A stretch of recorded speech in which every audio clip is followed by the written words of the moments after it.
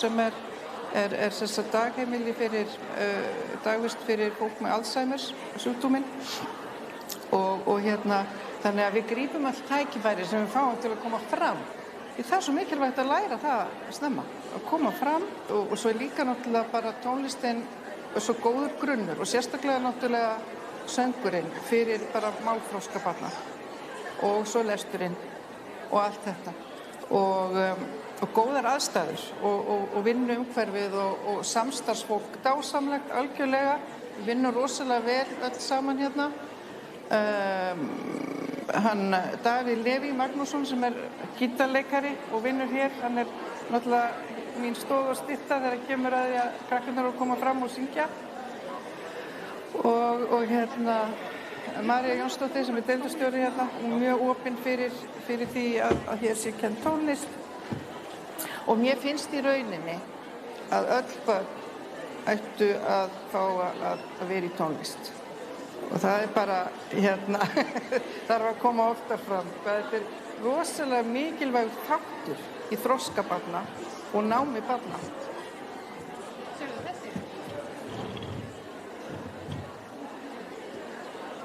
Ég heiti Sanja Líf Marković og ég er verkefnastjóri í listasmiðjunni Leikskólans Hjörvar.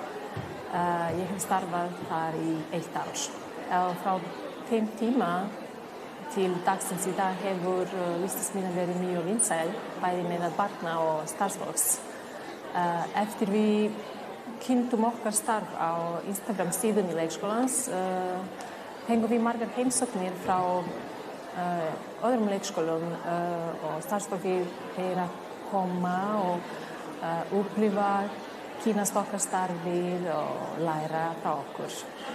Listasmiðjan er í anda Regimina hugmyndafræði, þar sem umhverfi er þriðji kennari.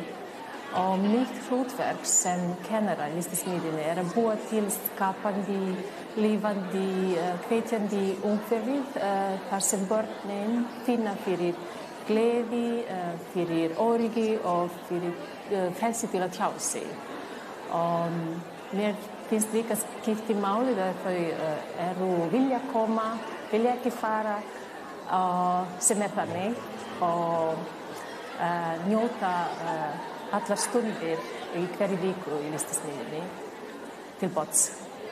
Hún er sett upp þannig að vikulega eru öðruvísi temadagar sem byggir á áhuga barna. Við erum með fjölbreytt efnivið sem kemur úr ólíkum áttum. Það gildir sú hugsun að það sé ekkert rusl, það er allt fjársjóður. Þannig að þau læra líka að endurnýta efni, þau læra líka sjálfbærni, þau læra líka að virða umhverfi sitt og þau læra líka að hugsunin þeirra vera skapandi. Mér langar að segja að það er mikil ánægja að vinna með börnin, að vera hluti af þroska þeirra gegnum list, út af list og sköpun hafa alltaf verið stór hluti á lífi mínu.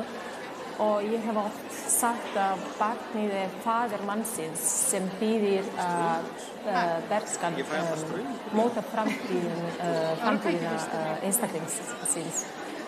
Þannig að mín ábyrgð sem kennara er að gera æsku barna ríka og tófrandi.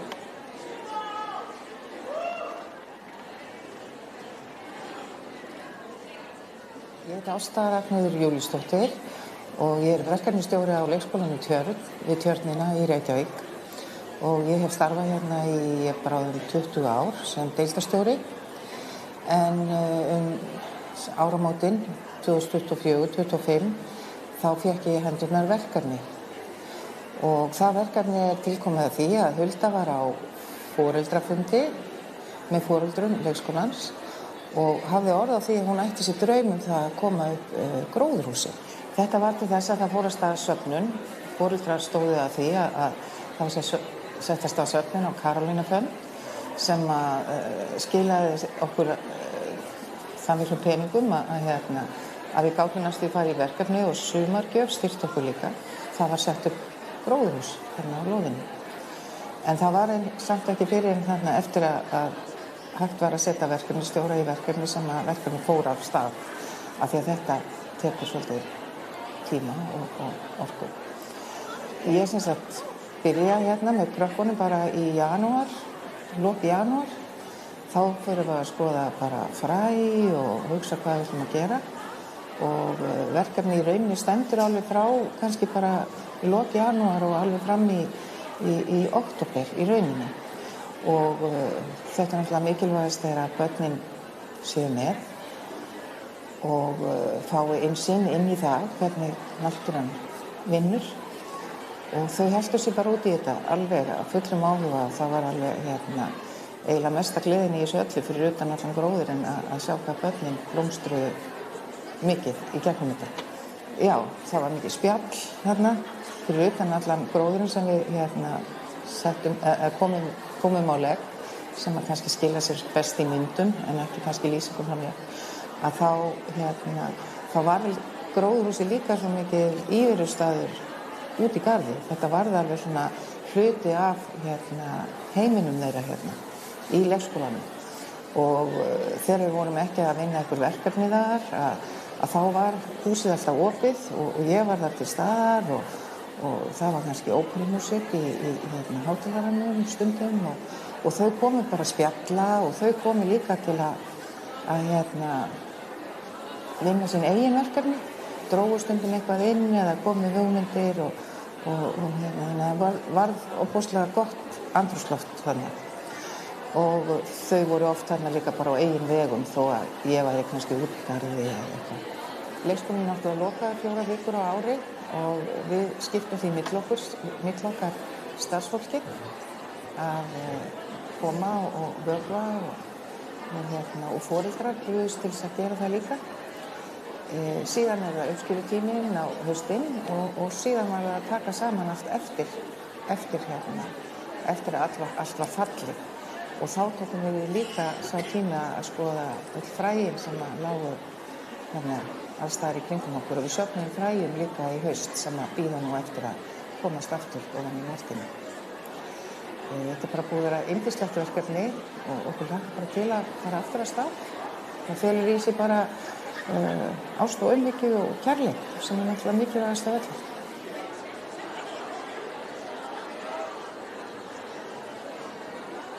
Ég er Gerður Bolladóttir og vinn hér á Vinagarði á elstu deild, Uglugarði og er sem sagt verkefnastjóri í tónlist hérna og búin að vera að vinna hérna á Vinagarði síðan árið 2018 og þegar ég kom hingað fyrst þá var ég eingöngu að kenna tónlist og fór þá á milli deilda og kenndi en svo breytti ég til og þegar ég fór hérna yfir á elstu deild og er búin að vera núna hérna, þetta er sem sagt 4. árið mitt hér og við sáum að það væri sniðugast að ég væri með elstu börnin því að auðvitað þá koma yngri börnin hingað og enda hér.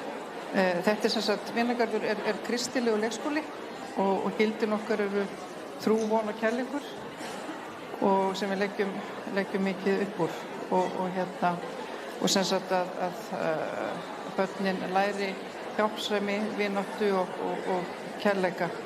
Það er svona rauði þráðurinn í okkar starfi.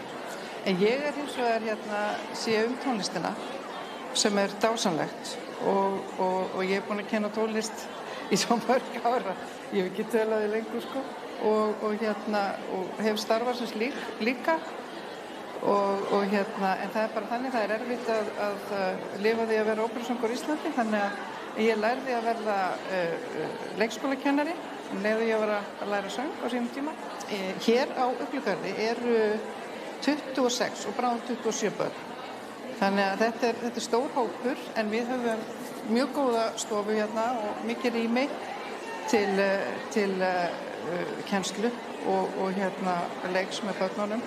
Og svo erum við náttúrulega í Laugardalnum, bara rétt hjá Grasagarðinum og þetta er algjör vín í Reykjavík. Þetta er bara, það er svo mikið forréttindi að fá að starfa hérna og vinna og ég er afskaplega þakklátt fyrir að hafa verið tilnefnd fyrir mitt starf vegna þess að þetta er bara algjörlega, tónlistin er bara eins og hjá öllum, bara minn hjartsláttur og púls og það er það sem ég er að kenna börnunum að finna hjartsláttin sinn og púlsinn og það ýmislegt sem að við gerum auðvitað. Það margt, við erum að dansa, það náttúrulega tengist beint inn í tónlistina. Síðan söngurinn náttúrulega mikið atriði hjá mér og þegar ég kom hérna, það var eitthvað að fara að mótast á hinum deildunum, en þegar ég kem hingað á Uglugar að þá ákveði ég að stofna kór. Og hér bara búið að vera starfandi kór síðustu ár og við endum alltaf starfsárið á því að fara í Hörpuna og syngja. Og af því ég var að vinna í tónlistarskólum í 17 ár áður en ég byrjaði hér,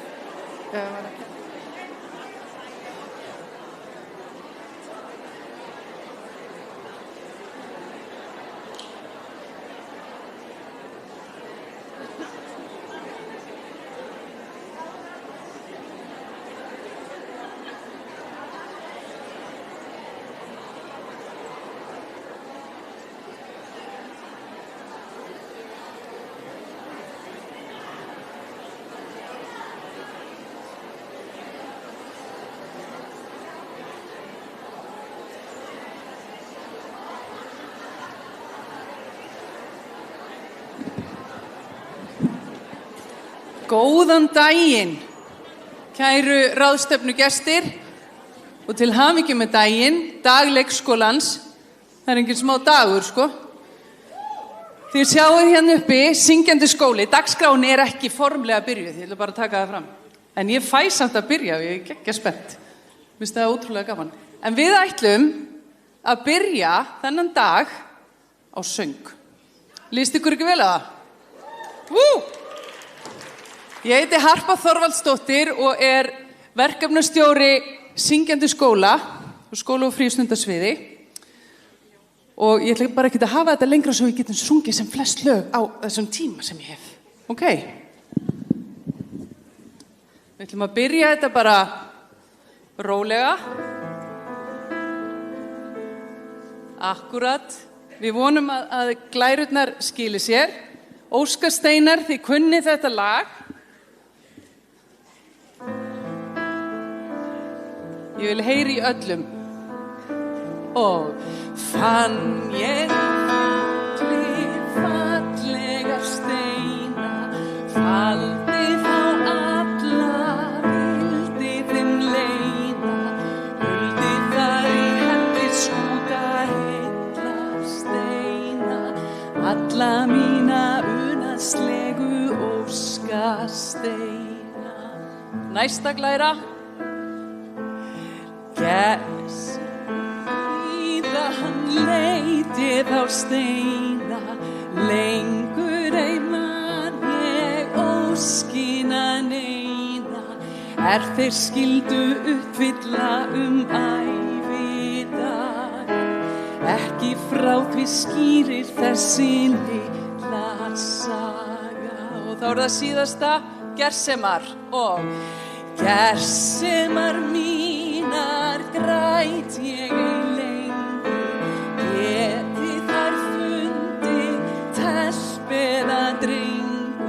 silfur skæra kristalla með græn og grá, gullna roða steinar enda fjólublá. Nú þið búin að hita ykkur upp og ég vil taka það fram að þetta töluvert lægri tóntegund heldur en við syngjum með krökkunum í leikskólanum. Ég að hugsa ykkur og klukkan 8:30. Heyrðu, ein stutt, ein löng. Ok, má ég heyra betur í ykkur aðeins og ein stutt, ein löng, hringur á stöng og skipta penni og blá.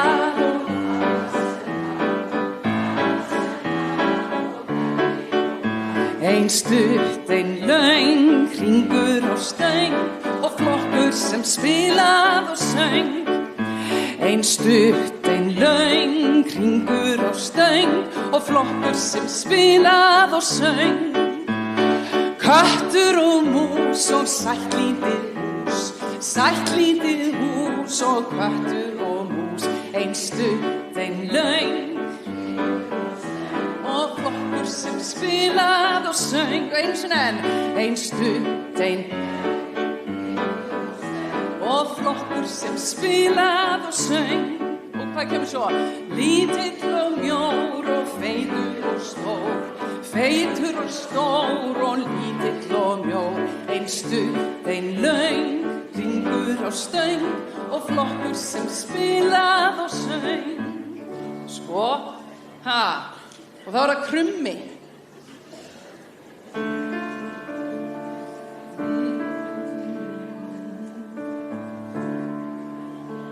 Og krummi svaf í klettagjá, kaldri vetrar nóttu, verður margt að meini, verður margt að fyrr en dagur fagur hann, freðið nefið dregur hann, undan stórum steini, undan stórum steini.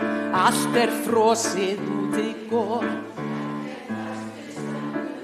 svengd metti mína, svengd metti mína, hjálaður á síðulá, sauður feitur gardi hjá, fyrrum frár á velli, fyrrum frár á velli. Og síðasta, nafnar komið hér, því og spúin krás á köldu svelli, krás á köldu svelli.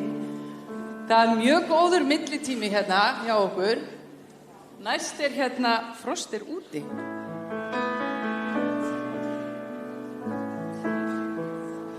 Og frost úti, fuglinni, ég finn hvað þér kalt.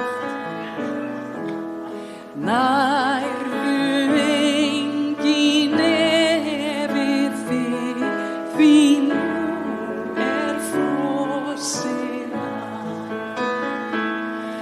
En ef þú bíður augnablik, ég ætla að flýta mér og biðja hana mína minnstu handa þér. Nú erum við tjekka á klukkunni. Heyrðu, við erum á rosalegum millitíma. En við erum bara eitt lag eftir. Já, en það hér, Vikivaki. Og þetta auðvitað allt lög sem þið kunnið. Nei. Já, þá komin tími til að læra þetta. Þú voru hlusta rosalega vel. Vikivaki, það dásamlegt að heyra börnin okkar syngja þetta lag og öll þessi lög. Og að því ég var tónmenntakennari í 10 ár í Laugarnesskóla í Reykjavík og stjórnaði morgunsöng á hverjum einasta morgni, að heyra raddir barnanna syngja þessi lög. Og þegar þau komu til mín í 1. bekk úr leikskólanum og sungu fyrir mig, Óskar Steina sungu fyrir mig þetta lag, það var bara best í heimi. Og tónlistin svo mikilvæg og bara fyrir alla, fyrir kennarana líka og starfsfólk. Eru þið tilbúin í þetta síðasta lag? Já. Hvað sjá? Nei, ég ekki tilbúin.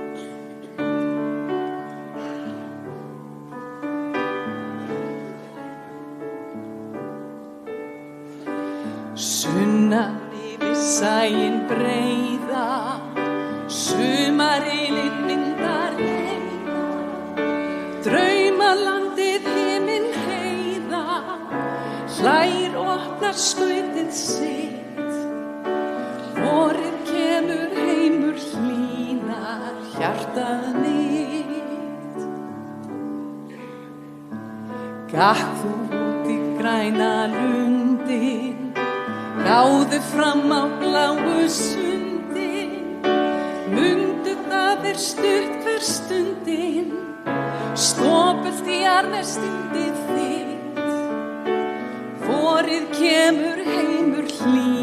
hlýnar hjartað mitt. Og nú A og það geta allir sungið.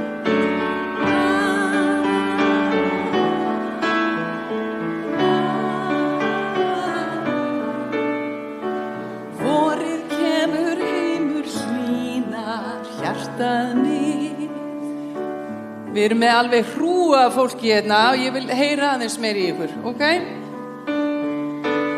Allt hið liðin luft að geyma, láta sig í vöku dreyma, sólskin stundum síst má gleyma, segðu engum manni hitt. Vorið kemur heimur hlýnar hjartað mitt.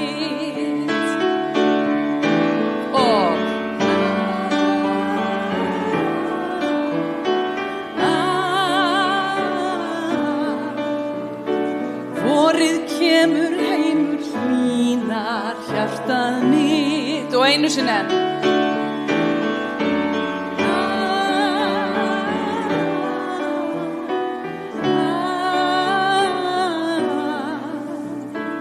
Vorið kemur heimur hlýnar hjartað mitt.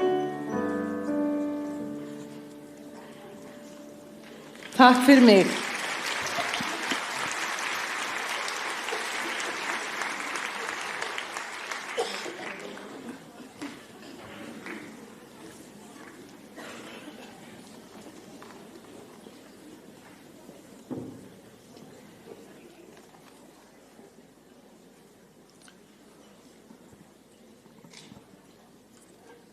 Kæru ráðstefnugestir og háttvirtur borgarstjóri, verið þið hjartanlega velkomin á ráðstefnu starfsfólks leikskóla Reykjavíkurborgar árið 2026 sem nú ber heitið Leikur og samskipti hjartað í námi barna.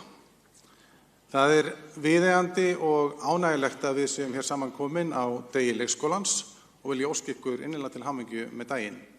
En ég heiti Ólafur Bjarkason og skrifstofustjóri á leikskólaskrifstofu skóla- og frístundasviðs. En ég ætla að byrja á því að þakka Hörpu Þorvaldsdóttur fyrir þennan dásamlega samsöng. Alltaf gaman að syngja svona saman í morgunsárið. En Harpa er verkefnastjóri tónlistar og barnamenningar hjá skóla- og frístundasviði og hún heldur líka utan verkefnið Syngjandi skóli sem ég hvet ykkur öll til að kynna ykkur vel. En það er spennandi morgun framundan og mörg áhugaverð erindi á dagskrá og þema ráðstefnunnar í ár er samskipti í fjölbreyttum barnahópi leikskólans. Og það er mikill áhugi fyrir ráðstefnunni í ár. Við erum hér með nánast fullan sal í Háskólabíó og það má gera ráð fyrir að nokkur 100 manns séu að horfa á okkur í streymi. Og það er þetta sem að skiptir svo miklu máli að fá rými og tíma í þessa faglegu næringu, fræðslu og samtöl við kollega, að leikskólinn sé vettvangur starfsþróunar, rannsókna og samstarfsverkefna. Þannig fær starfið að blómstra og þróast áfram. En svona stór og glæsileg ráðstefna krefst undirbúnings og skipulagningar og í undirbúningsnefndinni voru aðilar frá skóla- og frístundasviði, menntavísindasviði Háskóla Íslands, félagi leikskólakennara og félagi stjórnenda í leikskóla. Og þar ber hæst að nefna Kristínu Hildi Ólafsdóttur, verkefnastjóra sköpunar og skapandi kennsluhátta hjá skóla- og frístundasviði. Hefur ekki að klappa fyrir henni.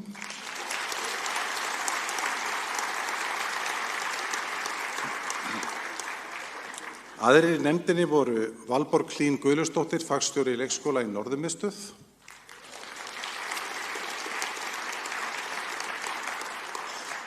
Fjóla Þorvaldsdóttir, verkefnastjóri sérkennslu hjá skóla- og frístundasviði.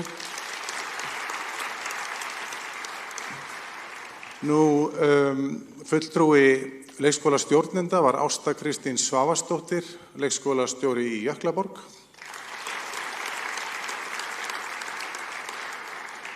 og fulltrúi leikskólakennara var Sigurlaug Vigdís Einarsdóttir, leikskólakennari í Laugardal.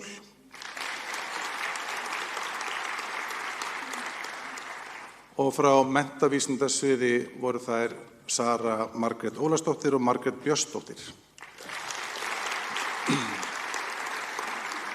En ráðstefnustjóri í ár hinn frábæra Vesela Dukova, leikskólastjóri í Jörfa.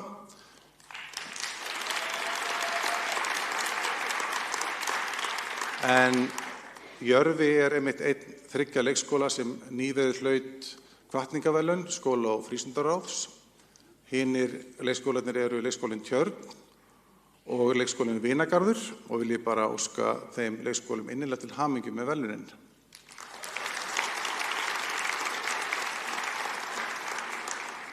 En áður en ég afhendi ráðstefnustjórn yfir til Veselu, þá ætlar borgarstjórinn í Reykjavík, Heiða Björg Hilmisdóttir, að stíga hér á svið og ávarpa ráðstefnuna.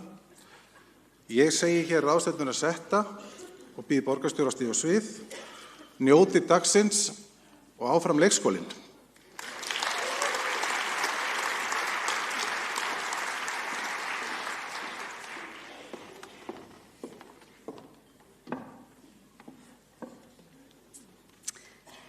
Til hamingju með daginn, kæra samstarfsfólk og starfsfólk leikskóla í Reykjavík. Gaman að fá að vera með ykkur. Svona í upphafi þessa dags, þar sem þið fáið að mennta ykkur. Það er nauðsynlegt. Þið eru auðvitað grunnstoð menntakerfis Reykjavíkur og þið eru auðvitað að fá svona daga til þess að næra. Það eru auðvitað mikill kraftur og metnaður sem einkennir leikskólastarfið. Sem foreldri í Reykjavík hef ég kynnst því, ég held ég hafi átt börn í allavega 7 leikskólum gegnum minn barna foreldratíma, en núna sem borgarstjóri náði að heimsækja nokkuð marga til viðbótar og sem borgarfulltrúi kynnst þeim metnaði og þeirri ástríðu sem í rauninni býr í leikskólastarfi í Reykjavík. Og fyrir það eru við íbúar ótrúlega þakklát. Og ég veit að þið finnið það alla daga, en ekki kannski alltaf nægilega vel. Af því að leikskólinn eru auðvitað á svo margan hátt grunnstoð samfélagsins. Við segjum ofta að það sé stærsta verkefni hvers sveitarfélags að ala upp börn. Það er vissulega satt, það er líka það sem við fjárfestum langa mest í og veitum í rauninni mesta athygli, að mennta börn, að styðja við börn og barnafjölskyldur er í rauninni grunnur sveitarfélagana og grunnur þess að við erum saman sem samfélag. Og hjá ykkur taka auðvitað börnin fyrstu skref í sínu námi, í samskiptum, í þessari félagslegu, þjálfa sína félagslegu færni og ég veit að þar kemur ýmislegt upp á sem að þið þjálfiði í og kennið þeim að takast á við.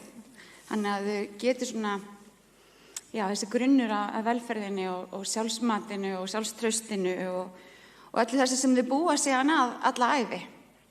Og ég þarf ekki að segja ykkur það, þetta er auðvitað margsannað í rannsóknum að leikskólinn hefur áhrif þannig á námsárangur og ýmislegt fleira.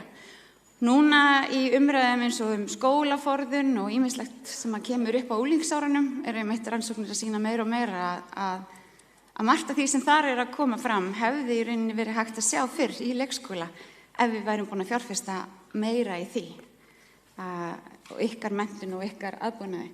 Þannig að ég held að leikskólinn sé í rauninni rétt að byrja bæði sem menntastofnun en líka sem viðurkenndur hluti þessi grunnstoð í rauninni hvers samfélags.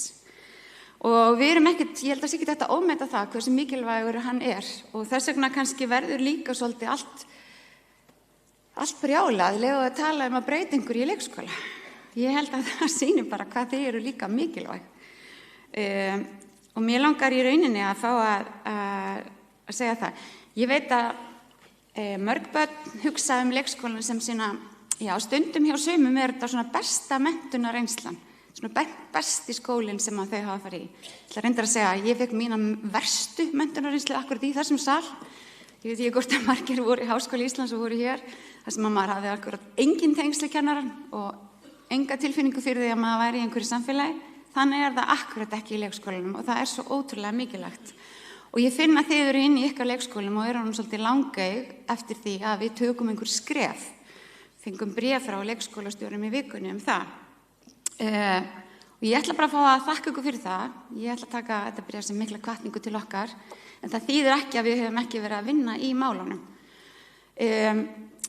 Við höfum virkilega verið að reyna að finna leiðir til þess að fá ekki bara svona þverpólitíska samstöðu sem skiptir miklu máli, því að þegar við erum að tala svona grunnstoðir samfélagsins þá geta ekki svona einstaka pólitískir flokkar eða einstaka kosningar einhvern veginn kollvarpa slíku grunnkerfi. En við vorum líka svona að leitast við að fara og leita eftir samtölum við ykkur sem auðvitað eigið að vísa veginn, en líka við samfélagið, foreldra og samfélagið. Og það má segja að það sannarlega áhugi á leikskólum.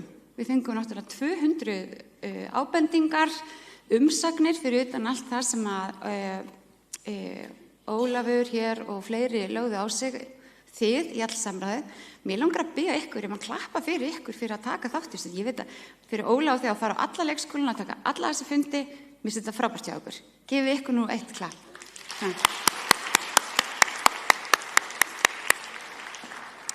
Ég á vona því að við kynnum niðurstöðu þessara vinnu núna í vonandi í næstu viku. Það sem niðurstaðan í rauninni í jafnréttismati og ég vona að þið verðið ánægð með það. Og ég vona að við getum þá tekið svolítið stökki frá því að það auðvitað gríðarlega mikilvægt þegar við erum að tala þessa grunnstoð sem leikskólinn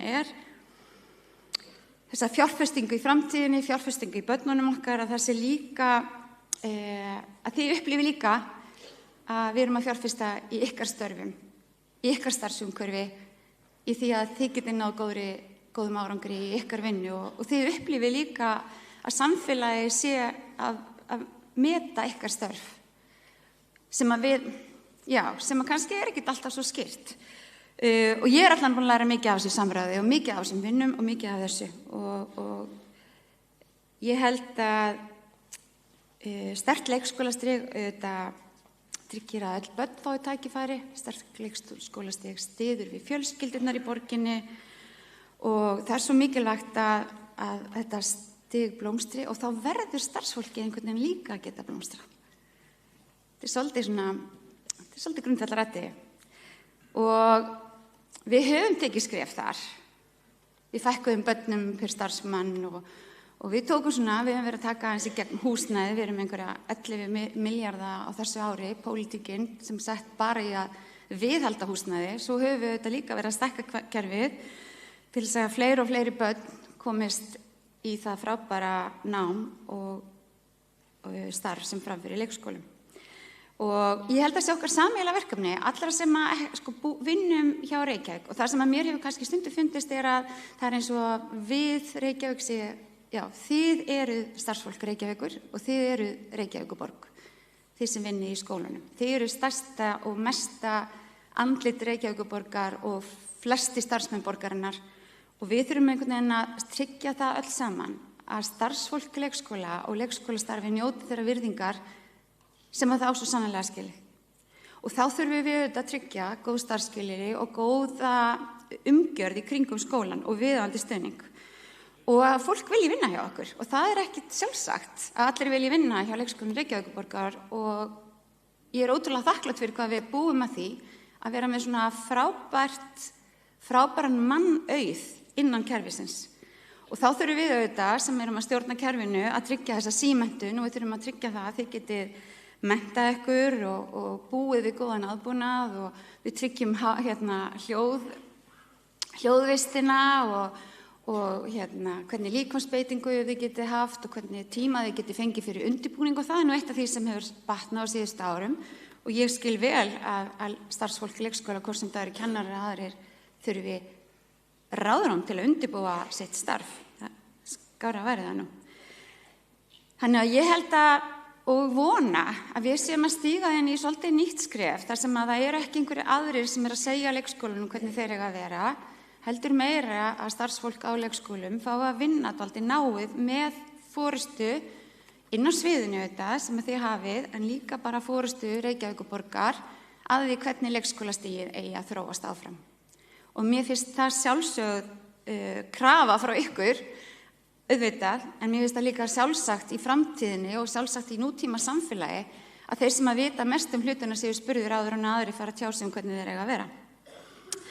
Þannig að þetta langhlaup og ég veit að það hefur reynt á og ég veit að skrefin sem hafa verið tekin hafa ekki kannski ykkar mati verið nægilega stór, en ég upplifi í það minnsta að við erum ákveðin svona, ekki krossgötum, en við erum svona, getum tekið ákveðin svona upgrade núna í leikskólastarfi.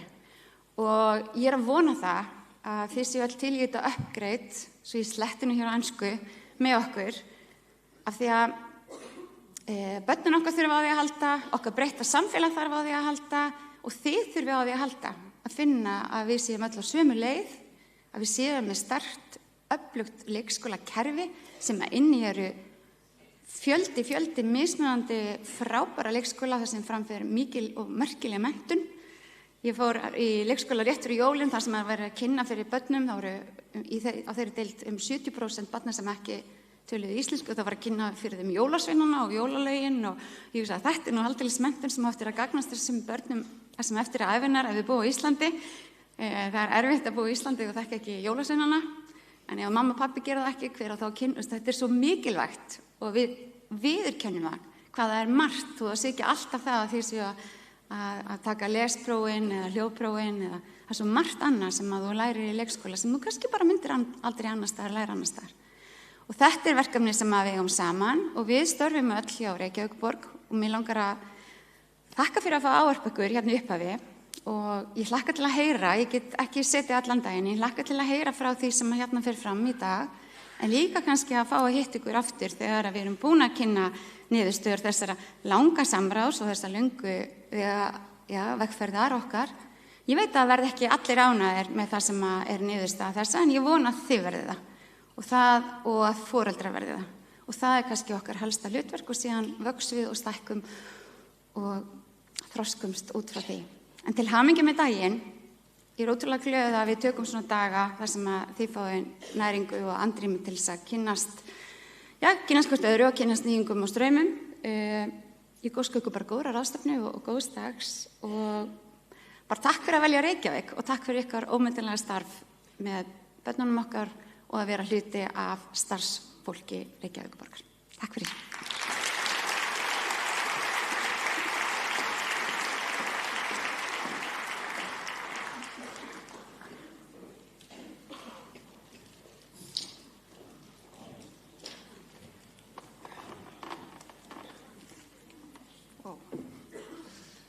Góðan daginn og velkomin á Dag leikskólans, kæru kollegar. Ég ætla bara strax að byrja að kynna fyrsta erindi og þetta erindi heitir Leikskólasamfélagi, vettvangur samskipta, tengsl og virkra þátttöku foreldra, barna og fjölskylda. Hún Dr. Fríða Bjarni Jónsdóttir, samhæfingarstjóri í mennta- og barnamálaráðuneyti, ætla að kynna það fyrir ykkur.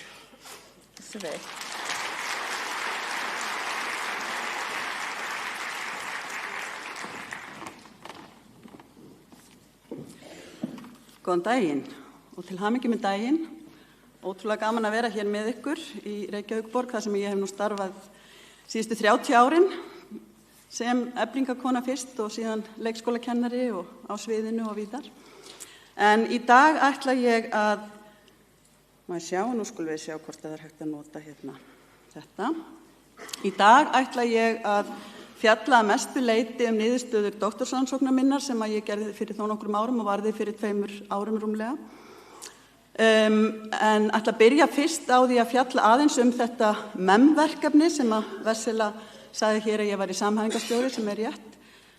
Síðan ætla ég að fara aðeins yfir stefnumótun, bæði opinberra stjórnvalda en líka stefnumótun Reykjavíkurborgar og svona hvaða hugmyndafræði við störfum samkvæmt og síðan þegar ég fer að fjalla niðurstöður minnar rannsóknar þá ætla ég að flétta þeim svona saman við niðurstöður fyrir rannsókna og hugmyndafræði sem ég byggði á í rannsókninni.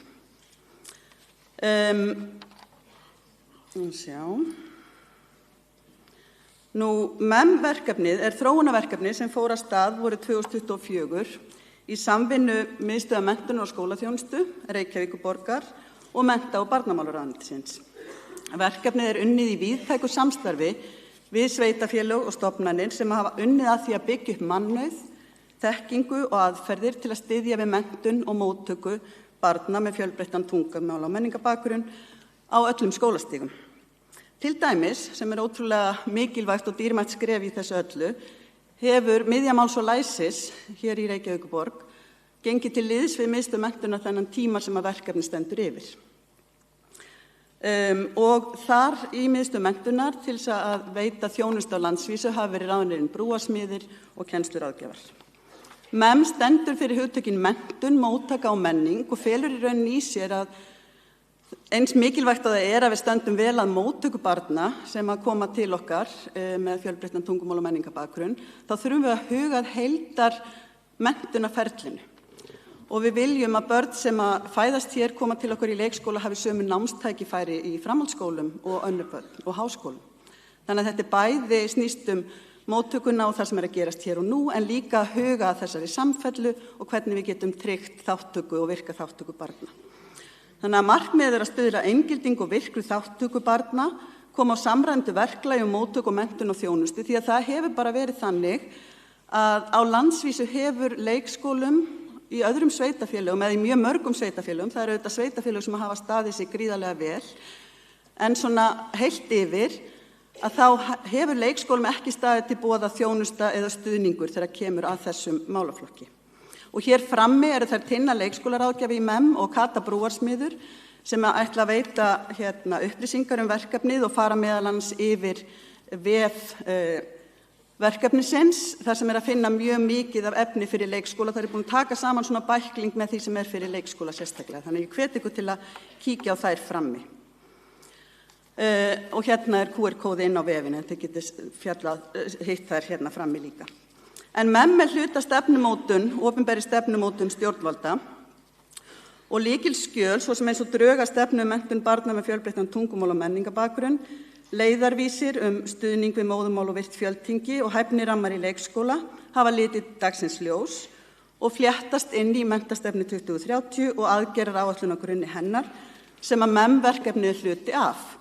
Og öll þessi skjöl, þau sýna fram á þessa svona jákvæðu sýn á fjölbreytileikann. Að fjölbreytileikinn sé styrkleiki, hann auðgi okkar samfélag og hann sé nauðsynlegur fyrir framþróun í okkar samfélagi. Þá hafa verið gerðar breytingar á aðalnámskrá leikskóla sem að taka mið af þessum áherslum sem að hið opinbera hefur lagt fram í menntastefnu og þá má meðal annars sjá þær breytingar í kafla 7, 9 og 11 þegar hugaði sérstaklega menntun barna með fjölbreyttan tungumál- og menningarbakgrunn. Þetta eru meðal annars áherslur íslensku nám og málfærni barna, markvisst samstarf við foreldra, eiga samtal við foreldra barna og margt fleira og partur af því sem við erum að gera í MEM-verkefninu að útbúa verkfæri til þess að styðja leikskóla við að uppfylla þessar áherslur aðalnámskrár. Nú í nýlegri skýrslu OECD fjallað mikilvægi menntunar fyrir ung börn. Þar segir að námskrá sem byggir á jöfnuði og virkri þátttöku allra barna snúist að veita börnum stuðning sem byggir á þörfum þeirra og styrkleikum án þess að draga úr væntingum til náms þeirra og þroska vegna bakgrunns og uppruna. Að bjóða öllum börnum gæðamenntun sem gerir þeim kleift að ná árangri með því að virða og byggja á fjölbreytileika og fjölmenningu og fjölbreyttum hæfileikum. Nú, starfshættir sem endurspegla jöfnuð og inngildingu fela í sér hágæða tengsl, hlý, fyrirsjáanleg og móttækileg fyrir fjölbreytileika. Virkt teymistarf inn í skóla endurspeglast í sameiginlegri menningu og stuðningur samþættur fjölbreyttum athöfnum í barnahópnum.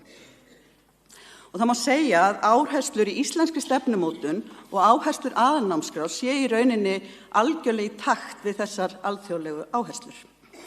Nú ef við horfum aðeins á Reykjavíkurborg þá náttúrulega fjölmenningarstefna skóla- og frístarfsviðs, hún orðin 10 ára gömul, en ég held hún standi ennþá í fullu gildi vegna þess að hún eiginlega hverfist nákvæmlega þessa sömu þætti. Og á grundvelli þessara stefnu þá hafa verið unnar aðgerðaáætlanir gegn rasisma og fordómum, fjölmenningu til framtíðar og fjármagn í leikskólum og tengiliði leikskólar hluti af þessari stefnu að svona innleiða þessa stefnumótun sem Reykjavíkurborg hefur unnið að. Og það eru 3 meginstoðir í stefnunni: fjölbreyttir starfshættir, íslenskt og virkt tvítingi og foreldrasamstarf. Og þar kemur meðal annars fram að öll börn nái árangri í íslensku, enda sé hæfni íslensku megin forsenda í lýðræðislegu samfélagi. Og öll börn með annað móðurmál en íslensku þrói með sér virkt tvítingi, þar að segja öðlist færni til að viðhalda og efla móðurmál sitt leið og þau ná tökum á íslensku. Og þegar kemur að foreldrasamstarfi, að þá það ávarpað í þessari stefnu að við lifum í þessu fjölbreytta samfélagi, þar sem hendar einni fjölskyldu þarf ekki að henda annari, og að starfsfólk þurfa að leggja sig fram að kynnast hverju barn og fjölskyldu þess til að byggja megi nám og leik á fyrri þekkingu og reynslu, og að starfsfólk eigi frumkvæða samstarfi við foreldra og þrói lausnamiðar og sveigjanlegar leiðir í samvinnu. Þannig að þetta ekki eitt fyrir alla, eins og við vitum svo vel og þið vitið svo vel. Það þessi nálgun að það engin eins. Menntastefna Reykjavíkur, sem við þekkjum öll svo vel og mjög vel, að hún náttúrulega ber allar þessar undirliggjandi áherslur og fjölmenningastefna Reykjavíkur kemur mjög sterkt þar inn þegar kemur að til dæmis foreldrasamstarfi og röddum barna. Og þá ætla ég að snúa mér að doktorsrannsókninni, Veitum röddum vængi, leikskóli sem inngildandi námsrými til samskipta og skilnings. Rannsóknin fór fram á 1 ári í einum leikskóla og var eigindleg, sem sagt að það var verið að gera vettvangsathuganir að taka viðtöl, þetta var ekki megindleg eða tölfræði rannsókn.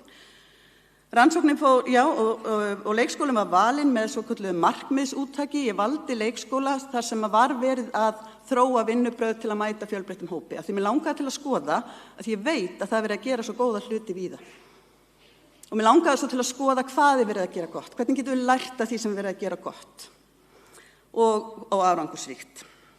Það voru 3 deildir í þessum leikskóla, það voru yfir helmingur barna af erlendum uppruna og þau töluðu 13 tungumál og ég fylgdi stærstum hluta 3 kennurum, 1 leiðbeinanda og 2 kennurum í þeirra störfum og tók viðtöl við þá og foreldra og tók myndbandsupptökur og fleira. Og ég nýtti þemagreiningu við úrvinnslu gagna og lyfti sérstaklega upp árangursríkum aðferðum og í þessari rannsókn, í minni rannsókn, skilgreindi ég árangursríkar aðferðir sem þá starfshætti sem að ýttu undir virkni og þátttöku barna. Þannig að þegar börn voru virk, þau voru áhugasöm, þau voru að taka þátt, að það voru áherslurnar sem ég var sérstaklega að velta fyrir mér hvernig nýtist það. Og svo skoðuðu þessi kennarar myndböndin með mér, rýndu í þau og veltu fyrir sér af hverju þetta gerast eða af hverju hitt að gerast. Og hér fyrir aftan ætla ég að flétta saman áherslum fræðimanna og niðurstöðum fyrri rannsókna við þá mína rannsókn og bendi á að í þessari nýútkomnu bók með nesti og nýja skó kafli á íslensku sem að svona ávarpar hluta af þessari rannsókn. En rannsóknin hvílir á hugmyndafræði heiltakrar sýnar á menntun, gagnrýninni fjölmenningarhyggju og félags- og menningarlegum kenningum nám og þroska. Gagnrýni sjónarhorn felur meðal annars í sér að gera sér grein fyrir því að til þess að fjöltengd börn geti náð raunverulegum árangri, þá verður að huga að félagslegu réttlæti og rannsaka hvernig stefnumótun, viðhorf og væntingar skólasamfélagsins stýra því hverjir eru velkomnir og hverjir eru útilokaðir. Og það skiptir rosa máli hvernig tölum við og til barna og fjölskyldna. Vegna þess að börn læra ekki bara það sem við ætlum að kenna þeim, námið felst ekki síður í því hvernig við komum fram við börnin og fjölskyldur þeirra. Og fræðimenn hafa bent á, og ég ótrúlega ánægð með heiti þessara ráðstefnu hér í dag, að hjartað í námi barna liggi í þessum samskiptum og því hvernig við komum fram við börn. Og þeim tengslum sem myndast í skólasamfélaginu og þeim væntingum, og þið vitið að það þarf ekki annað en augnaráði, hvernig horfi ég á barni sem kemur til mín. Horfi ég á það sem barn sem að getur allt eða þarf að laga alls konar áður en ég get gefið í augnaráðið barni sem getur allt. Þannig að undirliggjandi eru alltaf þessi gildi, sýn og viðhorf og nám og kennsla felur aldrei í sér þessa hlutlausu íhlutuna því þetta fléttast alltaf inn í. Og það er mikilvægt að hafa í huga að stjórnendur, og það verður ótrúlega gaman að hlusta á þær frá Öspin og eftir, Dóru og hennar samstarfskonur, að stjórnendur eru þarna svo miklu leiðtogar. Þó þeir búi náttúrulega oft við miklar áskoranir, að þá bera þeir ábyrgð á skipulagi, kennslu og móttöku. Og öflugir kennarar sem að starfa í okkar leikskólum, hverjum einasta leikskóla, þeir eru lykilaðilar. Því að þeir hafa sterka fagvitund og gagnrýni sjónarhorn, ígrunda og endurmeta aðferðir og námsumhverfi með reglubundnum hætti og byggja upp þetta inngildandi skólastarf sem við viljum öll tilheyra. Það er hægt að skilgreina hugtakið inngildingu á mjög marga vegu. Má ég sjá, rétt upp hönd þeir sem hafa heyrt þetta hugtak, inngilding. Rétt upp hönd sem alveg viss hvað það þýðir. Einmitt. Ég veit það ekki ennþá sjálf. Af því að frá einum tíma til annars skilgreinum við hugtökin á ólíkan hátt. Þannig að við þurfum að ræða okkur í gegnum það. Hvað þýðir það? Og hérna er ég í raunin að benda á atriði sem fræðimenn hafa talað að skipti máli, en þetta er ekki hinn eina sanna rétta leið til að skilgreina inngildingu. En hún felur í sér að við lítum á fjölbreytileikann sem hið eðlilega ástand, eða sem normið, ekki sem einhvað sér sem þurfa að laga og aðlaga að hinn. Þannig að fjölbreytileikin er hið eðlilega ástand, við tölum og hugsum við en ekki ég.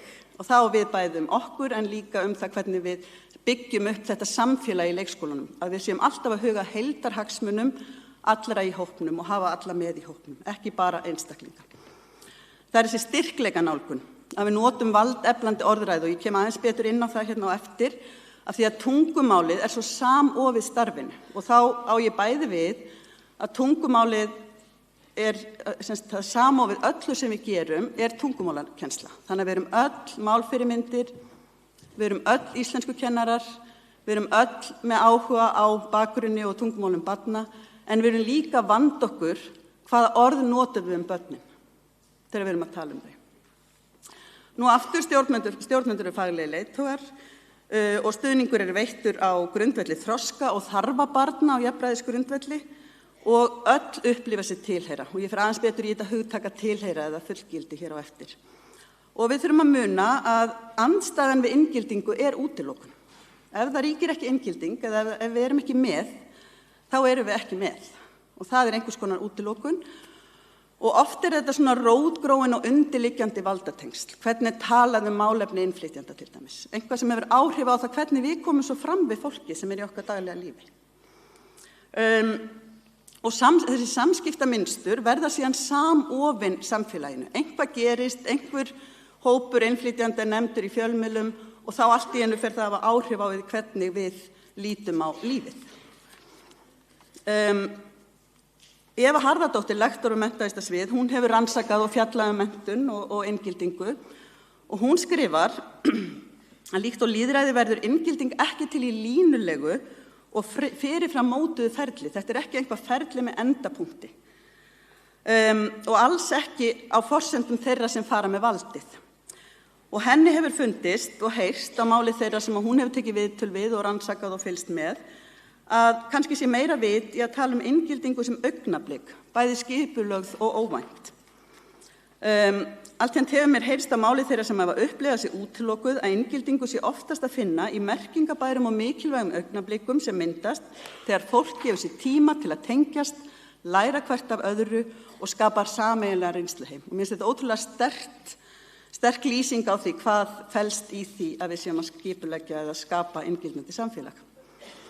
Nú fullgildi, og ég veit að Björn Rúnar talar væntanlega meira það hér á eftir, en það eru þarna undirliggjandi þættir í því hvernig það er skilgreint, þetta upplifa sig tilheyra, finna að ég sé þess virði að vera elskuð og lítið börn þurfa alltaf þetta augnaráð að þau séu elskuð algjörlega á þeirra forsendum. Það þurfa öll börn að finna það. Að þau séu virkir þáttakendur, þeirra þekking sé raunverulegu fjársjóður, séu velkomin hafi hlutverk og geti gefið af sér. Og mér langar og ég vona, nú kemur áhættuatriði, alltaf svona áhættuatriði í svona fyrirlesturum. Mér langar að vera með stutt myndband hérna, bara svona til að hvíla ykkur aðeins á að hlusta á mig, það hvað börnin segja. Hvað telja þau mikilvægt?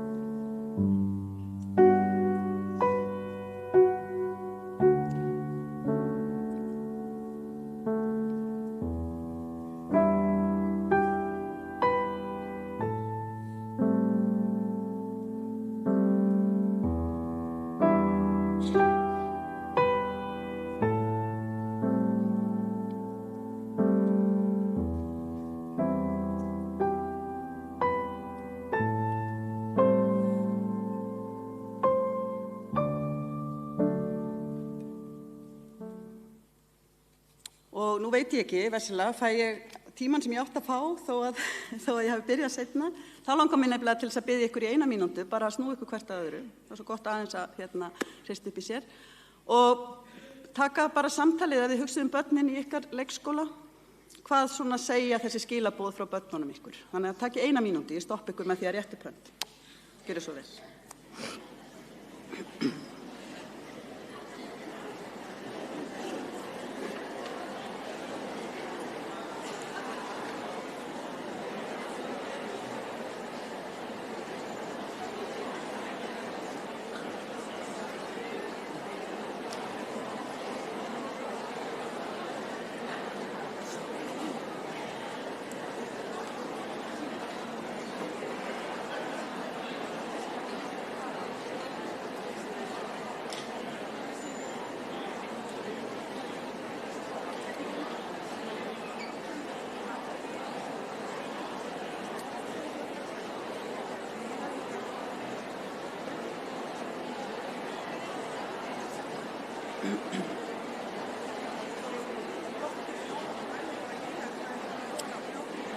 Og þá ætla ég að halda áfram.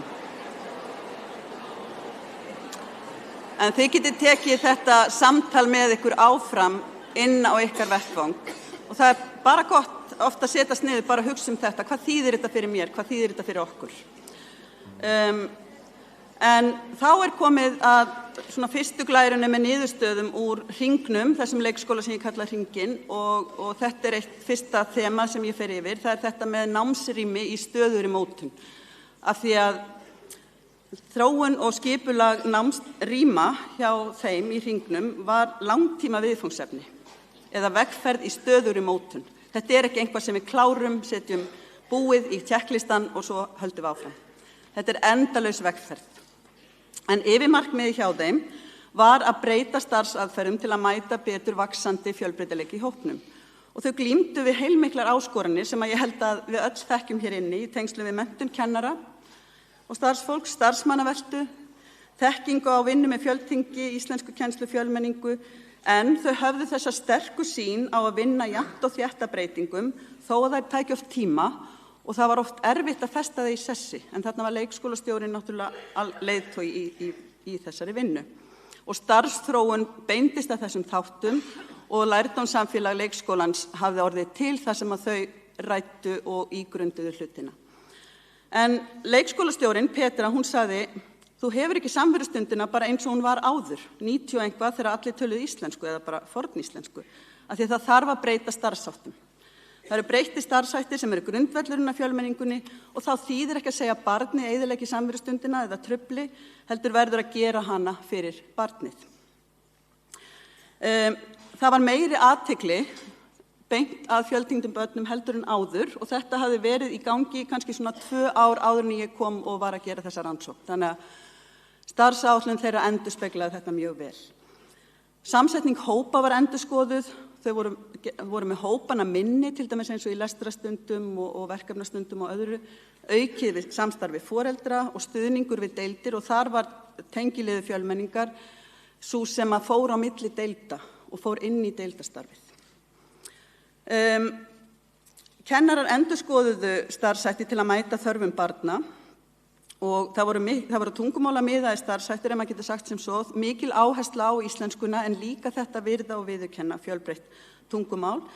En leið þetta næmi fyrir að horfa á svona heildarhag barnsins og Halla deildastjóri, hún nefndi dæmi dreng sem að hafði bara gengið mjög illa einhvern veginn að festa rætur í leikskólasamfélaginu og hún sagði að það yrði að endurskoða starfshætti til að mæta þörfum barna og fyrst og fremst þegar við vorum að fatta hvað var að gerast hjá honum, að honum liði svona illa, það var að sýna honum þessa umhyggju.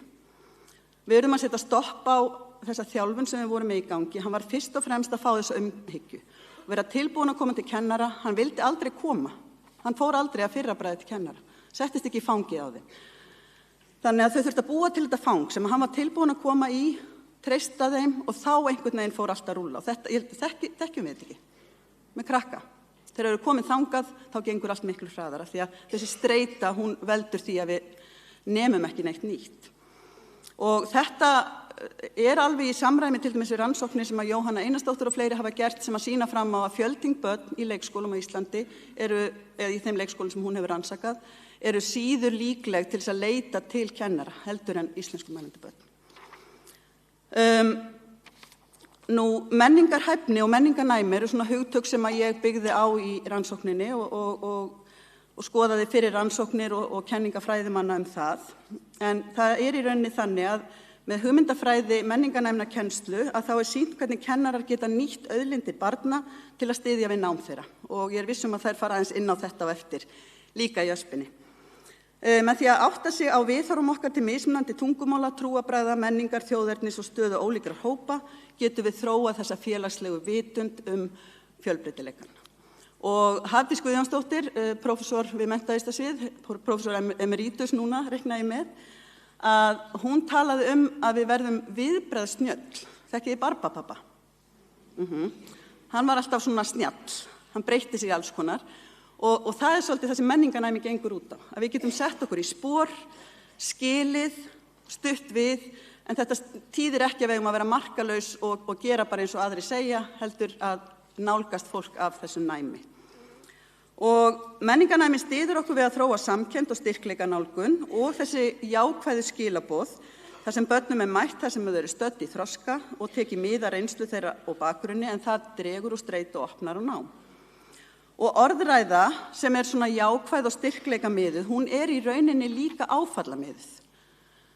Vegna þess að þá erum við að vinna gegn þessari streitu sem börn búa við þegar þau koma í nýtt umhverfi eða þegar þau eru ekki að ráða við aðstæður sínar.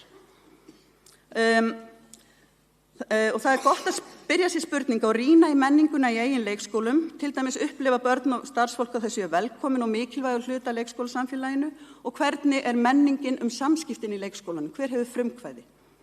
Og menning samskipti annað þema sem ég ætla að fara örstutt inn í.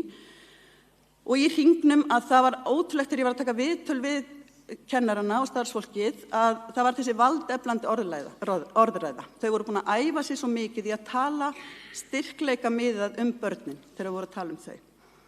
Það voru eflandi samskipti og mikið lagt upp úr því að öll væri boðin velkomin og starfsfólk leita á það sem sitt hlutverk hafa frumkvæðast að samskiptum.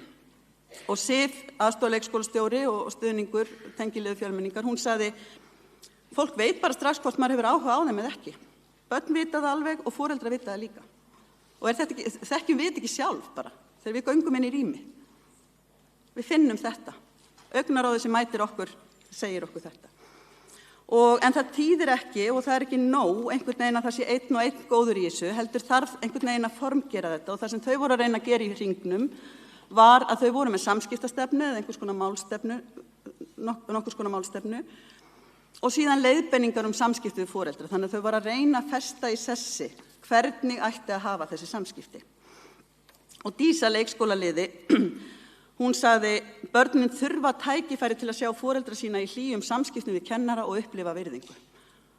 Og þetta fannst mér svo ótrúlega sterkt því að við hugsum bara það, hvernig upplifa börnin að við komum fram við foreldra þeirra. Hvað sjá þau þegar við erum að tala við foreldra þeirra. Og kennararnir settu sér markmið í gegnum starfsþróun, námskeið og fræðslu og það sem var haldið með þeim. Og eitt svona lítið atriði sem ég veit að mjög margir gætu nýtt að hver starfsmaður eftir fræðslu setti sér eigið markmið, skrifaði á gulan miða og hengdi á munaskápinn sinn. Þannig að hverjum degi þegar þau komu inn í leikskólan og þegar þau fóru heim, þá myndu þau sig á það hvaða var sem þau sjálf ætlaði að gera. Og Dísa sagði mér til dæmis að hún ætlaði að auka samskipti við foreldra. Það var hennar markmið og hún var að reyna það. Og leikskólastjórinn lýsti því hvernig endurtækin dæmi að viðurkenna, nálgast og sýna foreldrum og börnum einlægan áhuga opnaði rými til samskipta. Og Petra sem leikskólastjóri, hún sagði mér sögu af því þegar það var mamma sem kom alltaf með dóttur sinni í leikskólan og ýtti henni svona einum dyrnar. Rétt pönd sem að hafa lent í svoleiðis. Myndaði ekki tengsl, það var ekki augnsamband, hún var ekki að tala og það var svo við starfsfólkið. Þannig að Petra ákvað sjálf að reyna að gera eitthvað í því. Hún fór alltaf í fataherbergið þegar hún kom, ef hún hafði tök á því. Og sagði við stelpuna, af því mamman það deildu ekki sameiginlegu tungumáli. En hún sagði við stelpuna, er mamma komin? Mamma er komin að sækja. Og eftir 2-3 daga eða nokkra daga, þá leit mamman upp, brosti til hennar og sagði við hana þegar hún gekk inn, mamma komin. Og þar byrjaði þetta. Þannig að, og þetta alveg svo með krakkana, sagði Petra, að hafa úthaldið í að skapa þessi tengsl. Þannig að þessi litlu hlutir. Og það má segja að í hringnum hafi verið þau hafi verið á góðri leið með að verða það sem hægt að tala sem fjölskylduvænan leikskóla og ég held að Björn muni koma meira inn á þessa hluti hér á eftir. En í fjölskylduvænum leikskóla, í slíkum skólum þá sköpuð vellíðan og reynt að ná til allra fjölskyldna frekar en einungis þeirra sem auðvelt að ná til. Og þetta ekki auðvelt en það haldið áfram að reyna og það það sem að Petra var að gera, hún hélt áfram að reyna. Og foreldrar töluðu að þetta væri næstu því eins og að vera í fjölskyldu. Þau eru frábæri, vilja alltaf hjálpa, við bara komum og fáum kaffi eins og lítil fjölskylda. Helmingurinn af fjölskyldunni eru útlendingar, en samt þetta. Og alltaf þegar ég spyr, þegar ég vil eitthvað, þá láta þau sér annt mig. Þannig ég sé muninn á þessum leikskóla og öðrum leikskóla sem ég var í. Þannig að foreldrar notuðu þessi orð. Og þetta að því ég hef áður tekið þátt í rannsóknum á því hvernig leikskólar vinna með foreldrum og börnum að erlendum uppruna. Og það voru samnorrænar rannsóknir og það var eiginlega þannig í öllum leikskólunum sem voru skoðaðir á öllum Norðurlöndunum að þar sem þetta var velgert þá var þetta leið fyrsta skrefið inn í samfélagið fyrir foreldrana. Þannig að þáttaka foreldra í hringnum var eins og fyrsta skrefið inn í íslenskt samfélag. Þannig að við sjáum hvað þetta skiptir ótrúlega miklu máli og núna í MEM-verkefni mín nánasta samstarfskona Donata Bukowska frá Pólandi, vinnur í menntamálaráðuneytinu og hún hefur sagt mér svona sögur. Hún sagði það var leikskólinn sem olli því að ég fekk áhuga á því að læra íslensku, áhuga á því að ala börnin mín hérna upp. Það var leikskólinn, börnin hennar eru komin yfir 20 í dag. Þannig að þetta skiptir ótrúlega miklu máli. Nú, annað sem að ég var að vinna með voru kenningar og fyrir rannsóknir sjálfsmynd barna og þetta hvernig það að læra tungumál eða það að stunda nám, sjálfsmyndin svo stór hluti af þessu. Hvernig upplifið ég að það sem ég kem með skiptir máli. Og þróun sjálfsmyndabarna nátengd reynslu þeirra af því hvort þau upplifi að þau tilheyri eða séu útundan. Og þessi þróun, hún á sér stað fyrir svona endurtekin atvik, svolítið eins og Eva Harðardóttir var að tala áðan, þessi augnablik inngildingar. Sjálfsmyndin þróast í þessum augnablikum. Þannig að hvað getum við búið til mörg augnablik á hverjum degi til þess að ég upplifa að ég sé velkomin. Og hvert barn þarf að hafa tækifæri til að þróa með sér jákvæða sjálfsmynd og trú á eigin getu svo þau auðlist þá seiglu og þann styrk sem því er nauðsynlegur til að takast á við áskorunir daglegs lífs. Virða þarf fjölþætta sjálfsmynd barna og skapa þeim rými til að upplifa þau tilheyri ríkjandi málsamfélagi, leikskólatungumálinu, en getum leið verið stolt af bakgrunni sínum. Og svo hefur hugtakið sjálfsmyndar auðlindir verið notað til að útskýra hvernig þessi menningarlegi og sögulegi og félagslegi bakgrunnur sé nauðsynlegur fyrir okkur. Og það er oft áskorun að tengja það við leikskólastarfið, en það hefur hins vegar jákvæð áhrif á sjálfsmynd barna, vekur stolt og ýtir undir virkni þeirra og þátttöku þegar það tekst. Og í hringnum var brugðist við fjölbreytileikanum, þannig að það var unnið að því að efla þessar fjölþættu sjálfsmyndir og skapa rými þar sem að ýtt var undir fullgildi eða virka þátttöku. Og sjónarhornin var á fjölbreytileikan en ekki einsleitar staðarlímyndir. Þannig að í staðinn fyrir að halda, sem að getur oft verið mjög gaman að halda einhverja svona menningarvikur eða menningardaga, að þá fengu börnin tækifæri, það var búið að skapa ákveðið traust, þannig að þau fengu tækifæri til að skapa sína eigin sjálfsmynd. Og þarna er dæmi frá öskudegi. Það var pólskumælandi stúlkar sem kom til kennaran sem var að spila tónlist, þau voru að dansa í búningum og þau höfðu verið að dansa við Elsu-lagið og Magda kemur og biður hann að spila lagið á pólsku og fá að syngja með því. Og maður hugsa bara hvaða traust þarf að hafa skapast til að barn hafi frumkvæðið þessu. Og síðan var það verkefni með töfratöskuna, og þessi verkefni með töfratöskuna var eitthvað sem allir krakkarnir á deildinni tóku þátt í og fóru heim með lítið box og máttu setja í það einhvað sem þeim þótti skipta máli fyrir þau. Og þetta voru semst á deild með 3 til 4 ára krökkum. Og þessi strákur, hann fór heim og setti mynd af pappa sínum í boxið. Af því pappans vann út á landi, kom aldrei að sækja hann, kom aldrei í leikskólan og honum fann svo mikilvægt að börnin vissu að hann ætti pappa sem þætti vænt um hann. Þannig að þau fá sjálfa skilgreina hver þau eru. Og þessi tækifæri skipta máli. Og það var gefið rými fyrir fjöltingi og lagt upp úr því að vera með samtal við foreldra mál og læsi. Það voru að þróa það, voru ekki komin kannski mjög langt með það. En þetta er auðvitað það sem ég var að nefna áðan er hluti af aðalnámskrá í dag.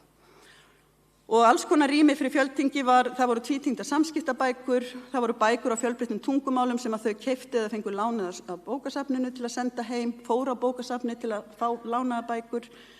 Það var sungið á fjölbreyttum tungumálum og svo framvegis. Þannig að það voru ólíka leiðir farnar til að vekja athygli á, virða og styrkja það að börnin ættu sér sitt heimatungumál. Síðasta þemað tengist í rauninni íslenska málumhverfinu og íslensku og fjöltengdum börnum. En það getur auðvitað verið mikil áskorun fyrir börn sem ekki búa við íslenskt málumhverfi á heimili að byrja í leikskóla þar sem að skólamálið er framandi. Og rannsóknir sýna að styðja þarf við virka þátttöku barna og samskiptaleiðir allt frá fyrsta degi óháð getu þeirra til að tjá sig á leikskólamálinu. Og slíkt eykur virkni þeirra og fullgildi innan barnahóps og dregur úr þessum neikvæðu afleiðingum streitunar eins og ég var að tala áðan og það getur falist í að koma í nýtt umhverfi og það er stundum í þessu samhengi talað tungumála áfall. Að barn sem kemur inn í algjörlega nýtt málumhverfi það verði fyrir ákveðinu svona streitu áfalli. Þannig að því meir sem við getum beitt þessum inngildandi samskiptaháttum, opna faðminn, þannig að við sköpum þetta rými fyrir að barn megi verið eins og það skiptir máli. Vegna þess að ef það gerist ekki að þá er svo mikil hætta á því að það myndist þetta þöglatímabil og það er talað um það í rannsóknum og aðalega rannsóknum á eldri einstaklingum heldur en ungum börnum að þau gangi í gegnum þetta tímabil þar sem þau eru ekki farin að nota tungumálið, ungu börnin gera það ekki heldur en það er ekki þeim eiginlegt að vera óvirk. Þannig að við þurfum að skapa tækifæri þar sem þau geta verið virk allt frá fyrsta degi. Vegna þess að annars getur skapast þessi svona þögn og ég fer aðeins betur í þetta alveg í lokin. En færni kennara til að varða þátttöku barna, semst að gefa þeim í rauninni tungumál, lýsa því hvað þau eru að gera, nota tungumálið fyrir þau þangað til þau eru komin með það, þetta skiptir gríðarlega miklu máli. Og í nýlegri grein Elínar Þallar Þórðardóttir, af hverju læra börn ekki íslensku í íslenskum leikskóla, þá veltir hún fyrir sér hvort að ríki einhver misskilningur hlutverk leikskólans þegar kemur að þessu, að málurum þessara barna. Hún segir mikilvægt að fylgjast með í hvernig barninu gengur að mynda tengsl og eiga samskipti í öllu daglegu starfi leikskólans og stuttar málurunastundir gera gagn en það nægja ekki vegna þess að barnið kannski í leikskólanum í 8 tíma á dag. Og eins og ég sagði áðan að þá var hluti af gagnaöflunin hjá mér fólst í að setjast niður með kennurunum þar sem að þau horfðu á myndböndin sem ég hafði tekið upp af þessum stundum og ég valdi myndbönd þar sem að þau voru í árangursríkum samskiptum. Og þarna, í dæminu sem ég ætla að segja ykkur frá núna, er barn sem er nýbyrjað í leikskólanum, 5 ára stúlka sem að ég kalla Ínu. Hún var búin að vera í viku í leikskólanum. Þegar ég tók þetta myndband og kennararnir sátu og greindu það og horfðu á það og ég bað þau að lýsa með orðum. Hvað sjáu þið? Hvernig lýsið þið þessu barni? Og henni lýst eftir 1 viku sem virkum þáttakanda. Á þessu myndbandi er hún hlæjandi, brosandi, þáttakandi getu mikil og það er nokkurs konar inngilding í gangi. Og í þessu myndbandi sér maður líka, eða í þessu dæmi sem ég ætla að segja ykkur frá, sér maður líka hvað kennararnir er mikil fyrirmynd fyrir hin börnin og fyrir starfsfólkið. Vegna þess að þarna er Ína komin í leikskólan og Sif situr á gólfinu með nokkrum börnum, byrjar á að horfa á hana, sendir henni þetta augnaráð, opna faðminn og segir, ertu komin? Ertu komin í hringinn? Og Ína fer beint í þetta opna fang. Og svo byrjar Sif bara svona í rólegheitum, benda á sokkana hennar og segja sokkar og gerir þetta eiginlega næstu eins og lag, af því að Harpa var hérna, takk fyrir tónlistina Harpa, ég veit ekki hvar þú situr, hvort þú ert hér en hérna, hún gerir þetta svolítið eins og lag, sokkar og skór, svona með pínu ryþma og bendir á það. Sokkar, skór, inniskór, bleikir inniskór og tekur skóna og horfir á Ínu. Og Ína strax eftir 1 viku er farin að endurtaka, hún endurtekur bleiki. Og síðan hlær Ína og bendir á handabaki sitt. Þannig að hún tekur frumkvæðið í samskiptunum. Og Sif strýkur, það er blettur á handabakinu á Ínu, veitir því fulla athygli sem Ína er að sýna henni þó hún noti bara bendingar, bros og hlátur og segir, hvað er þetta? Er þetta ó-ó? Og Ína sér hvað hún er að segja þó hún skilji ekki orðin. Og hristir höfuðið og Sif áttar sig á því að þetta er ekki sár heldur varalitur og segir, er þetta svona varalitur? Og Ína hlær og hermir eftir henni. Þannig að þarna eru gríðarlega mikil samskipti í gangi og Sif er með orðin. Og þetta hangir við og ég ræði það í niðurstöðum að það er talað rannsakandi sem hefur rannsakað það sem hún kallar communicative acts eða svona samskipta leiðir barna sem ekki eru farin að nota tungumálið. Og segir það er svo mikilvægt að við horfum á barni í heild og yrðum eða segjum það sem að þau eru að reyna að koma framfæri. Vegna þess að eftir þessa stund, eftir þetta dæmi sem ég var að segja ykkur frá, þá komu krakkarnir og buðu Ínu að koma að leika. Af því að þau sáu Sif í þessum samskiptum við hana. Nú, leikurinn varði lengur þegar kennarar voru til staðar, það sýndu myndböndin mér og ég veit að Öspin kemur inn í þetta líka hérna á eftir og gáfu tækifæri til að fara inn í leik barna sem ekki voru að nota íslensku samskiptum. Þáttaka í leiknum fól í sig meiri orðaforða og meiri samskipti og ég tók líka upp samræður kennarana það vegna þess að þarna var Dísa til dæmis, henni fannst hún vera að trufla ef hún komin í leikin. En Sif sagði, já hún er ekki að trufla, þú kemur inn til þess, ef við tökum Ínu og mörg þessi tvítyngdu börn, þú færð alveg x mörg tækifæri til að gera barninu til góðs, þá ert ekki að trufla það bara með því að vera þarna. Þá ert að nota þessi námstækifæri. Barn vantar orð, það heyri kannski banani.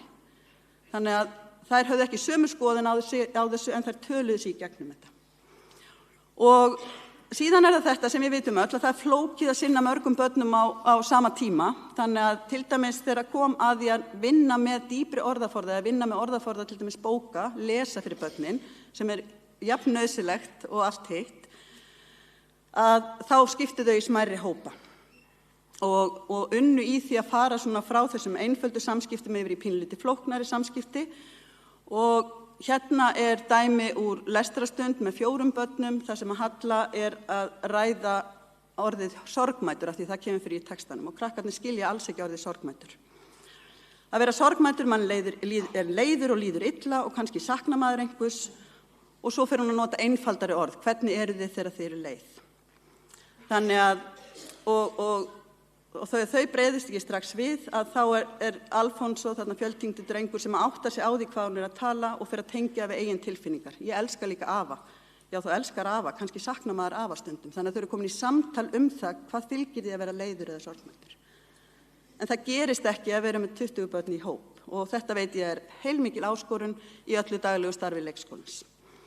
En það þetta með að gefast ekki upp og halda áfram. Og ég ætla að enda hérna, það var verið að gefa mig 5 mínútur, þannig að ég klára innan þeirra, en ég ætla bara að enda örstutt á að þegar ég var að vinna úr þessum niðurstöðum og líka hafði verið að vinna sem ráðgjafi í leikskóla mörg ára undan, að þá var til þetta verkfæri Geðveikt 10 og mér langar að biðja ykkur að rétta upp hönd sem þekki Geðveikt 10.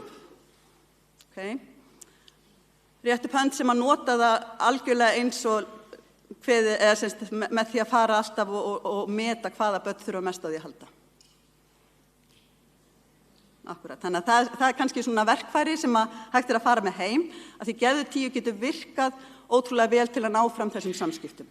Það einföld aðferð ætluð til að auka samtal og samskipti fullorðina við fjöltengd börn með því að lota námarki 10 mínútur á dag. Þannig að ef það eru 3 á deildinni og við erum með 1 barn í fókus í hvert sinn, ekki öll börnin á deildinni í einu, að þá fær barnið, ef það eru 3, þá eru það 30 mínútur aukalega á dag, ef það eru 4, þá eru það 40 mínútur aukalega á dag. Og við erum ekki að gera allt í einu, við erum bara með 1 barn í fókus í einu. Og Geðveikt 10 kemur ekki í stað vel undirbúna málörfunar og á þessum tíma sem við erum að gefa þessu barni 10, við veljum hana Ínu í 2 vikur og fylgjumst með henni, þá erum við líka að skrá niður hvernig henni gengur, hverjir eru framfarir og þar getum við stuðst við hæfniramma í framfarir í íslensku eða önnur þau matstæki sem við höfum.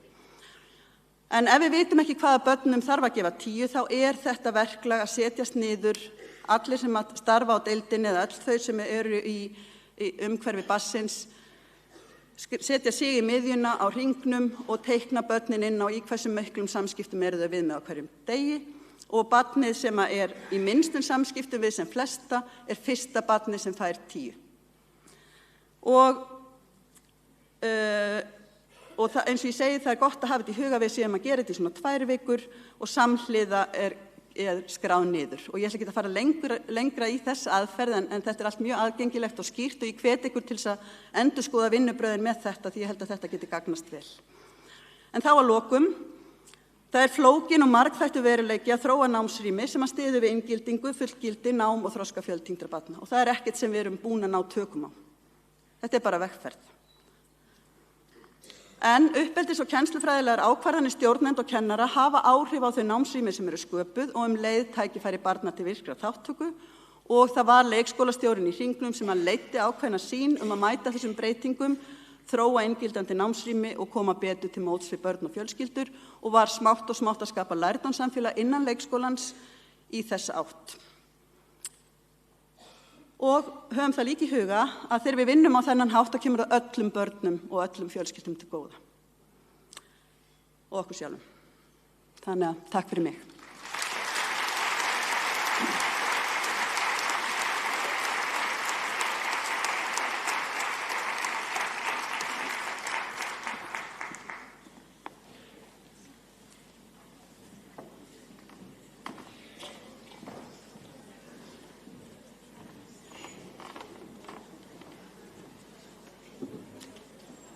Takk fyrir, Fríða.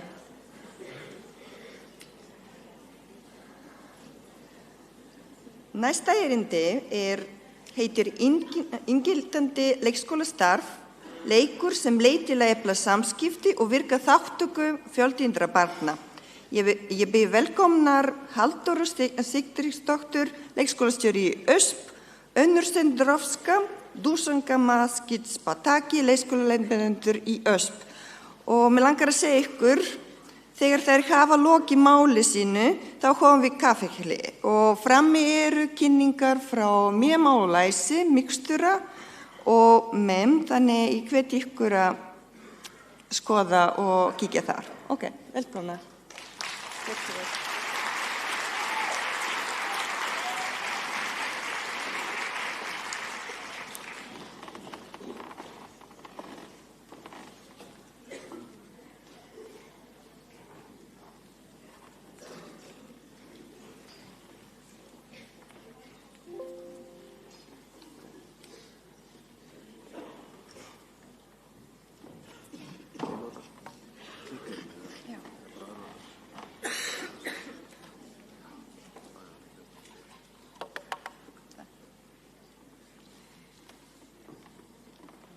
Góðan daginn, gaman að sjá okkur. Við ætlum að segja ykkur frá rannsókn sem að við gerðum saman í Öspinni árið 2023-2024. Ég heiti Halldóra Sigtryggsdóttir og er leikskólastjóri í Ösp og með mér eru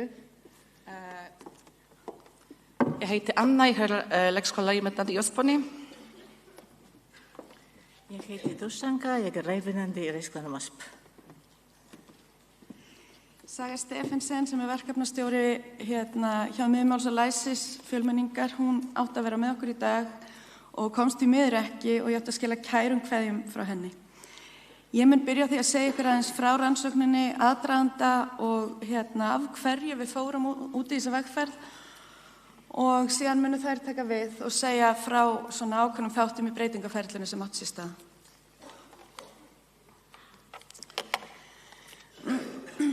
Leikskólinn Ösp er annar af 2 leikskólum í Fellahverfi í Breiðholti.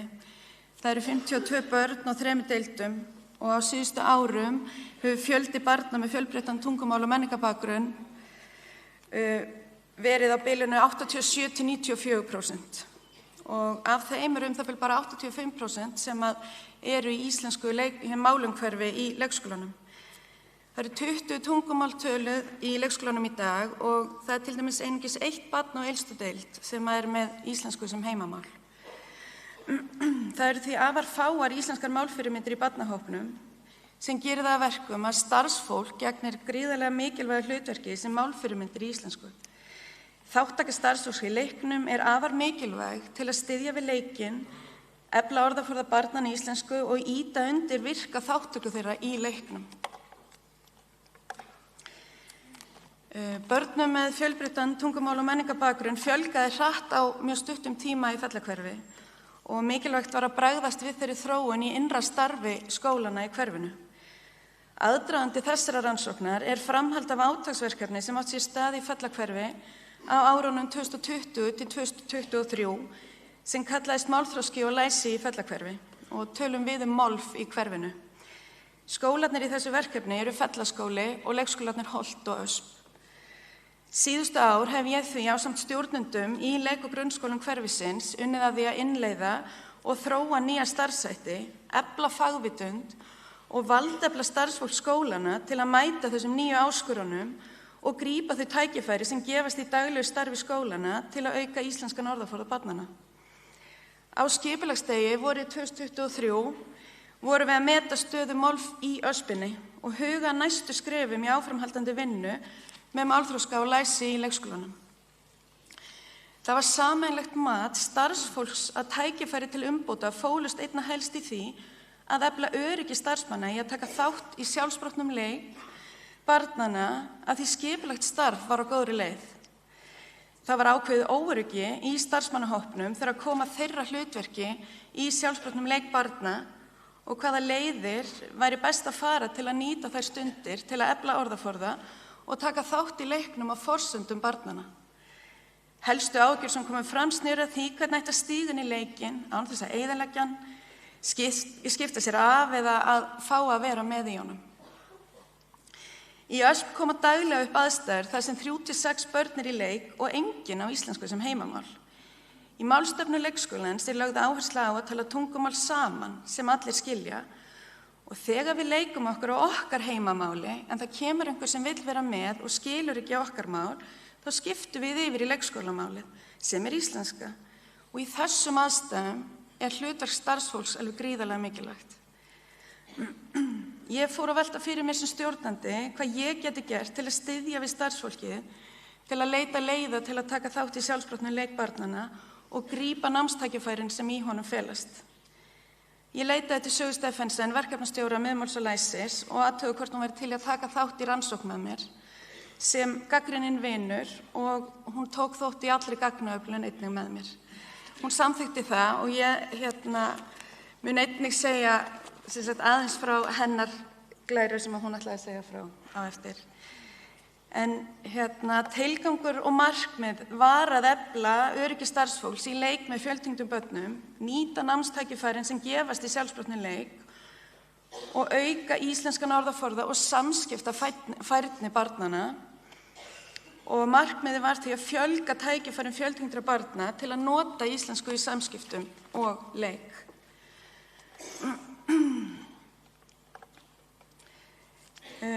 Varðandi fræðin að þá hröð fjölgun barna með fjölmenningarlegan tungumál og menningarbakgrunn. Það kallar á breytingar í innra starfi íslenskra leikskóla og í þessari rannsókn vorum við sérstaklega að rýna í hlutverk stjórnenda og starfsfólks, sjálfsprottin leik og námstækifæri sem felast í honum, en svo skoðuðu við einnig aðgengi barnanna að efnivið og námsrýmum og þeirra tækifærum til að hafa áhrif á þessa þætti.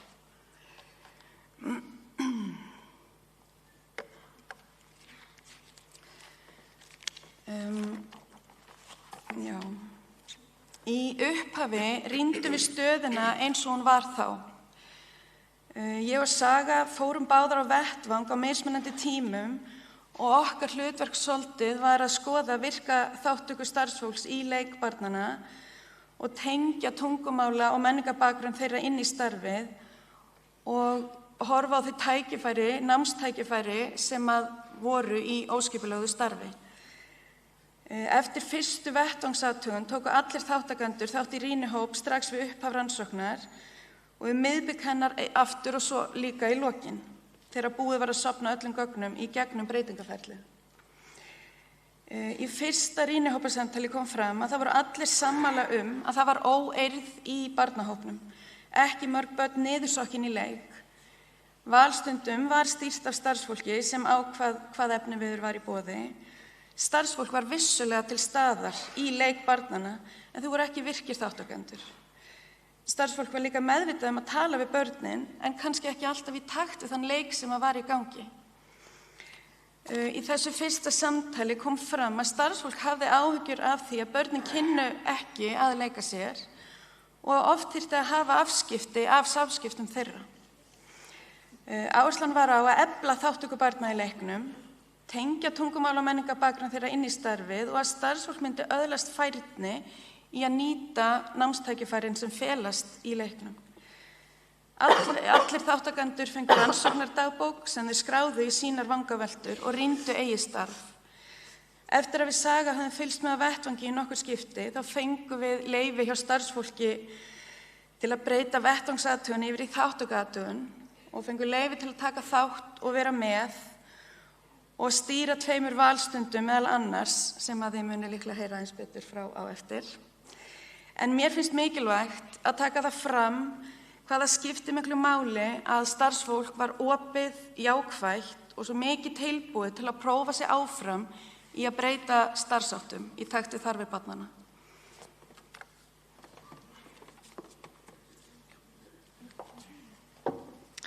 Jæja.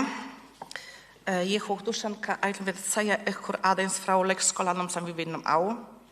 Hvernig börn þroskast í sjálfsprottum leik, breytingarnar sem voru gerðar og hvernig leikurinn var fyrir breytingunum. Og líka mig langar að segja ykkur tilfinningar okkar í öllu þessu ferli, að þetta var ekki svo gaman í byrjunni.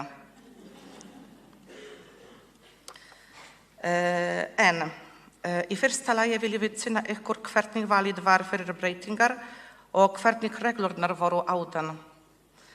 Það var oftast kennari sem valdi leikfang sem voru í boði. Það var ekki það sama á hverjum dagi til að hafa til breytingu. Og venjulega var 4 eða 5 stöðvar, 2 á gólfi og hinar á gólfi. Og kennari líka ákváðu hvaða leikföngum mátti blanda saman að við vorum með ákveða hugmyndir í huga. Við heldum að við vissum betur en börnin hvað passaði saman og ákveðum oftast þessum sjálf. Og börnin voru aðeins cirka 40 mínútum á eina svæði og máttu það skipta. Það var líka ákveðin fjöldi á hverjum svæði. Við vorum að hugsa hámark hafa 5 eða minni. Og kennari voru líka hugsa hverjir krakkar eru leika saman. Við viljum ekki hafa börn sem áttu erfitt með samskipti og líka ekki að þau væri ekki alltaf að leika með sömu börnin. og upplifun barna í uppeldisferli var svo að sum börn voru oft spennt og sum stressuð fyrir val. Þau voru auðvitað ánægð ef þau lenda í hópin sem þau vildu fara í. Og börnin voru skipulega fyrir fram hvað þau mun velja á milli valinu. Þau voru skipulega manstu ég og þú viljum velja eitthvað snertidót eða Barbie og leikum saman eins alltaf. Það var mikið stress hvað þau myndu ná því að sem þau vildu að það var takmörkuð pláss. Það var stundum erfitt að koma í hópin með vini sínum og það var mikið óánægja í þessum tími. Það var líka langur biðtími þegar komin tími til að skipta svæði.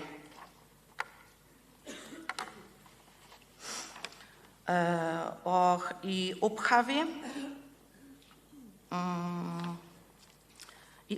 á verkefninu þá kom Dóra og spurði okkur hvort hún mátti koma inn að deild, vera með okkur, vinna með okkur, kíkja hvað við erum gera skemmtilegt og auðvitað við undirbjugum okkur aðeins fyrir það. Við vorum koma meira í leikin með krökkunum, tala meira með þau og ég hætti að segja ykkur þá ég var alveg mjög tregt eftir svona fyrsta daga. Ég var tregt eftir að tala við börnin svona mikið, allan daginn, allan tíma. Það var smá breyting og ég vissi ekki að það myndi vera hægt að tala svona mikið við börnin. Og svo eftir kom hún Dóra og Saga til að sýna okkur eitthvað nýtt að prófa og þær lögðu öll valspjöldin okkar á gólfið fyrir börnin. Það voru kannski 30-40 talsins, hugsið þið það hvernig var. Og svo byrjaði þetta og svo börnin eyðu 30 mínútur, kannski meira, til að bara merkja sér við svæði sem þau vildi leika. Og það var mjög langt tími á milli fyrsta og síðasta barn og svo sumir voru orðin mjög óþolinmæðir. Og þessi óþolinmæði og pirringur var einnig sýnilegur meðal okkar starfsmanna líka. Ég var bara í sjokki. Hvað í gangi á þennan tíma? Að valstundir stóð í 30 mínútur sem oftast var bara 2 eða 5. Og það var miljón hlutir notaðir og það var vaksa í mig, inn í mér spurning hver á að ganga frá þessum öllum auðvitað. Þá ætlum að við ganga frá eða kannski Dóra og Saga saman í samvinnu. Og það var svo kaos í upphafi. Og ég sagði við Dušanku eftir fyrsta dag, ég langar að skipta vinnu mér alveg sama. Vinna mín ætla að líða svona út þá nei takk. En ég var kurteis, ég sagði nei takk. Og næstu daga fórum við að spjalla það mjög mikið. Við vorum hugsa hvað eigum við að gera núna og hvað viljum við að gera núna líka. Og þá sem við erum treyst á Dóru okkar, þá við ákveðum að prófa og sjá hvernig breytingarnar myndi ganga í daglegu starfi. Og þá sem Dóra líka treyst á okkur, þá við vorum ekki bjóða krökkunum upp á 30 valspjöld, heldur bara 10 og það tókst mjög vel. Og núna í dag eru ekki sérstaklega valstundir lengur. Núna eru öll valspjöld alltaf upp á vegg svo börnin má sjá hvaða dót eru í bóði núna og hvaða dót líka eru til í leikskólanum. Það er meira allt sýnilegt. Og nú ákvaðu þau sjálf hvað þau vildi gera á hverjum degi. Það er alltaf allt í bóði og ef við erum tregt á einhverju þá tókum við blað á veggnum á einhver tíma og það kemur á óvart að ekkert barnanna kvartar yfir því að eitthvað vanti. Að það er alltaf úr svo miklu að velja. Og í dag erum við orðin von að tala við börnin allan daginn, allan tíma. Og börn hafa mikið að segja okkur og það er eðlilegt að við tala mikið í leikskólanum. Það er stundum erfitt að segja hæ við alla starfsmanna innan deild. Það er komdu sjáðu mig sinna þér, það er út allt.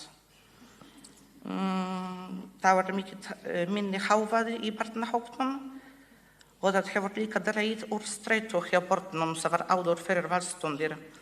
och mér finnst börn eru meira blanda sig saman. Þau lenda oft í hópnum með krökkunum sem þau var aldrei áður að sækja og það var tækifæri að heyra meira samtal. Það var líka tækifæri fyrir okkur að koma með meira málúðum með krökkunum. Og mér finnst ríkasti árangur þessa verkefnis fyrir okkur að það eru færri einmannabörn. Krakkar eru út allt, það var ekki hægt að vera bara einn í horninu.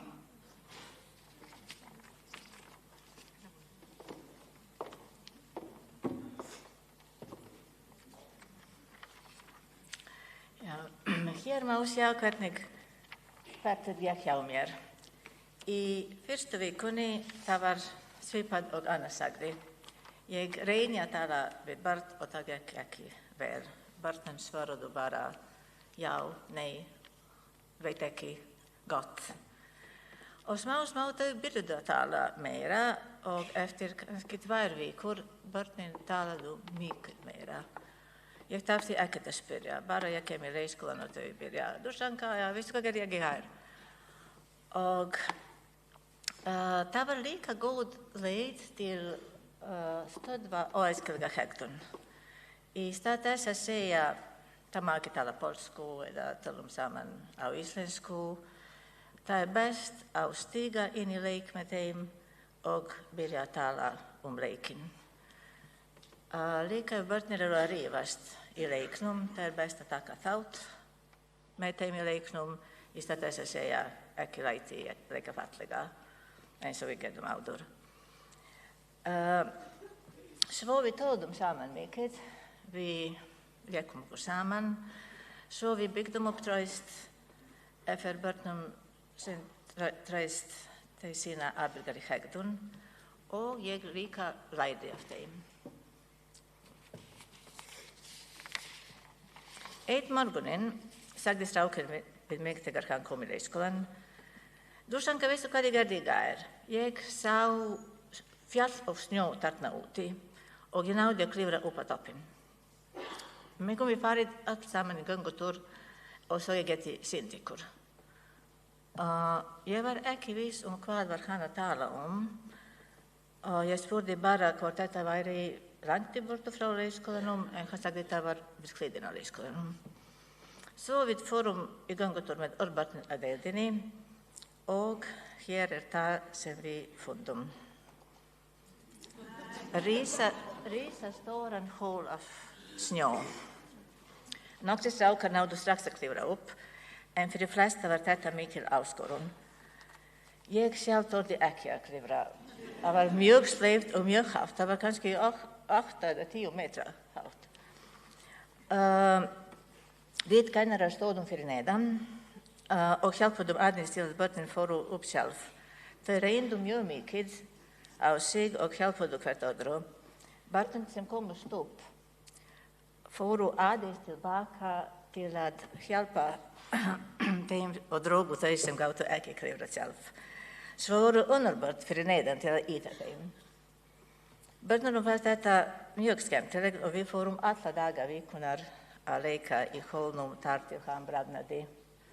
Hérna eru líka sumir, þessi sem hjálpa. Hér ein lítil stelpa. Já, þessi hérna.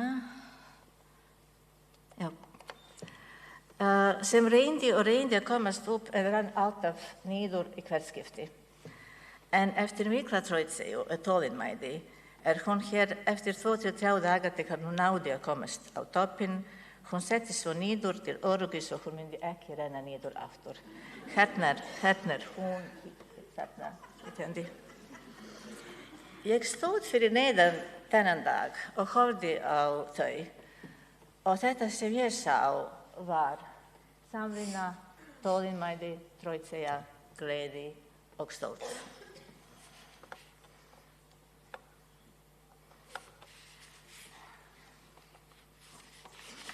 Hér dæmi það hvernig börn geta skipulagt og stjórnar leik ef þeim treyst.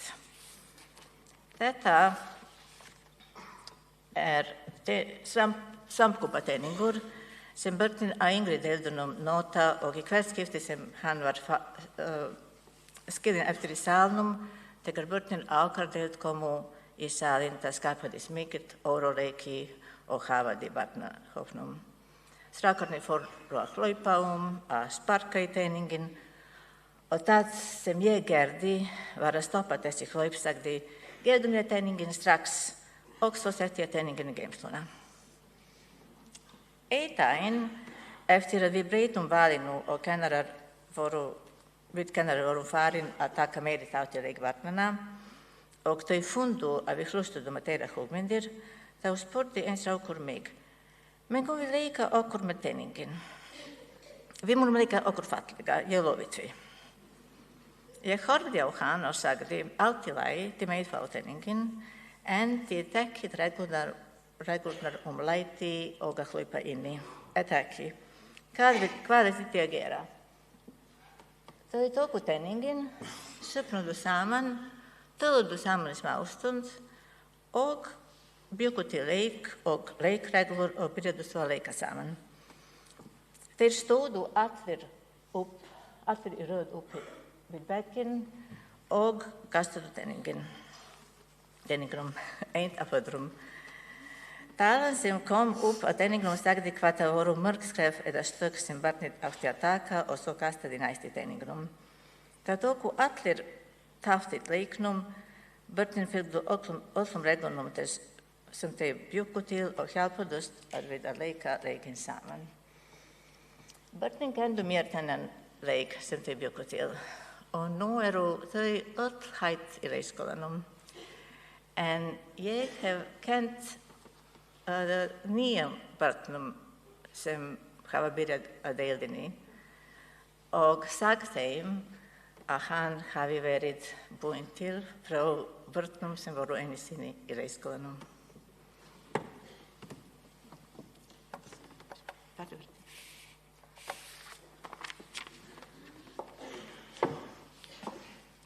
Já, að lokum vil ég bæta við að breytingar jafnvel þótt þau virðist yfirþyrmandi eru samt þess virðið prófa. Það alltaf hægt að segja nei eða prófa aðra leið. Að skoðun okkar mjög mikilvægt að það við sem þekkjum börnin best, það við sem vinnum með þeim á hverjum degi. Og einnig mikilvægt að viðurkenna að enginn okkar alfa og omega og það við getum ekki gert allt í einu. Til dæmis ég ekki leikskólakennari, ég hagfræðing og vissi ekki alveg hvernig starf í leikskólanum átti að líta út. Og þess vegna hermdi ég eftir reyndari starfsmannu og það gengur mjög vel. Og nú hef ég skráð mig í nám sem heitir Menntunarfræði leik- og grunnskóla og þarna lærði ég hvernig málþroska barna lítur út og hvernig þau læra tungumál. Og ég lærði líka að fjöltryggð börn hafa alls ekki minni væntingar til náms eða framtíðarstarfa en önnur börn. Og það í okkar höndum hvaða undirstöðu í íslensku þau fá á þessum mikilvæga tímabili í lífi sínu. Að því fjöltyngi ekki sjúkdómur og vantar ekki sérkennslu. Það góða og skipulegda íslenskukennslu bæði í leikskóla og skóla. Og mikilvægt að starfsfólk nýtir sérsprotin leik til að efla orðaforða barnanna, taki virkan þátt í honum og hlusti á börnin. Þá skapast líka meira traust á milli starfsfólks og barna. Og hlutverk starfsfólks í sérsprotin leik mikilvægt og nauðsynlegt að nýta tíma sem börnin dvelja í leikskólanum sem best. Að mörg börn hafa lítil sem engin samskipti í íslensku utan leikskólans. Og fordrar svona barna treysta á starfsfólks í leikskólum og skólum til að efla íslenskan orðaforða og við þurfum að gera allt sem í okkar valdi stendur til að styðja við þau. Og ábyrgð okkar yfirmanna að styðja skólanum og sjá hvaða þjálfun og fræðslu við þurfum til að sinna okkar starfi vel.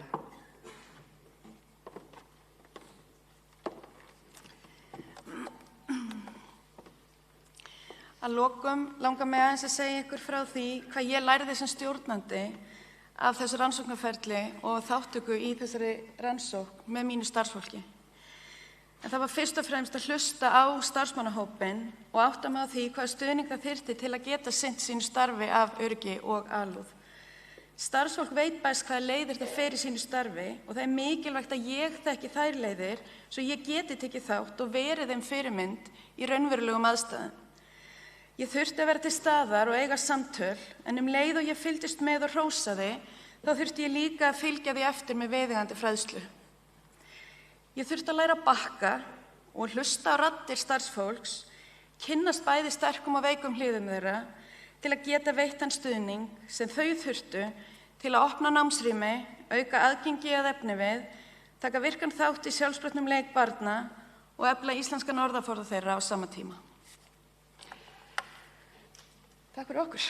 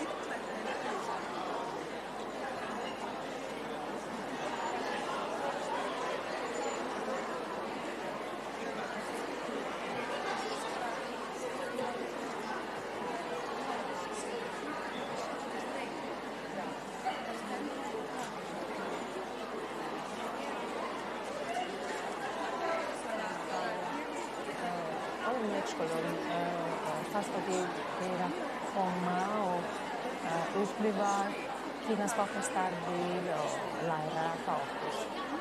Listasmíðin í anda regional hugmyndafræði þar sem umhverfi þriðji kennari og mitt hlutverk sem kennara í listasmíðinni að búa til skapandi, lifandi, hvetjandi umhverfi þar sem börnin finna fyrir gleði, fyrir öryggi og fyrir frelsi til að tjá sig.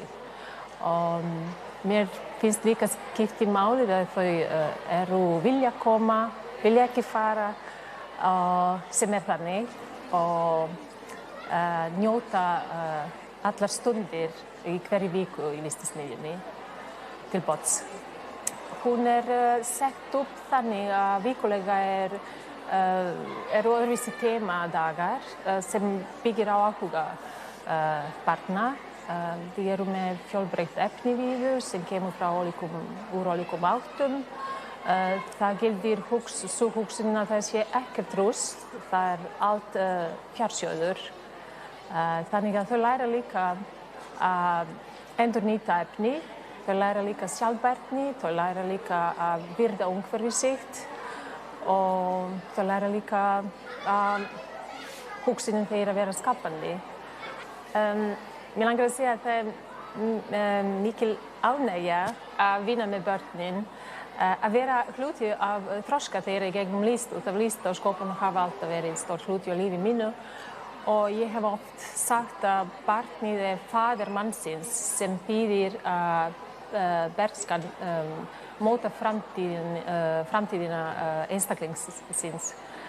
Þannig að mín ábyrgð sem kennara að gera æsku barna ríka og töfrandi.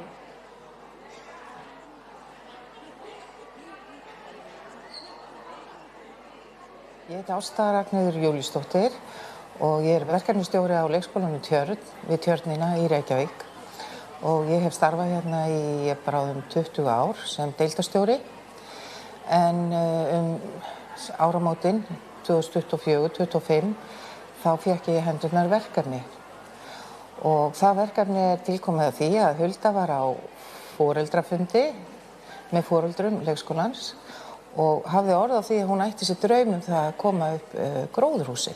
Þetta var til þess að það fór af stað söfnun. Foreldrar stóðu að því að það var sett af stað söfnun á Karolínufönd sem skilaði okkur það miklum peningum að við gátum næstu að fara í verkefni og sumargjöf styrkti okkur líka. Það var sett upp gróðurhús hérna á lóðinni. En það var samt ekki fyrir þarna eftir að hægt var að setja verkefnisstjóra í verkefni sem að verkefni fór af stað af því að þetta tekur svolítið tíma og orku. Ég sem sagt byrja hérna með krökkunum bara í janúar, lok janúar. Þá förum við að skoða bara fræ og hugsa hvað við ætlum að gera og verkefni í rauninni stendur alveg frá kannski bara lok janúar og alveg fram í október í rauninni. Og þetta náttúrulega mikilvægast að börnin séu með og fái innsýn inn í það hvernig náttúran vinnur og þau heldur sig bara út í þetta alveg að fullum áhuga og það var alveg eiginlega mesta gleðin í þessu öllu fyrir utan allan gróðurinn að sjá hvað börnin blómstruðu mikið í gegnum þetta. Já, það var mikið spjall þarna fyrir utan allan gróðurinn sem við komum á legg sem að kannski skila sér best í myndum en ekki kannski lýsingum frá mér. Að þá var gróðurhúsi líka svo mikið íverustaður út í garði. Þetta varð alveg svona hluti af heiminum þeirra í leikskólanum. Og þegar við vorum ekki að vinna einhver verkefni þar að þá var húsið alltaf opið og ég var þar til staðar og það var kannski óperumúsík í hátalaranum stundum og þau komu bara að spjalla og þau komu líka til að vinna sín eigin verkefni, drógu stundum eitthvað inn eða komu hugmyndir og þannig að varð ofboðslega gott andrúmsloft þarna. Og þau voru oft þarna líka bara á eigin vegum þó að ég væri kannski út í garði eða eitthvað. Leikskólinn er náttúrulega lokaður 4 vikur á ári og við skiptum því mill okkar starfsfólki að koma og vökva og foreldrar buðust til þess að gera það líka. Síðan er það uppskýrutíminn á haustinn og síðan var það að taka saman allt eftir að allt var fallið. Og þá tókum við líka sá tími að skoða öll fræin sem lágu þarna alls staðar í kringum okkur og við söfnuðum fræjum líka í haust sem að bíða nú eftir að komast aftur ofan í moldina. Þetta er bara búið að vera yndislegt verkefni og okkur hlakkar bara til að fara aftur af stað. Það felur í sig bara ást og umhyggju og kærleik sem er náttúrulega mikilvægast af öllu.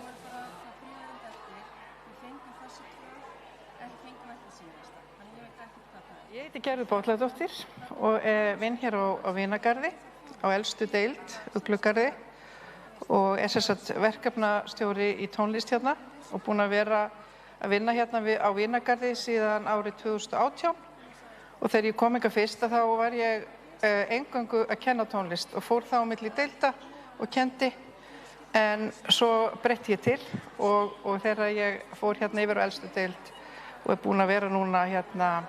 Þetta er þess að 4. árið mitt hér og við sáum að það væri sniðugast að ég væri með elstu börnin því að auðvitað þá koma yngri börnin hingað, þau enda hér.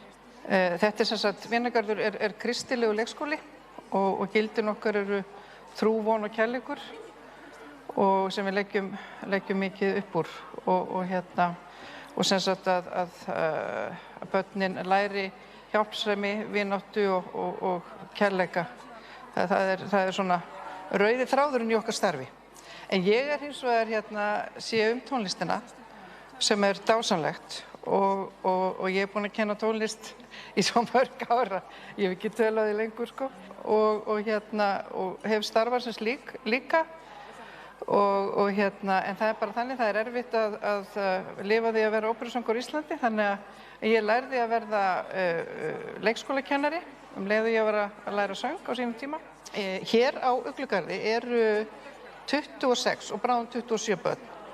Þannig að þetta er stór hópur en við höfum mjög góða stofu hérna og mikið rými til kennslu og leiks með börnunum.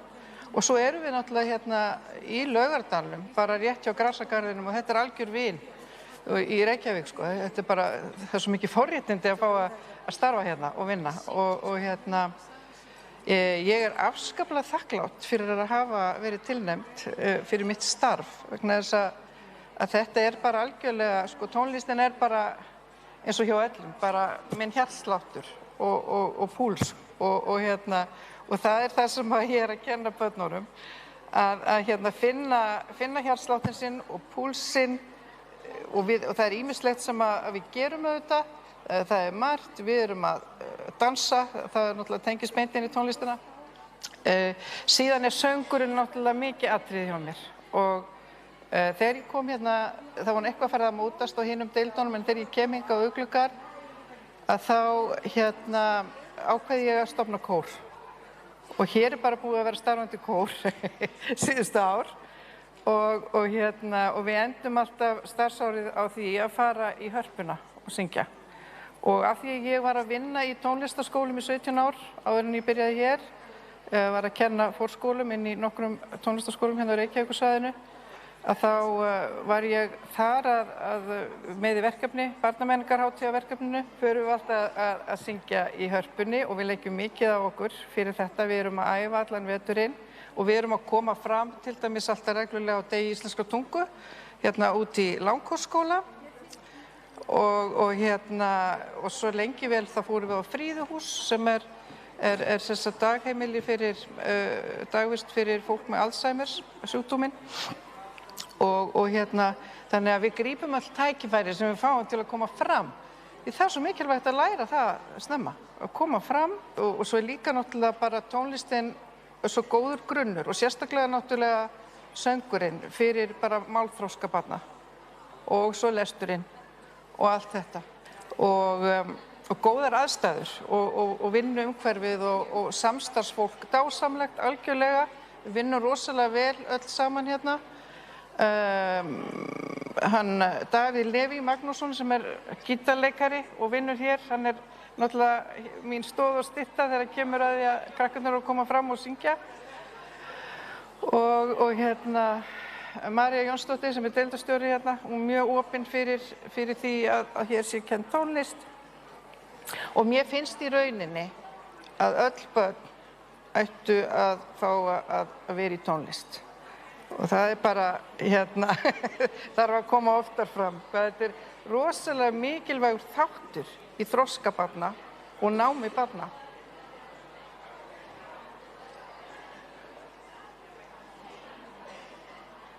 Ég heiti Sanja Líf Marković og ég er verkefnastjóri í listasmiðjunni í Leikskólanum. Ég hef starfað þar í 1 ár. Frá þeim tíma til dagsins í dag hefur listasmiðjan verið mjög vinsæl, bæði meðal barna og starfsfólks.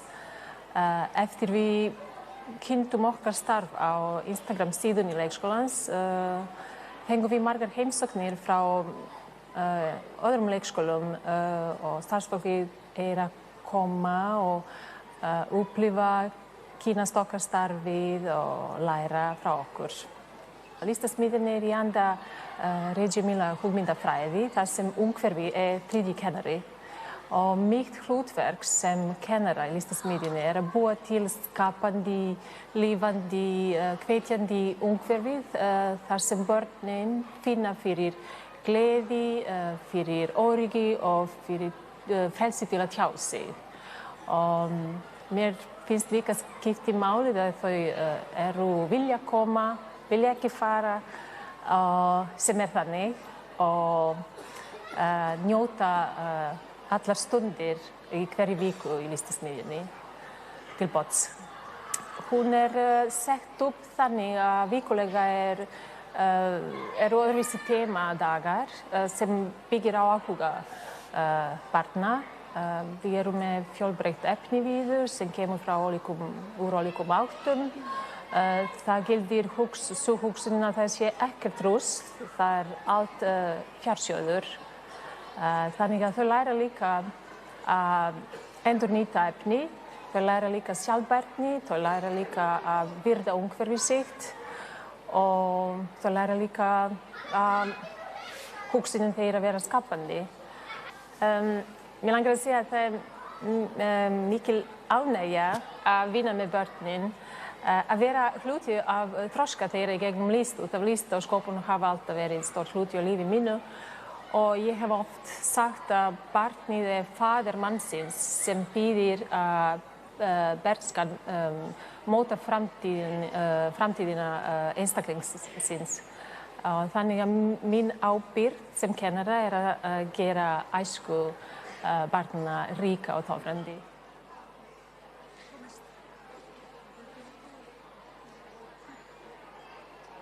Ég heiti Ásta Ragnheiður Júlíusdóttir og ég verkefnisstjóri á leikskólanum Tjörn við Tjörnina í Reykjavík og ég hef starfað hérna í bráðum 20 ár sem deildarstjóri en áramótin 2024-2025 þá fékk ég í hendurnar verkefni og það verkefni tilkomið að því að Hulda var á foreldrafundi með foreldrum leikskólans og hafði orð á því að hún ætti sér draum það að koma upp gróðurhúsi.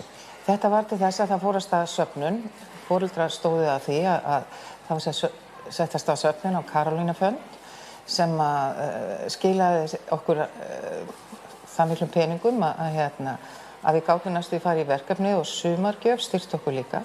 Það var sett upp gróðurhús hérna á lóðinni. En það var samt ekki fyrir en þarna eftir að hægt var að setja verkefnisstjóra í verkefni sem að verkefni fór af stað af því að þetta tekur svolítið tíma og orku. Ég sem sagt byrja hérna með krökkunum bara í janúar, lok janúar.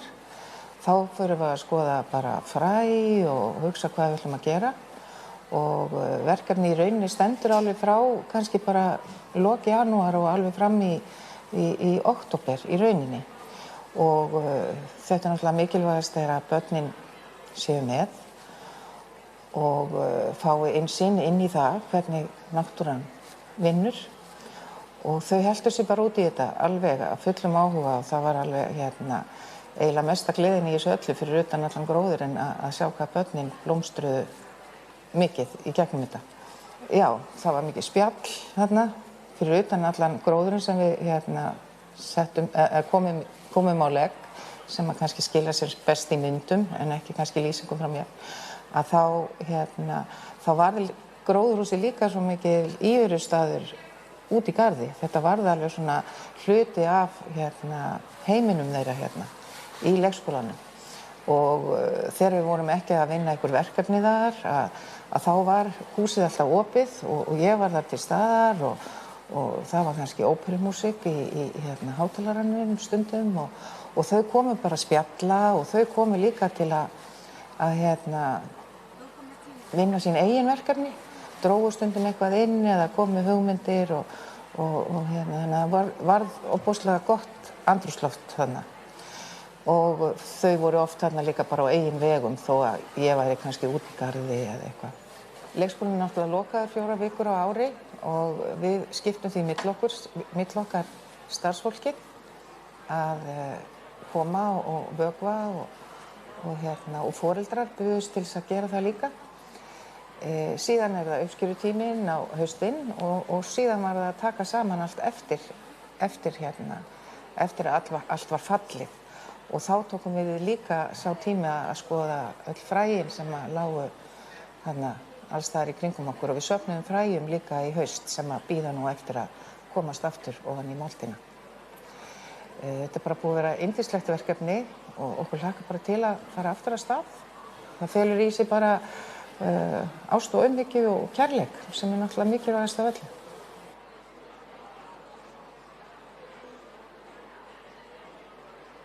Ég heiti Gerður Bolladóttir og vinn hér á Vinagarði, á elstu deild, Uglugarði og sem sagt verkefnastjóri í tónlist hérna og búin að vera að vinna hérna á Vinagarði síðan árið 2018 og þegar ég kom hingað fyrst þá var ég eingöngu að kenna tónlist og fór þá á milli deilda og kenndi en svo breytti ég til og þegar ég fór hérna yfir á elstu deild og búin að vera núna hérna. Þetta sem sagt 4. árið mitt hér og við sáum að það væri sniðugast að ég væri með elstu börnin því að auðvitað þá koma yngri börnin hingað, þau enda hér. Þetta sem sagt Vinagarður er kristilegu leikskóli og gildin okkar eru trú, von og kærleikur og sem við leggjum mikið upp úr og sem sagt að börnin læri hjálpsemi, vináttu og kærleika Það er svona rauði þráðurinn í okkar starfi. En ég er hins vegar sé tónlistina sem er dásamlegt og ég er búin að kenna tónlist í svo mörg ára. Ég hef ekki tölaði lengur sko og hef starfað sem slík líka en það er bara þannig, það er erfitt að lifa því að vera óperusöngur í Íslandi, þannig að ég lærði að verða leikskólakennari leið og ég var að læra söng á sínum tíma. Hér á Uglugarði eru 26 og bráðum 27 börn. Þannig að þetta er stór hópur en við höfum mjög góða stofu og mikið rými til kennslu og leiks með börnunum. Og svo erum við náttúrulega í Laugardalnum, bara rétt hjá Grasagarðinum og þetta er algjör vín í Reykjavík sko. Það er svo mikið forréttindi að fá að starfa og vinna ég er afskaplega þakklátt fyrir að hafa verið tilnefnd fyrir mitt starf vegna þess að þetta er bara algjörlega, sko tónlistin er bara eins og hjá öllum, bara minn hjartsláttur og púls og það er það sem ég er að kenna börnunum að finna hjartsláttin sinn og púlsinn og það er ýmislegt sem að við gerum auðvitað, það er margt, við erum að dansa, það er náttúrulega tengist beint inn í tónlistina. Síðan er söngurinn náttúrulega mikið atriði hjá mér og þegar ég kom það var eitthvað farið að mótast á hinum deildunum en þegar ég kem hingað á Uglugarð að þá ákveði ég að stofna kór og hér er bara búið að vera starfandi kór síðustu ár og við endum alltaf starfsárið á því að fara í Hörpuna og syngja. Og af því að ég var að vinna í tónlistarskólum í 17 ár áður en ég byrjaði hér, var að kenna fórskólum inn í nokkrum tónlistarskólum á Reykjavíkursvæðinu, að þá var ég þar með í verkefni, barnamenningarhátíðarverkefninu, förum við alltaf að syngja í Hörpunni og við leggjum mikið á okkur fyrir þetta. Við erum að æfa allan veturinn og við erum að koma fram til dæmis alltaf reglulega á degi íslenskrar tungu, út í Langholtsskóla. Og svo lengi vel þá fórum við á Fríðuhús sem er sem sagt dagheimili fyrir dagvist fyrir fólk með Alzheimers sjúkdóminn og þannig að við grípum all tækifæri sem við fáum til að koma fram. Því það er svo mikilvægt að læra það snemma, að koma fram og svo er líka náttúrulega bara tónlistin svo góður grunnur og sérstaklega náttúrulega söngurinn fyrir bara málþroska barna og svo lesturinn og allt þetta og góðar aðstæður og vinnuumhverfið og samstarfsfólk dásamlegt algjörlega, við vinnum rosalega vel öll saman hann Davíð Leví Magnússon sem er gítarleikari og vinnur hér, hann er náttúrulega mín stoð og stytta þegar kemur að því að krakkarnir eru að koma fram og syngja og María Jónsdóttir sem er deildarstjóri og mjög opin fyrir því að hér sé kennd tónlist og mér finnst í rauninni að öll börn ættu að fá að vera í tónlist og það er bara þarf að koma oftar fram hvað þetta er rosalega mikilvægur þáttur í þroska barna og námi barna.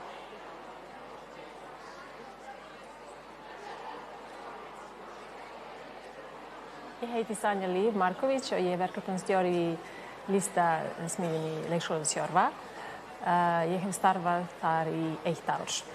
Frá þeim tíma til dagsins í dag hefur listasmiðjan verið mjög vinsæl, bæði meðal barna og starfsfólks.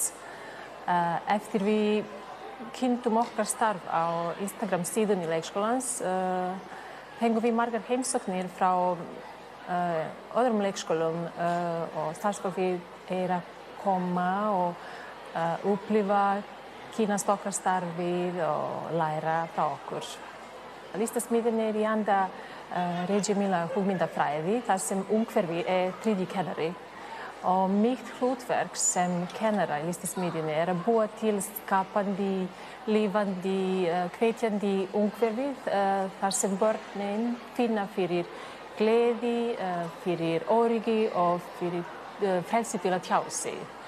Og mér finnst líka skipti máli að þau eru vilja koma, vilja ekki fara sem þannig og njóta allar stundir í hverju viku í listasmiðjunni til bots. Hún sett upp þannig að vikulega öðruvísi temadagar sem byggir á áhuga barna. Við erum með fjölbreytt efniviður sem kemur frá úr ólíkum áttum.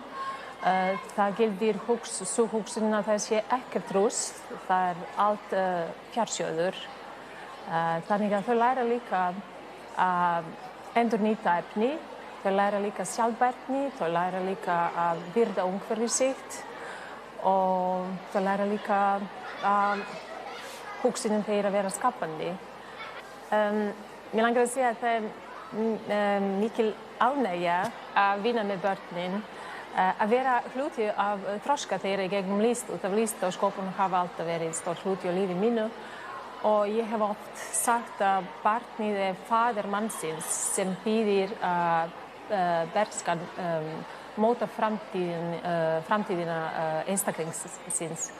Þannig að mín ábyrgð sem kennara að gera æsku barna ríka og tófrandi.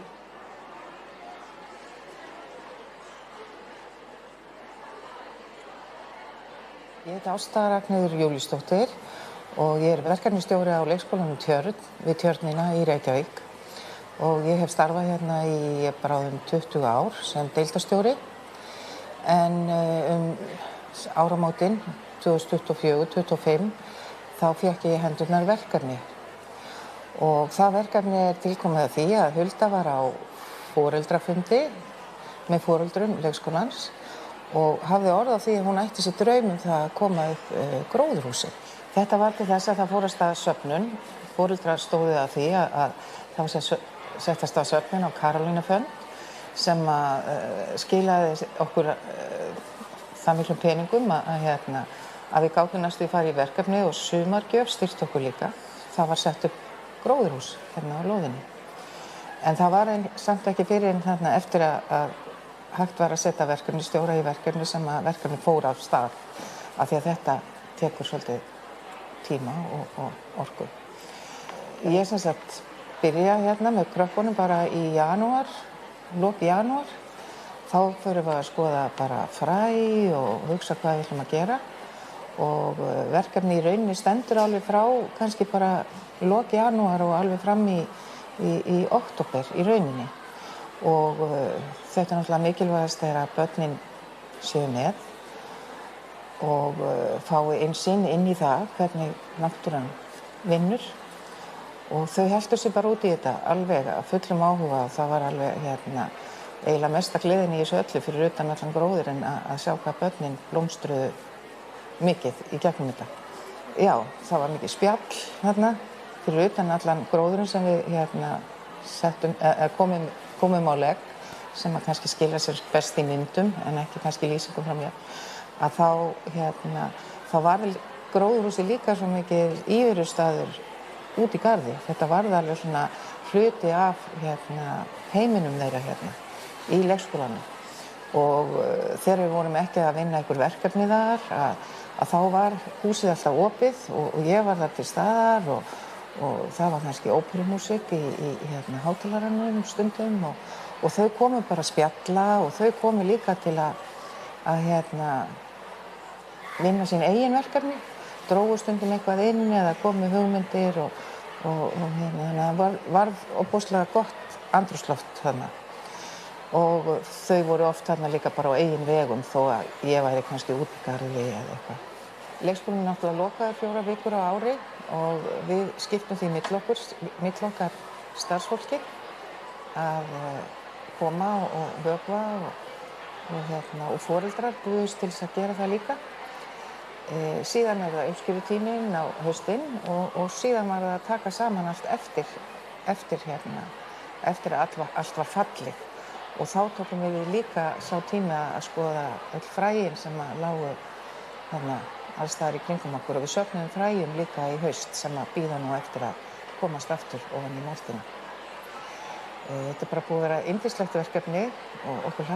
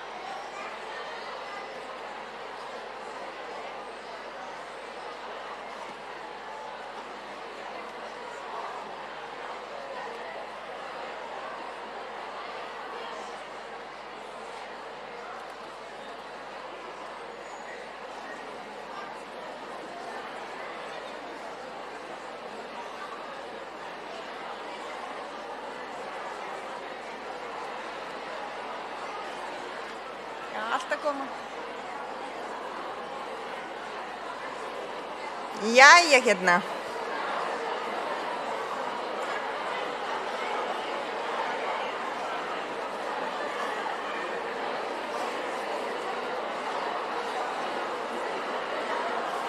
Svo mikið. Já.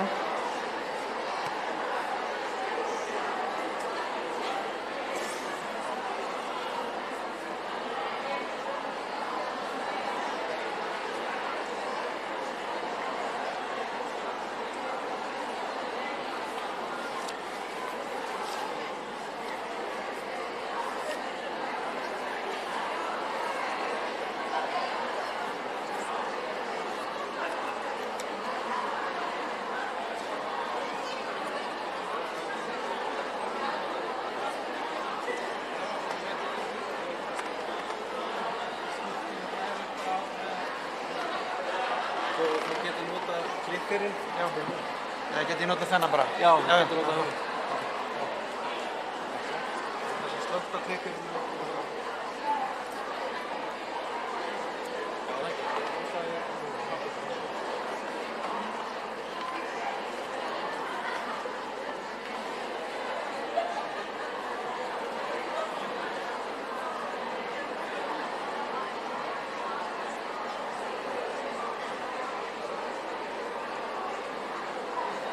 Að gera svona.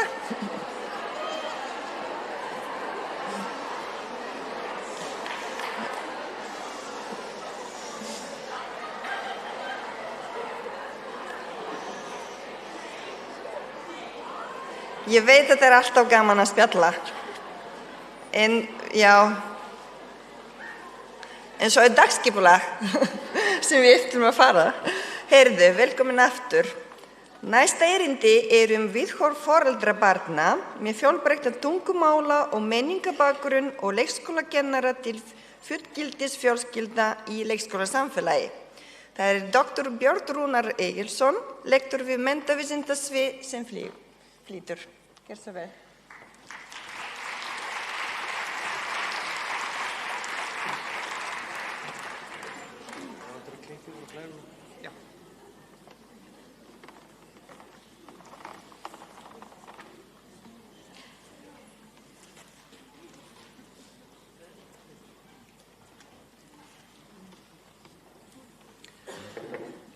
Komið sæl. Ég ætla að ræða viðhorf foreldra og kennara til fullgildis í leikskólasamfélaginu. En aðeins bakgrunn rannsóknarinnar, þessi rannsókn hún sprettur upp úr doktorsverkefni mínu sem bar heitið Farar heill, stuðningur við jákvæðan flutning barna með fjölbreyttan bakgrunn úr leikskóla í grunnskóla. Og ég var hluti af rannsóknarteymi við menntavísindasvið sem var að skoða þáttaskil leik- og grunnskóla frá sjónarhorni barna, kennara og báðum skólastigum og foreldra.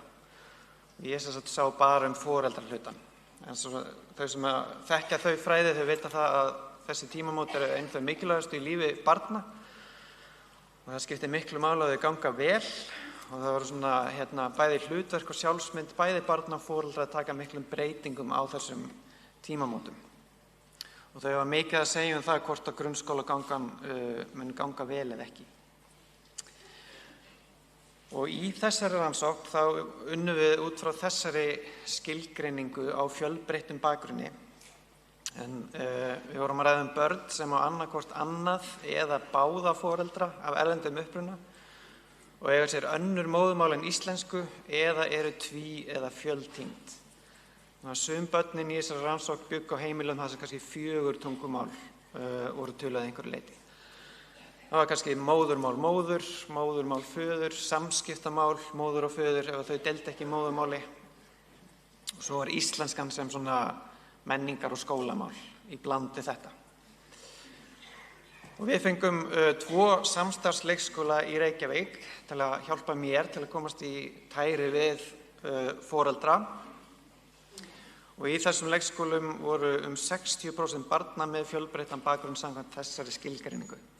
Þess að elstu barnana sem voru að ljúka leikskólagöngunni. Og ég hefði mestar áhyggjur af því að enginn myndi nenna að taka þátt í þessu og vera eitthvað að spjalla við mig en svo var aldeilis ekki raunin. þannig að mér tókst að fá 14 þáttakendur úr röðum foreldra til þess að taka þátt og þeim var fylgt eftir í 12 mánuði. Frá því að börnin þeirra voru að ljúka leikskólagöngunni og út fyrsta ár þeirra í grunnskóla. Og ég tók við þau 4 umferðir af hálfstöðluðum viðtölum og þau mættu með ljósmyndir úr daglegu lífi sem að við ræddum í þessum viðtölum. Þannig að þetta var langt og strangt ferli. Ég mun aðeins kynna leikskóla hlutan núna. Þess niðurstöðunar úr fyrstu viðtalslotunni.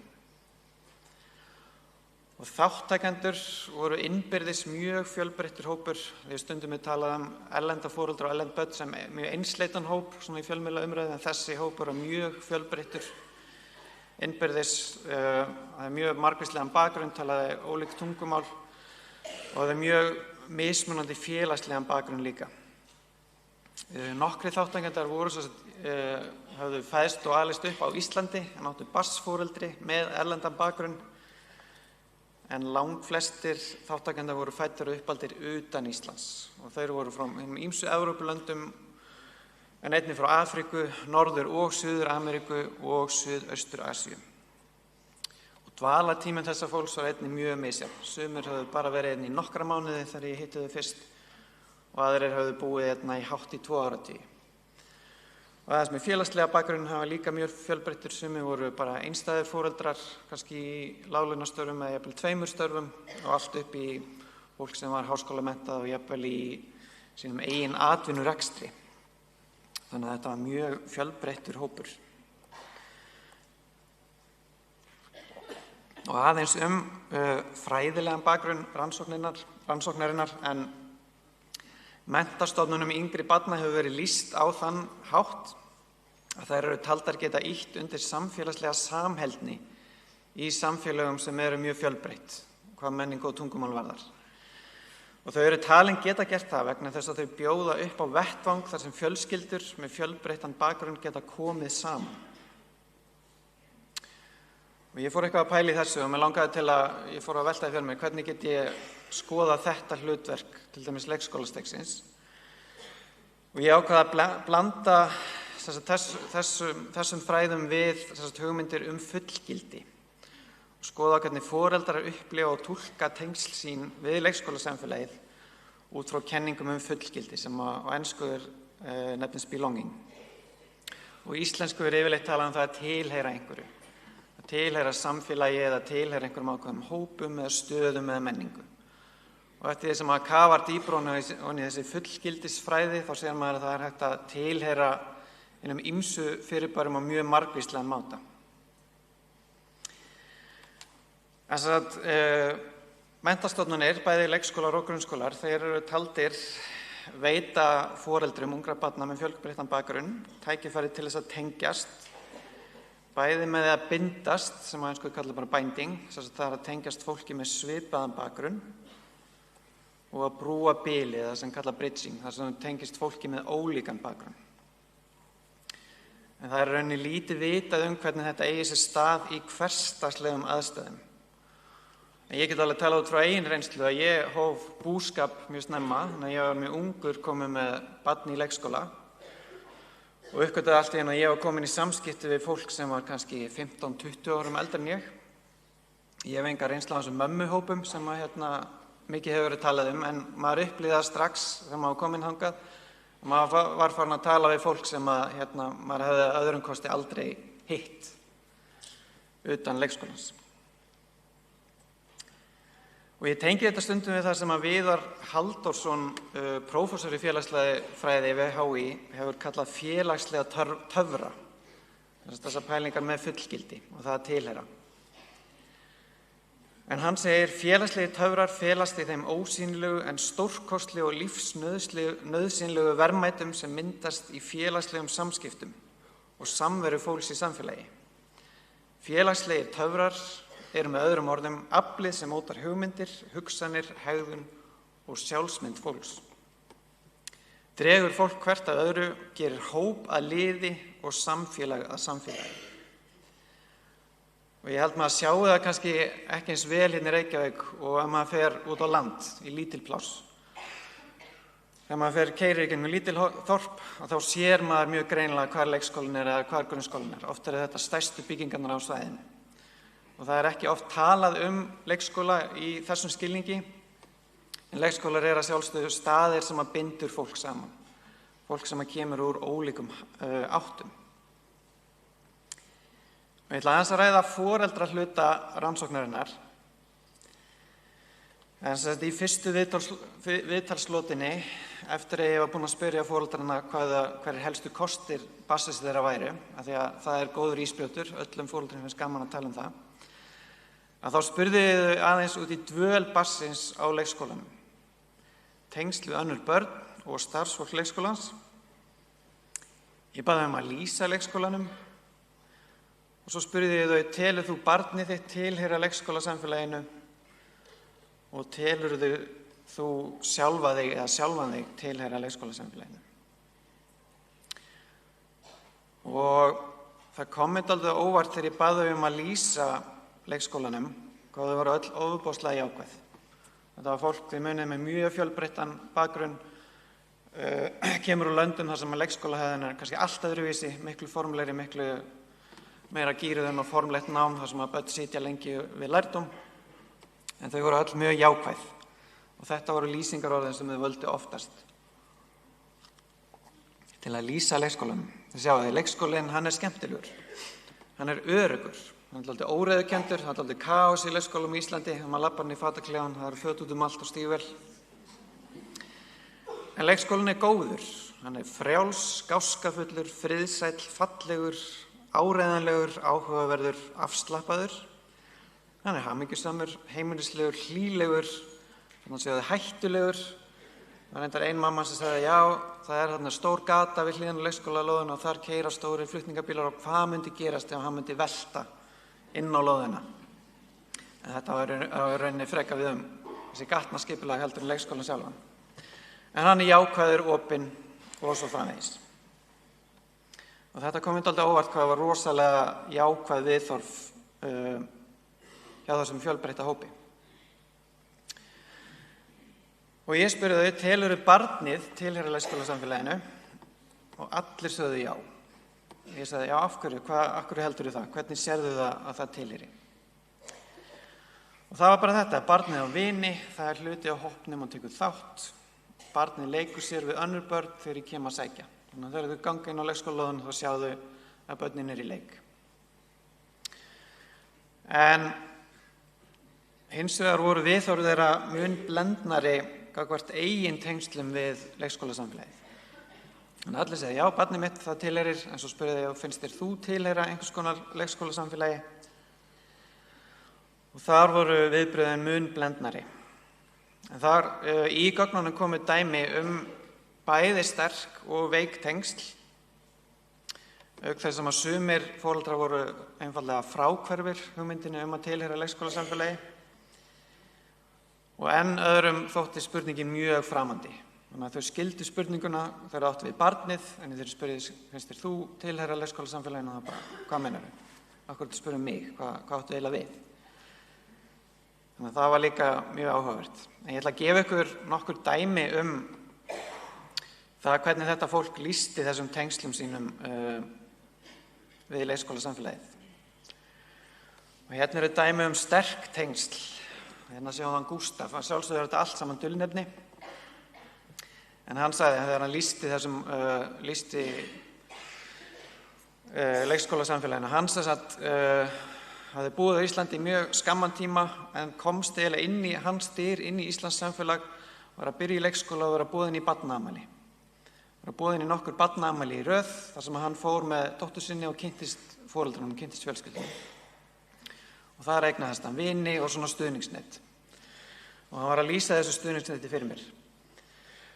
Og hann sagði, þetta virkar alveg eins og í hópi náinna vina, eins og skyldfólk eða eitthvað. Ég held að sé líka einstaklega gott hvernig það virkar þegar það starfsdagur í leikskólanum. Þá tekur það aðeins 5-10 mínútur að skipuleggja á milli foreldrana. Eins og nú mun ég sjá þennan hóp og ég þennan. Þannig að þetta virkar bara einstaklega vel. Og þetta hafði áhrif á val þessara fjölskyldu á grunnskóla. Þannig að þeir eru að spyrja, í hvaða grunnskóla ætla barnið að fara? Það var svona, við erum að fara þangað sem flestir úr þessum hóp ætla að fara. Því við viljum vera áfram með þessu fólki. En hann Gústaf, hann skar sig dálítið úr. Og það voru langflestir sem að lýstu miklu veikar í tengslum. Eins og hún Klara gerir hérna. Hún segir, við getum klárlega sagt að þetta sé einhvers konar samfélag. Ekki of mikið vegna þess að við gerum ekki það mikið saman. Stundum gerum við það og erum með þessum foreldrum. Þannig að það er í fyrsta skipti sem ég átti þess háttar sambandi við foreldri hérna. Annars væri það bara halló og bless. Og þannig er ég að tala við hana svona 4 vikum áður en að barnið hættir. Og Helen segir, þau eru með uppákomur eins og foreldra morgunverði og foreldra annarra barna koma. Og ég hef kynnst nokkrum þeirra en það tekur samt tíma. Ég held að tími sé lykillinn á þessu samfélagi og ég er bara búin að vera hérna í 8 mánuði. En svo voru enn aðrir sem að vildu frekar halda fjarlægð. Og hérna ætla ég að taka 2 dæmi það. Eins og Jaroslava sagði í gegnum túlk. Túlkurinn sagði þess að já, henni finnst það. Þess að leikskólasamfélagið er örugglega til staðar, algjörlega mögulegt ef hún myndi vilja það. En hún velur að vera aðeins meira fyrir utan og fylgjast með. Það er það sem hún velur að gera í stöðunni.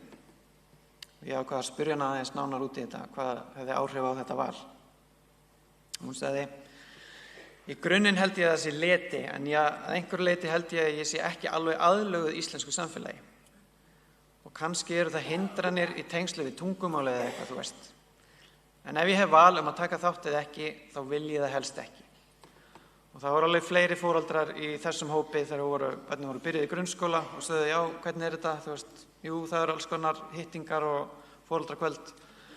En það er alveg smá átak að fara af því ég þarf að vera manneskjan sem fer og ég skil ekki allt og ég þarf að biðja fólk að endurtaka og þú veist, þetta er bara full vinna að mæta svona viðburð. Svo var það hún Veronika sem vildi líka halda fjarlægð en af öðrum ástæðum. Hún sagði einfaldlega, ég er rosalega lítið hrifin á foreldrastarfi, hvort sem það er í leikskóla eða í grunnskóla. Bara ef ég á að segja alveg eins og það er. Mér finnst bara skólinn yfir í skólanum og leikskólinn í leikskólanum. Og bara, þú veist, leyfa manni að sinna því heima sem á að sinna heima. Það er bara endalaust áreiti einmitt af þessu heimili og skóla og ég er ekki hlynnt í. Bæði að þetta leggur bara pressu á heimilinn og vera að blanda þessu öllu saman. Það var of mikið af fólki með of mikið af skoðunum. Og það var bara að leyfa fagfólkinu að sjá það sem það er búið að mennta sig í og treysta þeim fyrir því. Og hún hélt áfram, eins og núna sko þá er foreldrafélagi búið að búa til einhverja sveitaferð á laugardaginn og allir keyra þangað klukkan 10. Og mér finnst þetta bara að vera óþarfa vesen. Ef ég ætla að fara með krakkana mínum í sveit og mæta eitthvað, þá bara geri ég það á mínum tíma. Það er mikið af fólki sem átta sig ekki á því að það eru kannski fleiri í heimili og þetta býr til pressu og vesen. Og oft þegar ég sýni þessu ummæli þá eru sumir sem að hneykslast og hvað, veit hún ekki hversu mikilvægt þetta er og eitthvað svona. Og þá er ég ekki búin að segja þeim að hún er einstæð með 6 börn heima. Þannig að það geti ímyndað eitthvað, það er eitthvað ferð á laugardaginn og bara, oh my god, hvað er ég að gera? Meiri háttar vesen. Þannig að í þessum gögnum, það að tilheyra ekki, það var sett fram sem val og ekki endilega sem neikvætt val. Og báðar þessar mæður sem að vildu standa fyrir utan, áhugaverða í því er að þær notuðu báðar orðalag fullgildis. En þegar ég bað þær að lýsa leikskólanum, þá notuðu þær orðin heimilislegur og öruggur. Og ef þið lesi Júval Davis þá segir hún það að tilheyra, það er að finna til öryggis og líða eins og maður sé heima hjá sér. Það er bara nákvæmlega, staðurinn, kannski tilheyra staðnum, en það er mótstæða hjá þeim gagnvart því að tilheyra samfélaginu af ólíkum ástæðum. Og þessi mótstæða er þessar tilfinningu bara yfirsterkari. En hins vegar verið að taka það fram að það má alls ekki leggja því að jöfnu að þessi foreldrar séu áhugaleysir skólagöngu barnanna sinna. Og ég heyri þetta viðhorf oft. Það eru margir foreldrar í skólanum bara hafa engan áhuga. Oftast voru það þessir þátttakendur sem að kunnu dagskipulagið utan að. Það sagði, já, hvað getur þú sagt mér leikskólan? Já, sko, klukkan 8 þá mætið og klukkan 9 morgunmatið og klukkan 10:30 söngstund og svo bara við kunnaði þetta utan að. Það vissu nákvæmlega hvað var í gangi og voru mjög vel inn í öllu. Þannig að þó að þessi foreldrar séu kannski fjarlægir og í augum margra kennara áhugalausir, þá eru þeir það ekki. Það er bara aðrar ástæður fyrir því. Og þá þurfum við að velta fyrir okkur kringumstæðunum sem þetta fólk í. Eins og Gústaf var að lýsa. Hann bæði veitir og þiggur hjálp í leikskólasamfélaginu og það er eitthvað sem hann græðir á. En Veronika, svo sem var einstæð með 6 börn í heimilinu, hún er næm fyrir áreiti, bæði skuldbindningum og tíma. Og hún vill halda í skiptingu einkalífs og opinbers lífs. Hún segir bara heimilið á bara að vera fyrir mig og skólinn á að vera í skólanum og það hafa ekki verið blandið svo mikið saman. Og meðan Jaroslava lýsti jaðarsetningu vegna skorts og aðlögun og hindrunum í tengslum við tungumálið. Og tímavítin var alltaf áhugaverð í þessu, að þegar í fræðunum þá var mikið talað um tími er stór hlutaði að tilheyra. Og þá er yfirleitt talað um lífsreynslu eða minningu eða tengst kynslóða, kannski fjölskyldan er búin að búa á einhver landsbyldu í 4 kynslóðir og þess vegna finnst þau tilheyra landinu. Eða einhver er búin að vinna á sama vinnustæðnum í 40 ár og finnst hann tilheyra vinnustæðnum. En í niðurstöðunum hjá mér þá var tími í samfélaginu bara frumskilyrði að geta tilheyrt í. Sumir sagði bara ég er bara búin að vera hérna í nokkra mánuði, ég þarf að vera hérna lengur til þess að geta tilheyrt. Og meðan fyrir aðra var tími auðlind sem þurfti að varðveita fyrir heimilislífið. Það bara ég á ekki breyki að mæti þessa sveitaferð, sko. Þannig að í foreldrahlutanum þá býður leikskólasamfélagið upp á tækifæri fyrir foreldra með fjölbreyttan bakgrunn til þess að bæði bindast og brúa bilið. En þessi mannamót er ekki hagstæð eða djúpstæð fyrir alla og af ýmsum ástæðum. Sumir finnst þau vera yfirborðskennd, sumir líta á þessi streituvald og en aðrar svona minnisvarða litla aðlögun. Og þar að leiðandi birtast félagslegir töfrar ekki hjá öllum.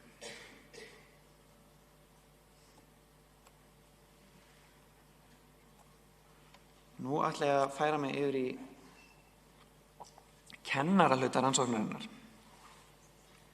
Það sem ég gerði, eitt af því sem ég gerði þegar ég var búinn að verja doktorsverkefnið og vildi halda áfram með þetta, mér langaði til að kynna þessar niðurstöður fyrir fólki á vettvangi og fá þeirra viðhorf og svona sýn á þetta. Og leikskólastigið er svo dásamlegt með það er svo opið, það tekur mér sem rannsakandi alltaf svo vel, maður er alltaf svo velkominn og það er oft svo auðvelt að byrja ný verkefni.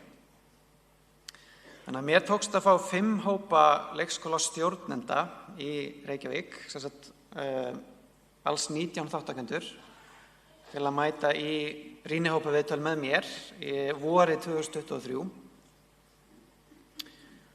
Og í 4 af 5 leikskólum var hlutfall barna með fjölbreyttan tungumál- og menningarbakgrunn eða yfir 50%. Þannig að þessi þemur sem ég talaði var eitthvað sem þau kannuðust vel við. Og þáttakendur voru allir leikskólastjórar eða deildarstjórar með talsverða starfsreynslu. Og það sem ég gerði með þessum leikskólakennurum var bara einfaldlega að kynna niðurstöðu foreldrahlutans, gefa þeim þessi dæmi sterk og veik tengsl og frá þeim sem vilja halda fjarlægð, fá þeirra viðbrögð. Svo spurði þau hvað finnst ykkur þurfa til þess að foreldri tilheyri leikskólasamfélagi? Hvað þarf að vera til staðar? Og svo spurði þau líka, finnst ykkur fullgildi foreldra vera mikilvægt fyrir fullgildi barna? Og niðurstöðurnar komu í 3 meginþemum. Það sem töluðum dagleg samskipti sem forsendu fullgildis, hindranir í vegi fullgildis, fálæti sumra foreldra. Og svo kom í ljós vilji stjórnenda til þess að stuðla að félagslegu fullgildi foreldra. Og við byrjum bara aðeins forsendurnar þegar við spyrjum bara hvað er þetta, hvað þarf til þess að foreldrarnir tilheyri hérna. Og Jónas sagði, mér finnst það til dæmis vera þessi grunnur, þú veist, bara bjóða góðan daginn þegar foreldrar koma með barnið. Ég held að það sé kannski grunnurinn því að byrja að tilheyra leikskólasamfélaginu. Þú ert ekki bara hundsaður. Og Matthildur sagði, ef ég hugsa bara svona strax, þá hugsaði ég ef að foreldrið er móttækilegt fyrir að spjalla, þetta daglega spjall, og barnið er kannski að fara til einhvers utan leikskóla að leika og það séu einhvers konar samskipti og mæti og viðburði að einhver leiti og sýni því áhuga. Ef þetta er til staðar þá getur við byrjað að tilheyra samkvæmt þeim. Og svo var það einum hópnum þar sem við vorum að ræða þetta. Og Katla sagði, en það er þetta, það er að taka þátt. Það er bara í leikskólasamfélaginu. Það er líka partur af því. Og Júlía sagði, en ef þú kemur á opið hús og ég bara kem og ég er með barninu mínu og sit bara ein á bekk af því mér langar ekki til að tala við neitt. Ég mæti en ég á ekki neins samskipti, engin gagnvirk samskipti við neitt nema barnið mitt kannski. Er ég þá að tilheyra? Já. En tilheyra hverju? Ég legg ekkert að mörkum, ég kem bara því að þið sögðu að ég ætti að koma. Katla sagði, það er alltaf einhver tengsl.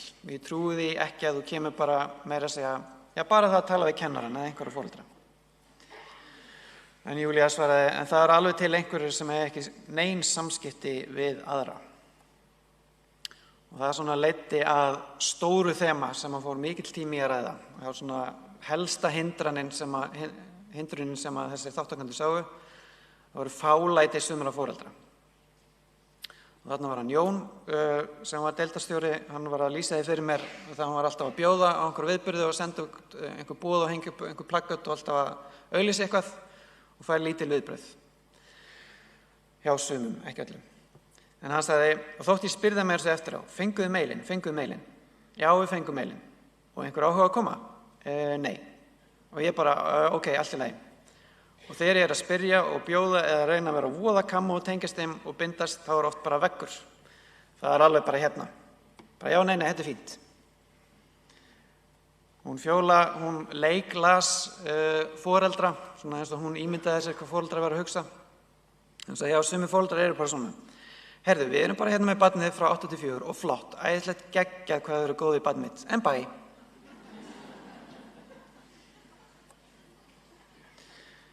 Og það eru sumir sem misskilja þetta erindi hjá mér og koma út af því að segja, já, allir erlendu foreldrarnir, þeir eru svona. Það er alls ekki það sem ég er að segja og alls ekki það sem þessir þátttakendur sögðu.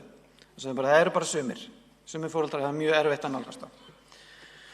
Og ég fór að spyrja þig, já, hvaða foreldrar eru þetta? Fer það eitthvað eftir bakgrunni eða er þetta bara persónugerð? Og hann sagði, ég myndi halda að þetta væri persónugerðin.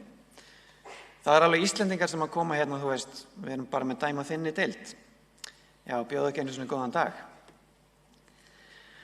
En Jónas sagði, þegar maður er búinn að spotta svoleiðis, þá kannski bara sameiginlegt átak deildarinnar að gefa sig akkúrat að þessum foreldrum og bara, góðan daginn, hvað segirðu? Stundum þarf maður bara að taka svona foreldra að sér og markvisst vinna með þá. En þetta er samt erfitt. Það er erfitt að fá dræm viðbrögð og litlar undirtektir. Eins og Lea lýsti hérna. Men hún sagði, við náttúrulega reynum að sjá til þess að öllum líði eins og þeir séu velkomnir og taka vel á móti þeim. En það er náttúrulega líka mannlegt ef þú býður einhverjum góðan daginn 5 sinnum og færð aldrei svar tilbaka, að þá hættir því.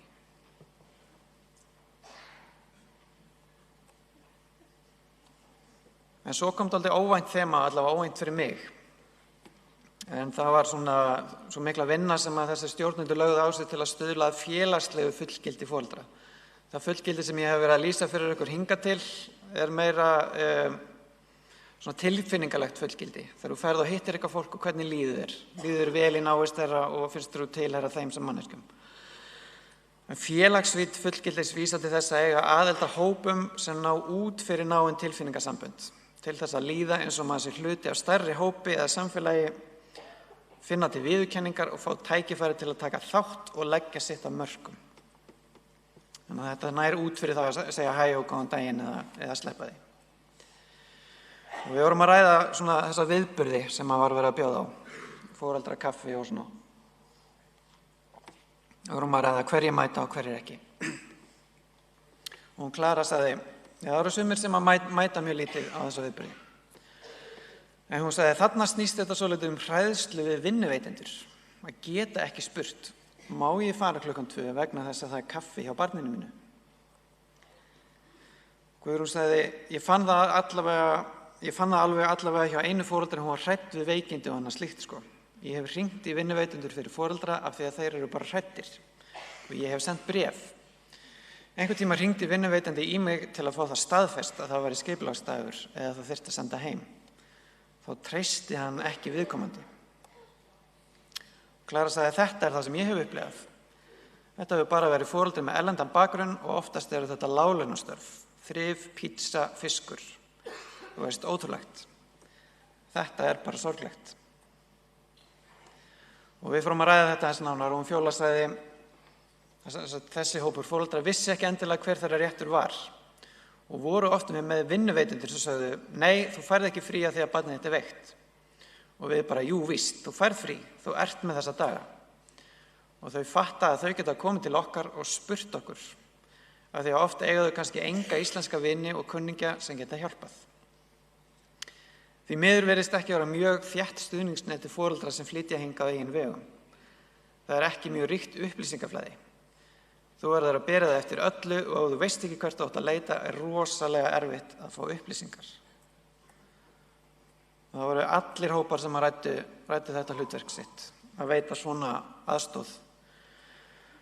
Og þau voru að veita þessum foreldrum bara upplýsingar, bara að börn ættu rétt á ókeypis tannlæknisþjónustu og þau voru að upplýsa þau íþrótta- og tómstundastarf og hvernig frístundakortið virkar og ýmis réttind á vinnumarkaði eins og veikindadaga.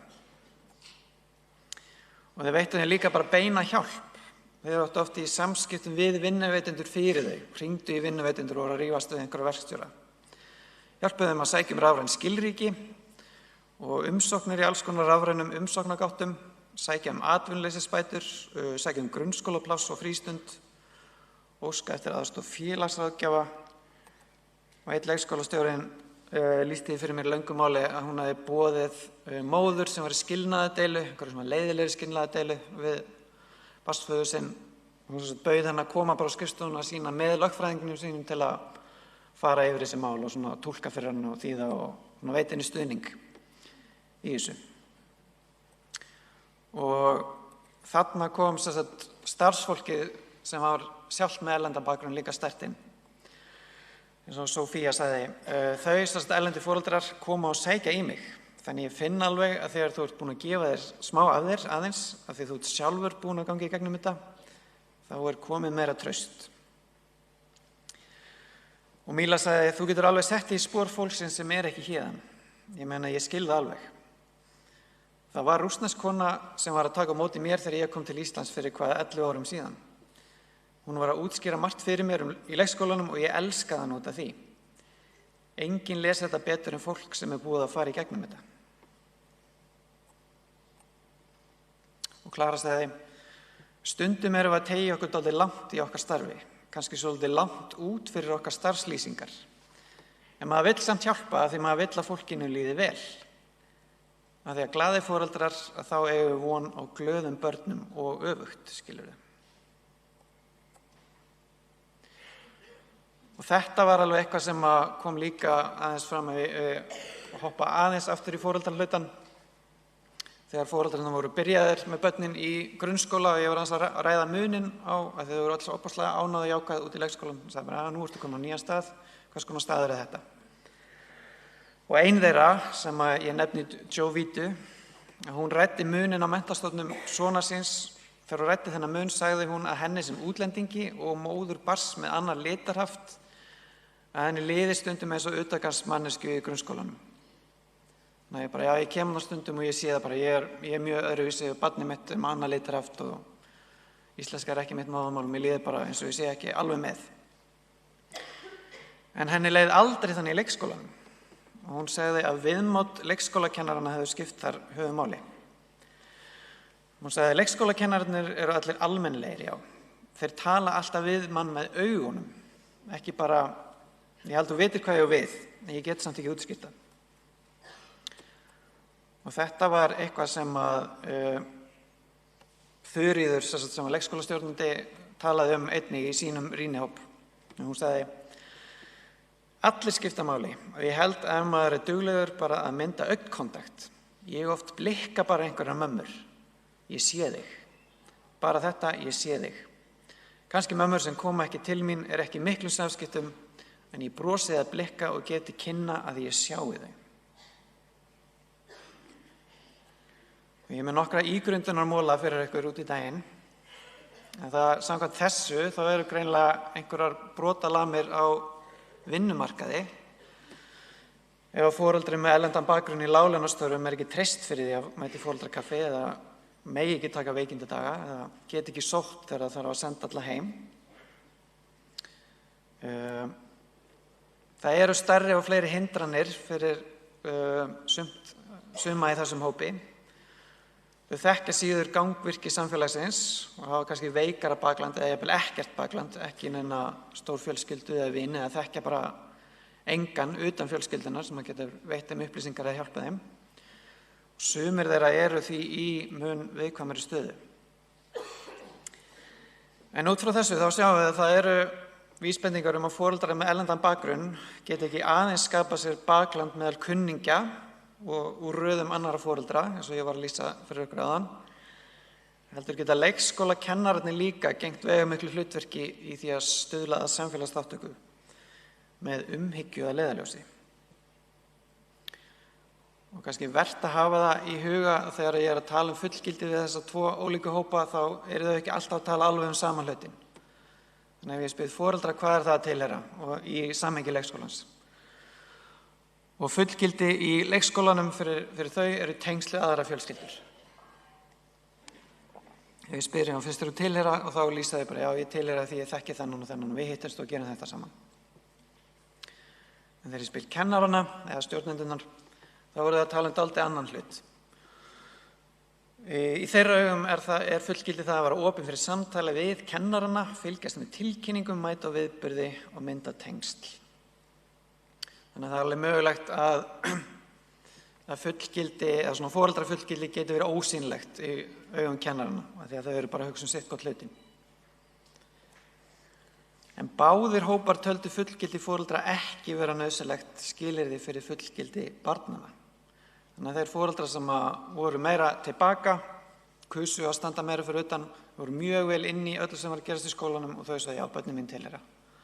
Og þegar þú spyrir kennarana, hefur þetta einhver slæm áhrif á börnin hjá þeim sem eru meira tilbaka, þá sögðu allir nei. Nema það kannski þú fattar ekki að það er kaffi á morgun þegar þú last ekki póstinn á mér. En við getum þá pælt í því ígrunda það, getum við ætlast til þess að allir sé aðstöðu til að taka þátt og nýta tækifæri til þess að mynda ný sambönd. Er samband ykkar við foreldra ólíkt eftir bakgrunni? Finnst ykkur fullgildi foreldra að vera mikilvægt fyrir fullgildi barna? Og svo þetta, hvernig tölum við til foreldra með augunum? Hvernig fyrir við? Ég held að næsta rannsókn hjá mér þurfa að snúa því. Svona augngotum og blikkum og svoleiðis. En ef ykkur langar til að skoða öll smáatriðin, þá er ég búin að birta alveg talsvert upp úr þessu ef ég vilja taka mynd af þessari glæru. Þessi grein fjallar bara upplifun foreldra fullgildi í leikskólasamfélagi. Önnur grein viðhorf kennarana. Ef ég vilja taka mynd. Þessi er líka á ensku.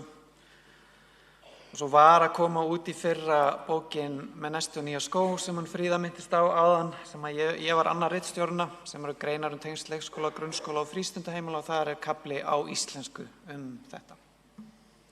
Annars þakka ég bara kærlega fyrir mig.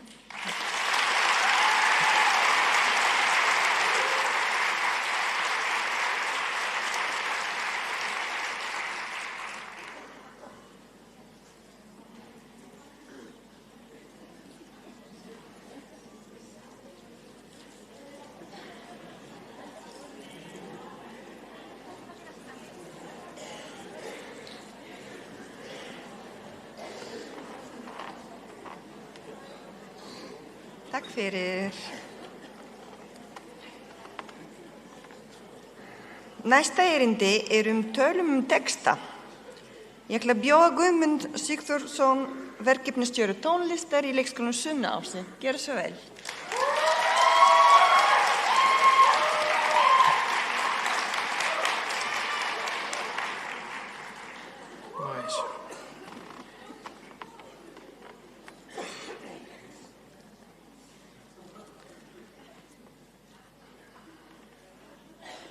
allt að koma, klassískt.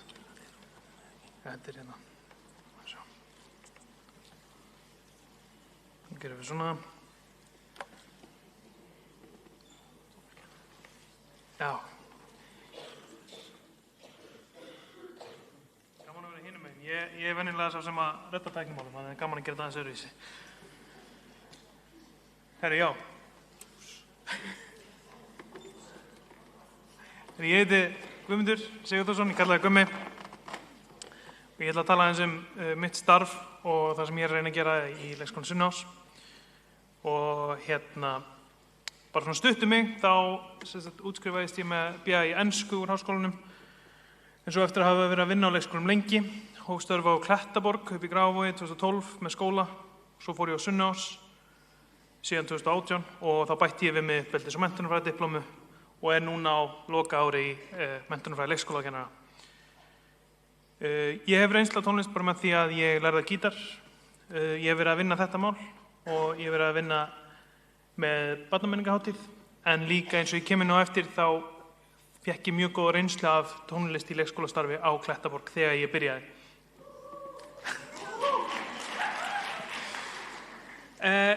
Af hverju ég að sinna þessu starfi á Sunnuási? Við höfum verið mikið með hátt hlutfall af börnum sem eru með íslensku sem annað tungumál.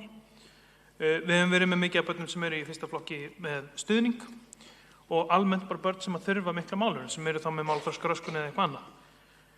Lagatexti býður upp á mjög ríkulegan orðaforða sem að við getum kennt, sem ekki að finna í venjulegu töluðu máli.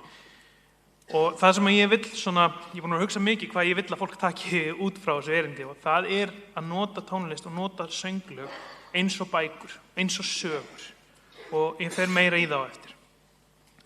Þannig það sem ég að skoða í þessum stundum að kenna lög, ég að horfa á það að auka sjálfstraust þeirra og framkomufærni.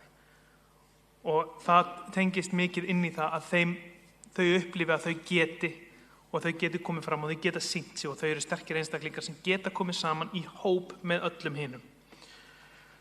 En aðal áherslan mín í öllu þessu starfi að virkja öll börnin og að mynda opna samræður innihald lagana.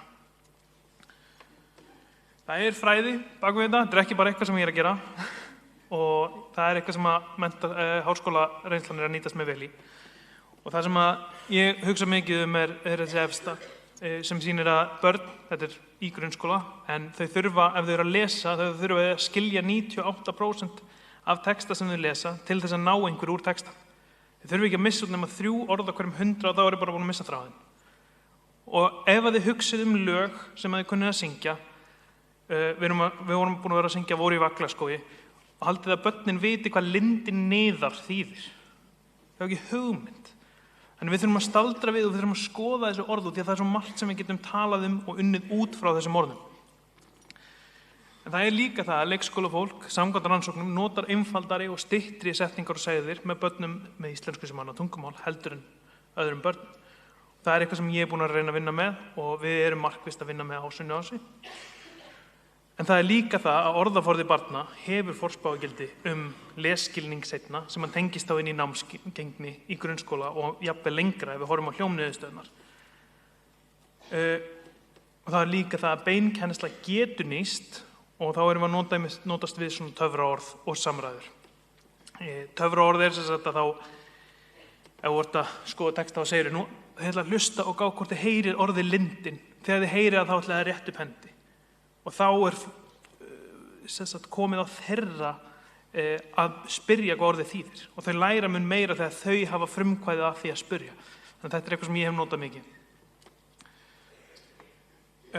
Hvernig ég þróaði þetta allt var náttúrulega ég stal öllu mínu til að byrja með frá Birte, börn og tónlist og ég fór líka í nokkra heimsóknir á Klettaborg og stal nokkrum verkefnum þar.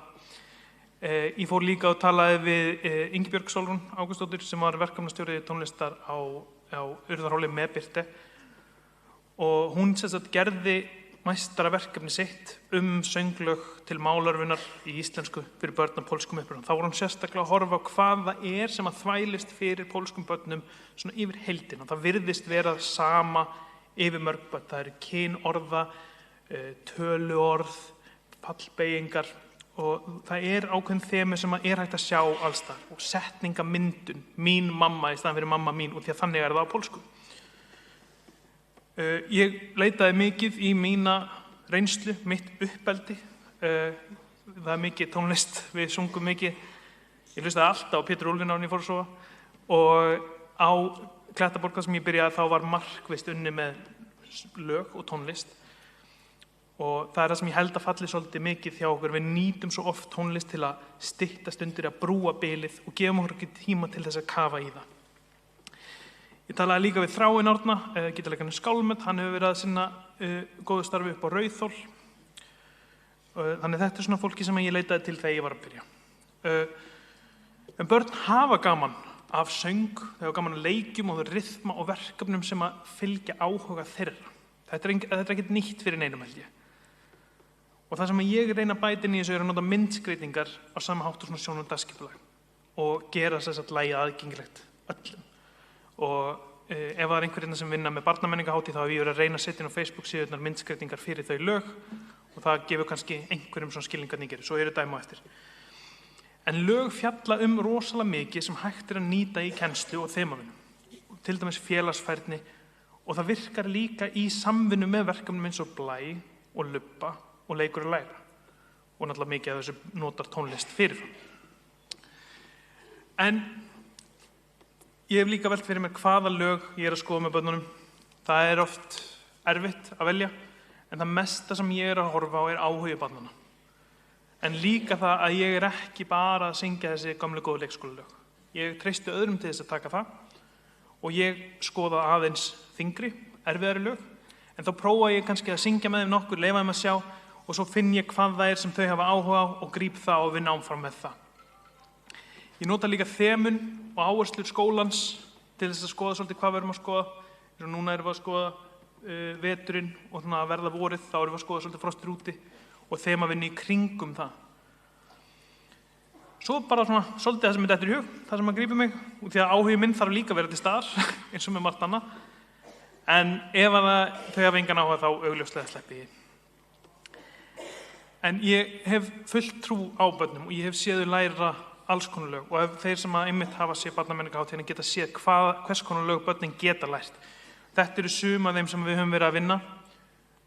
Uppáhaldið mitt hérna yfir borgina og ég ætla að koma aðeins betur inn á það eftir.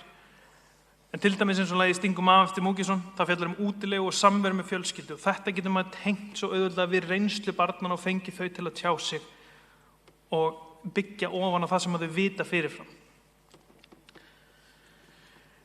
En það kemur einmitt eins og ég sagði hann, lindin niðar.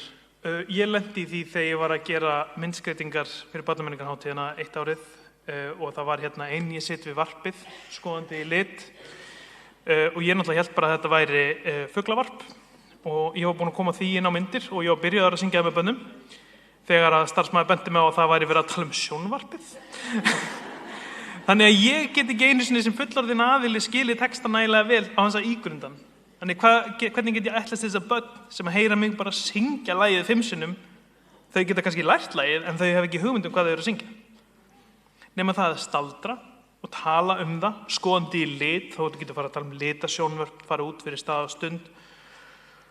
Og einmitt hérna, Austurstræti, haldið að einhverjir krakkar viti hvað Landsbúnaðarbankinn, Útvegsbankinn, nei. Þannig þarna annað tækifæri til þess að vinna.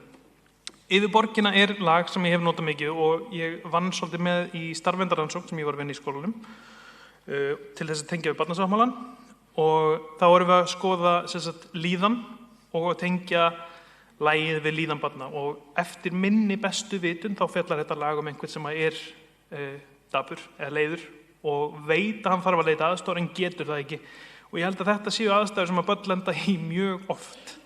Maður sér börn oft leið, það einhver sem er ekki að leika við þau, tók af þeim en þau vita að þau eiga að fara að leita aðstoðar eða tala við einhvern en þau geta það ekki. Þannig þarna gat maður tengt lagið við það og unnið ofan á það og bara myndar mjög skemmtilega þemavinnu í kringum lögin. Starfið sem ég geri, það eru svona 2 birtingamyndir á því. Annarkvort ég með hópastarf inn á deildum eða þá ég að vinna að svona stærri verkefnum. Það er kannski svona meiri fókusin á hópastarfið, en ég ætla alveg að tala um hitt líka út því að mér finnst það mjög mikilvægt. En þá er ég að reyna að sinna málurinn, við erum með leiki og við erum með samræður og þá er ég að reyna að vinna að einhverju þema, en líka hafa þetta margbreytilegt og þetta sé ekki einsleitt út í að þú nærið ekkert börnum í ef þú gerir bara saman hlutin á nokkura tilbreytinga. Vantar einhverja myndir hjá mér hérna. Ég ætla að gá hvort ég ná að laga það, hvort að þetta sé að virka að mér núna. Sjá. Nei, þið erum bara að hafa það. Þegar ég tek börn inn á deildum þá reyni ég að taka svona 4 til 6 börn og við höfum farið fram og tilbaka en núna erum við með þetta að taka því svona svolítið getuskipt svo að öll börn fái tækifæri á að tjá sig. Ef maður er með barn sem hefur mjög takmarkað getu íslensku með barni sem er mjög sterkt þá er eitt barn sem yfirtekur og hitt nær svona svolítið að bara hverfa á þess að maður endilega taki eftir því. Stundum þá tekið stærri hópa ef það er þörf á, ef ég er að reyna að hjálpa deildunum frekar og þá erum við meira að horfa bara leiki og hafa gaman. Ég er að reyna að gera þetta í samstarfi við deildirnar og við tökum lög sem að tengjast þemum sem verið er að vinna með og svo er þetta líka almennt mjög góð leið til þess að virkja foreldrasamtal og samstarf og sérstaklega þá með barnamenningahátíðina á helstu. En ég fæ oft til mín þegar það eru foreldrakaffi að þá er fólk að tala þeir finnist gaman að börnin sé að syngja svolítið svona skemmtileg lög sem að þau nenna að hlusta á í bílnum á leiðin heim. Loka afurðin af þessu hjá okkur hefur verið að ég er að ná að gera þarna markvissa, síendurtekna málurfun sem er að horfa á ríkulega texta og það hefur verið að skila sér. Krakkarnir er að læra þessi lög, þau er að skilja það og við höfum verið að sjá svona yfir heildina betri hljómniðurstöður heldur en við höfum verið að fá. Þótt að það sé náttúrulega bara upp og niður. En ég held að þetta sé að virka. Í hópastarfi ömurlegt að það sé ekki myndir þá erum við að skoða nýja texta og þá erum við helst að horfa á umræðuna í kringum og þá förum við yfir lagið, ég syng það oftast eða leyfi þeim að hlusta, þeim finnst það líka mjög gaman og svo förum við í gegnum bara línu fyrir línu og ræðum innihaldið og ég passa að grípa öll orð sem ég held að þau skilja ekki og það þælist oft fyrir manni að maður heldur þau kunn orð sem þau skilja svo bara í allt í einu alls ekki. En við leggjum líka mikla áherslu á höfundinn og bakgrunn og samhengi textans. Eins og til dæmis ef við erum að horfa á Múkisson þá erum við að horfa á svona utan á landi og við erum að horfa á svona kósiheitin og svona bara hvernig hann er. En svo er ég líka með leiki sem að ég enda stundirnar oftast á til þess að svona hvetja til þáttöku og ég get oftast sagt, heyrðu, við ætlum að fara í leiki í iPadunum í lokin ef ekki syngja smá og það virkar oftast. Þetta er svolítið gagslis klæra núna. Skellur. Já, maður sjá. Já, hún er nettengt sko.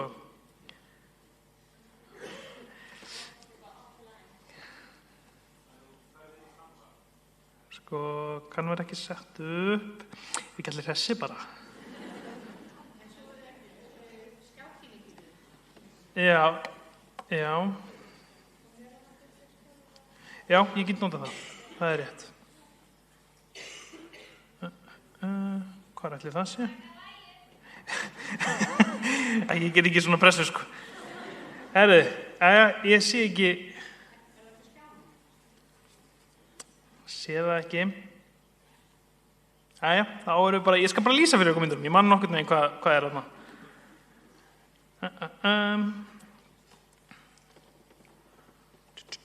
Hvað voru við? Já, þarna eru sem sagt myndir af hvernig er hægt að setja upp verkefnið. Ok, það getur verið að redda sig.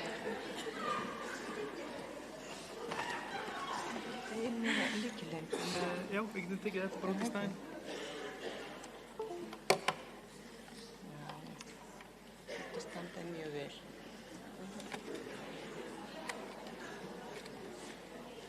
Ég get ekki. Núna. Það er samt svolítið. Ok, þú kann.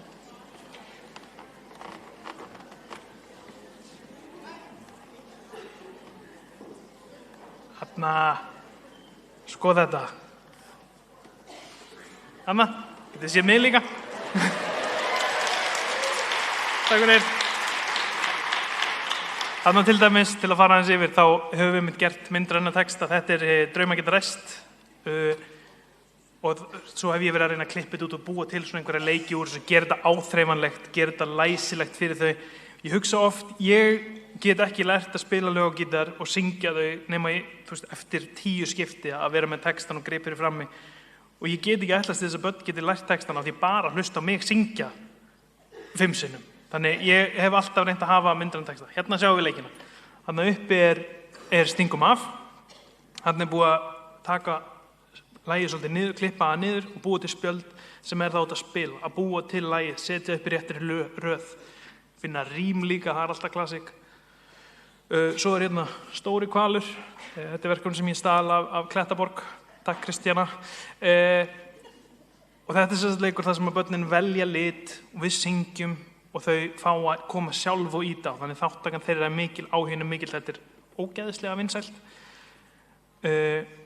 Og þarna einmitt, við getum hort á klappa atkvæðin og því að þau fatta að appelsínu gulur passar ekki inn í sama bita á lagi og gulur út því að það miklu lengra.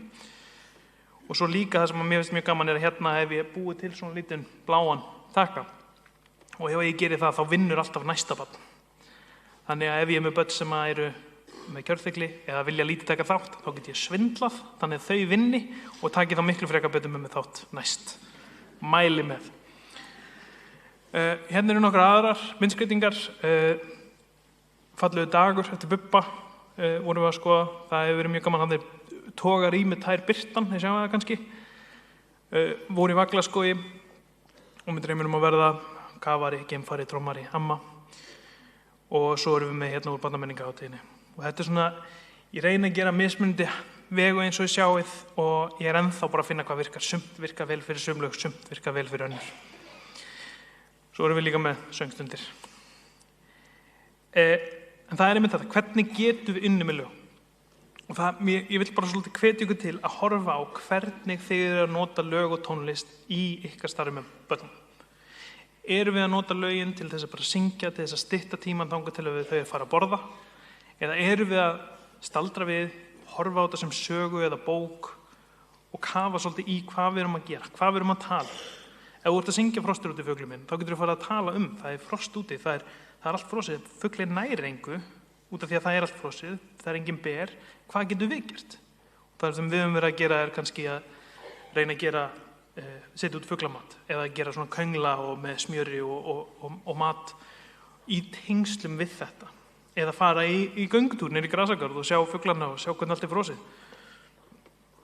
Og svo líka myndi að reyna að tengja þetta við reynslu barnsins. Eins og yfir borgina Stingum af, þetta eru lög sem er mjög auðvelt að tengja við þeirra reynslu og þá er allt miklu auðveldara í áframhaldi.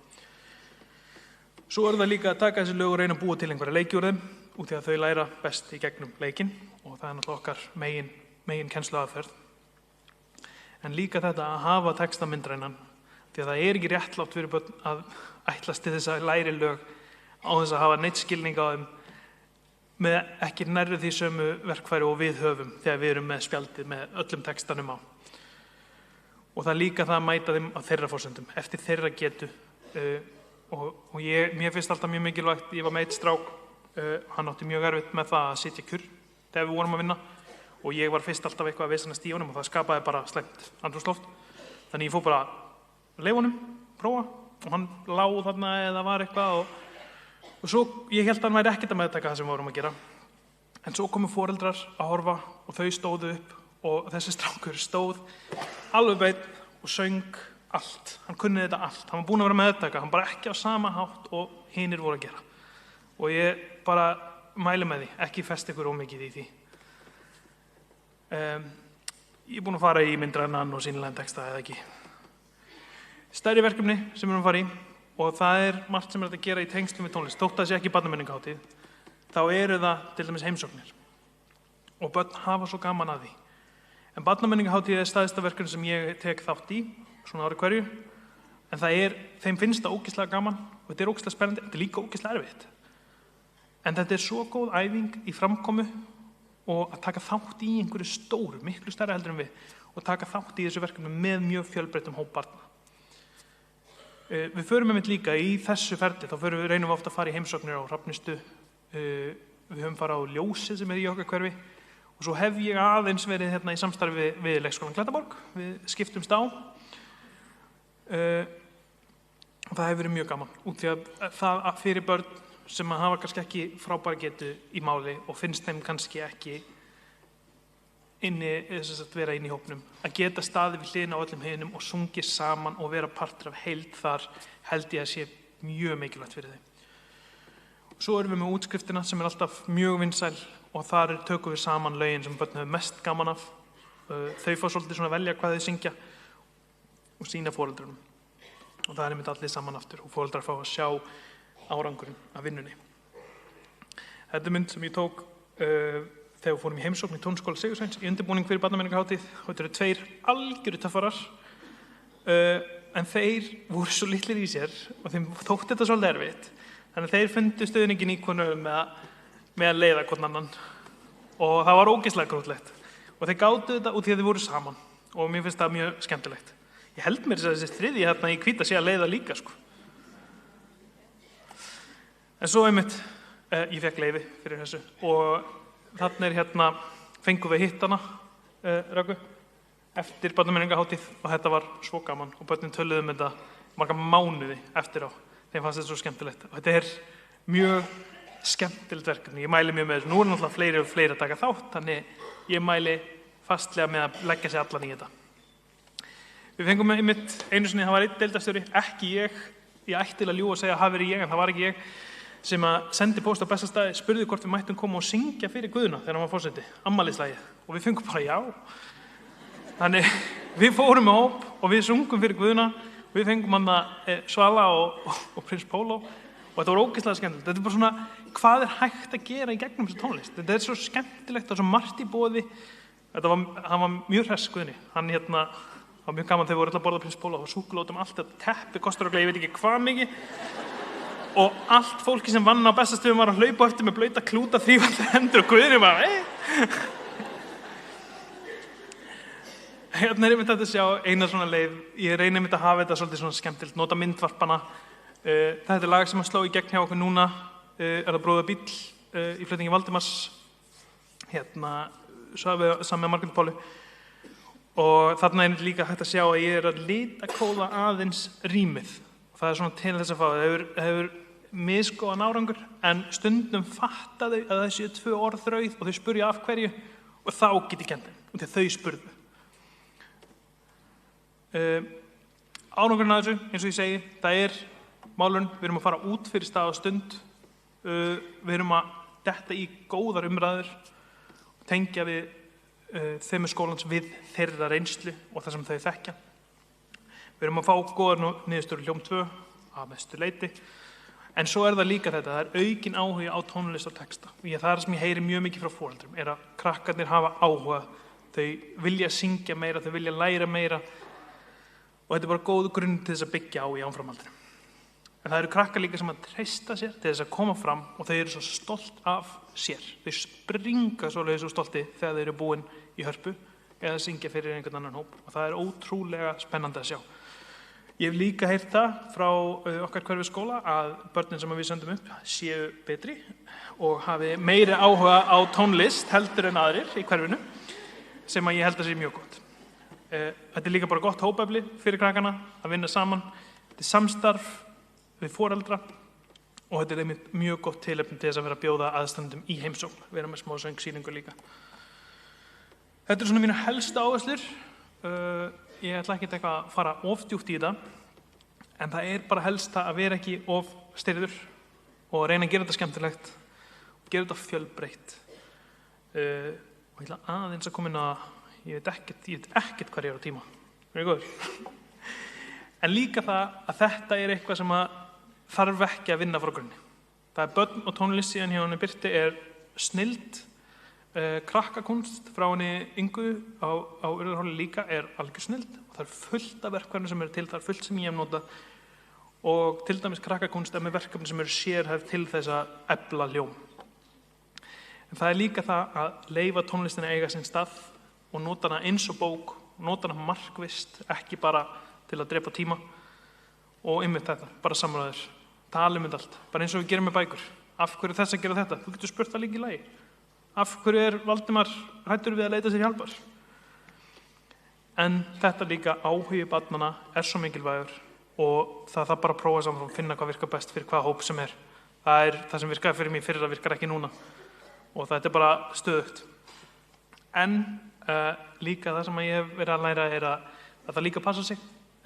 Tónlist bara í bakgrunni allan tíman getur haft mjög neikvæð áhrif ef hún truflandi. Og þessi rannsókn sem þarna fjallar reyndar ekki tónlist en þetta grunnskóla.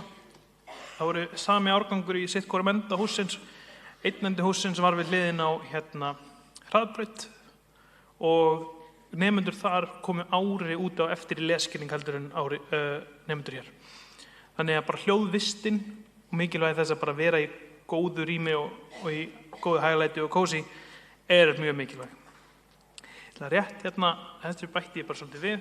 Ég hef búin að vera að vinna starfsmyndarannsókn í fyrra og þá var ég að vinna að innleiðingu barnasáttmálans með fjölbreyttum aðferðum. Ein af því var tónlist. Það voru annað sem ég gerði. Við vorum að skoða bækur og vorum að vinna önnur verkefni. Og það var svo gaman að prófa að taka eitthvað eitt verkefni og vinna með það á 5 mismunandi vegu.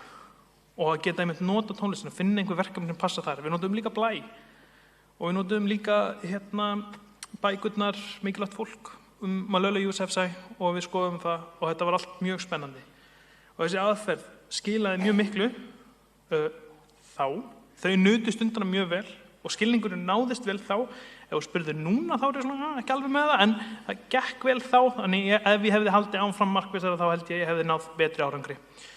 Svo líka bara til aðeins að plugga sjálfa mig þá ég að vinna að vefsíðu líka sem heitir Tölum texta og þar verð ég með eitthvað af þessum verkefnum sem ég búin að vera að fara yfir og það verður hægt að nálgast það og leiki sem að hafa verið að reynast mér vel.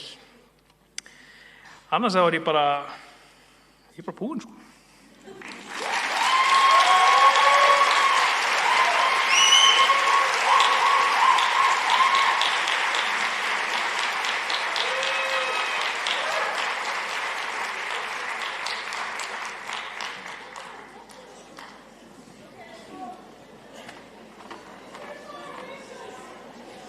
Takk fyrir, Guðmundur.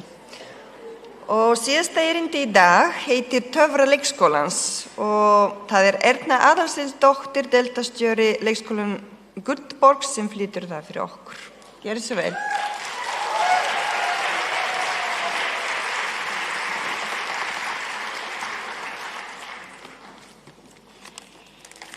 Góðan daginn. Til hamingju með daginn. Erna heiti ég og deildarstjóri elstu barna á leikskólanum Gullborg. Ætla að tala aðeins við ykkur töfra leikskólans. Líður pínu samt eins og ég var á tannlæknaráðstefnu og tala töfra, tannburstans og flúorsins. Ég held ég sé ekki að fara að segja ykkur neitt. Þannig að ég ætla svona svolítið að fá að ræða þetta bara út frá mér og minni upplifun af töfrum leikskólans. Sjálf var ég leikskólabarn fyrir 50 árum og féll eiginlega fyrir leikskólan bara og hef verið í liði leikskólans síðan þá. Hef verið starfandi á leikskóla í 30 ár, passað börn frá því ég man eftir mér, móðir 2 barna. Man þegar ég átti fyrra barni þá, að því ég var búin að passa annarra manna börn svo lengi, að þá var ég alltaf að hugsa hvenær skyldi mamma alltaf koma að sækja hann. Þannig að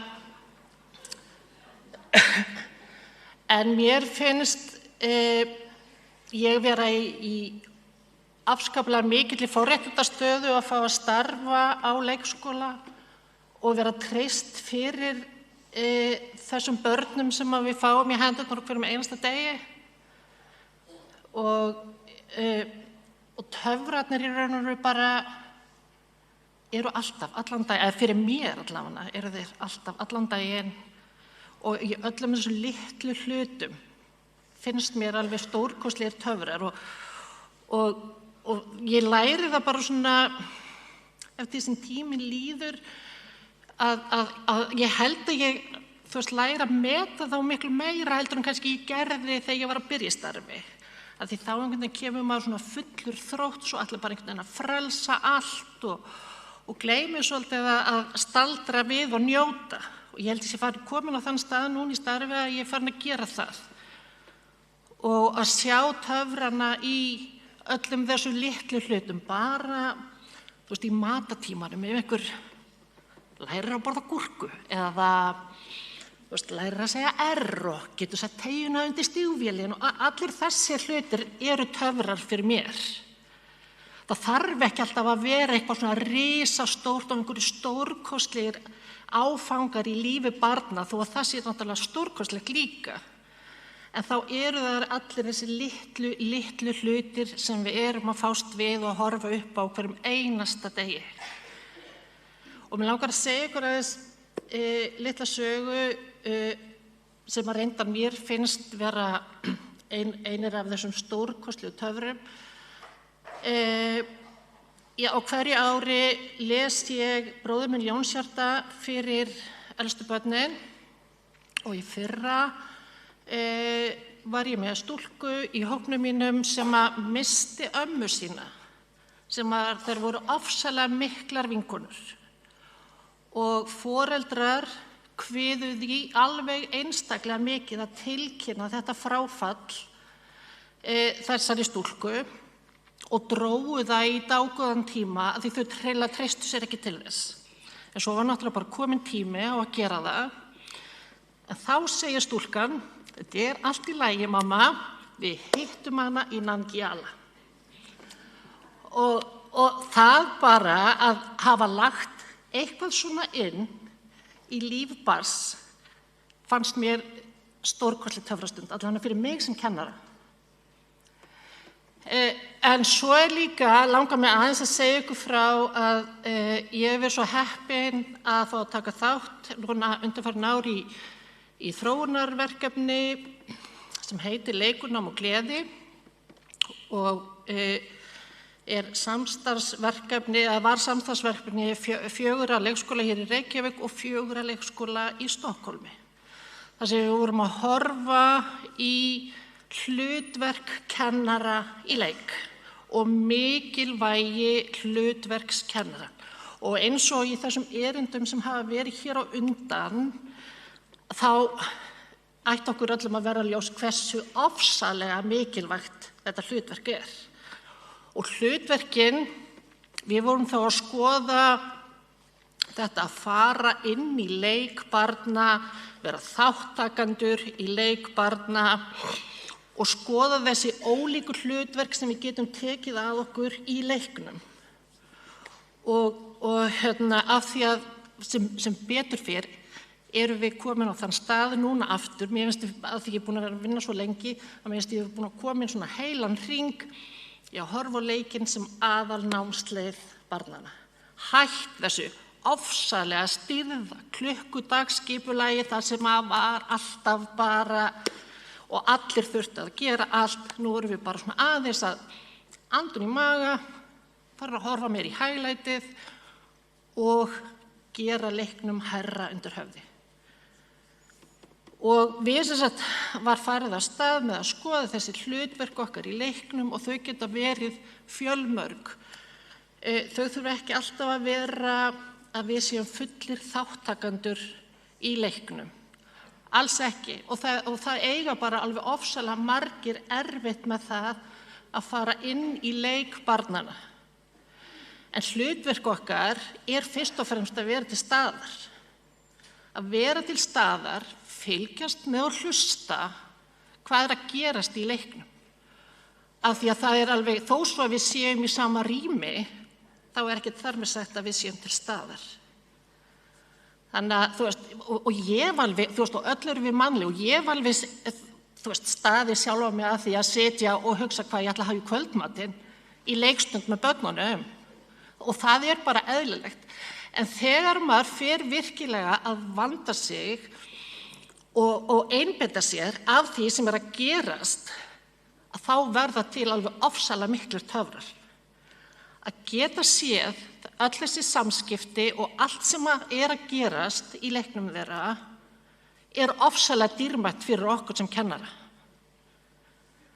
Og að geta tekið okkur hlutverk, alls konar hlutverk. Við getum verið hlutverk áhorfenda, við getum verið hlutverk að skrásetja og svo getum við tekið þátt líka og tekið að okkur hlutverk í leiknum.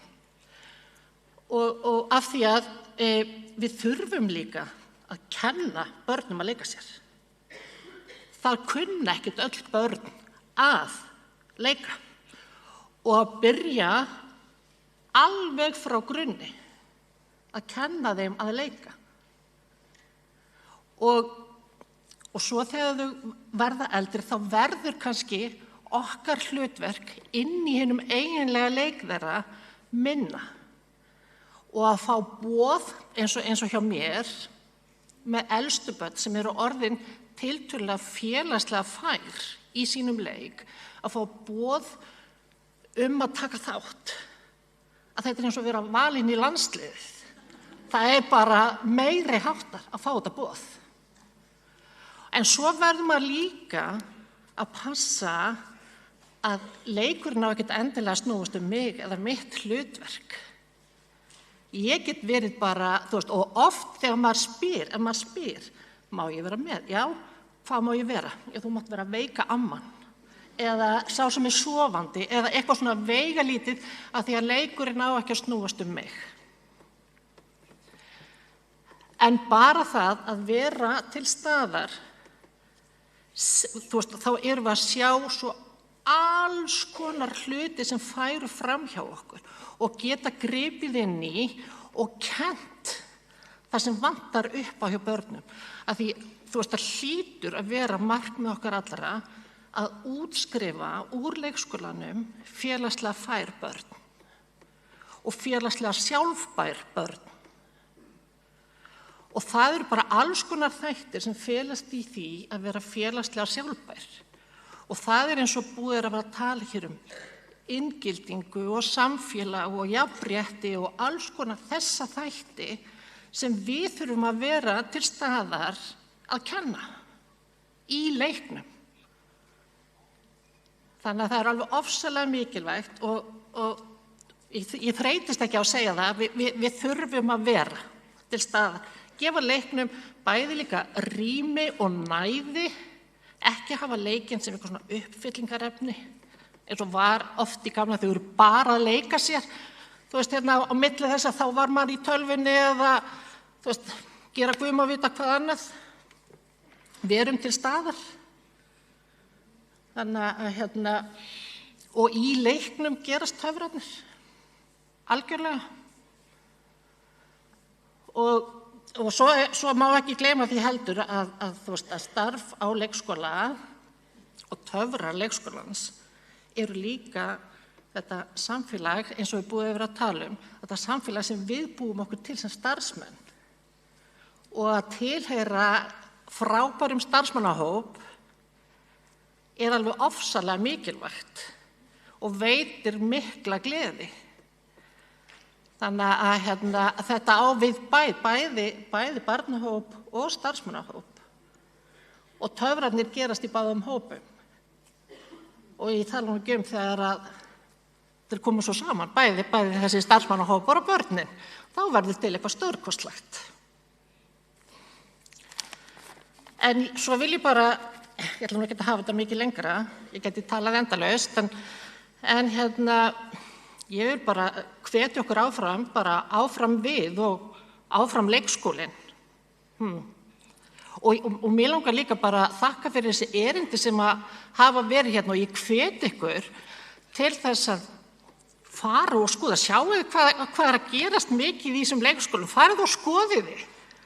Við erum ekki eyland, notum þetta leikskólasamfélag svolítið okkur í hag, fara í heimsóknir, vinnum saman, og þó sem bara innanhús, vinna saman þvert og deildir og þvert á leikskóla líka. Það alveg ofsalega skemmtilegt að vera í svona samvinnu og ofsalega gefandi.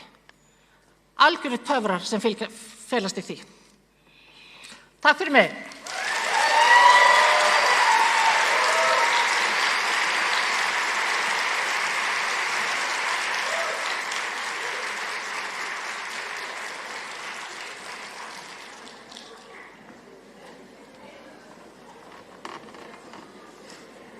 Jæja. Það bara smá eftir hérna, svo við getum klára. Smá samantek frá mér. Í dag fengum við tækifæri til að dýpka skilning okkar á inngildingi. Já, sko. Ok, ekki að prófa aftur. Inngildingu, fjöldingi og kraft leiksins. Og vonandi förum við hérðan með nýja hugmyndir og endurnýjaða orku inn í þetta mikilvægi starfi okkar.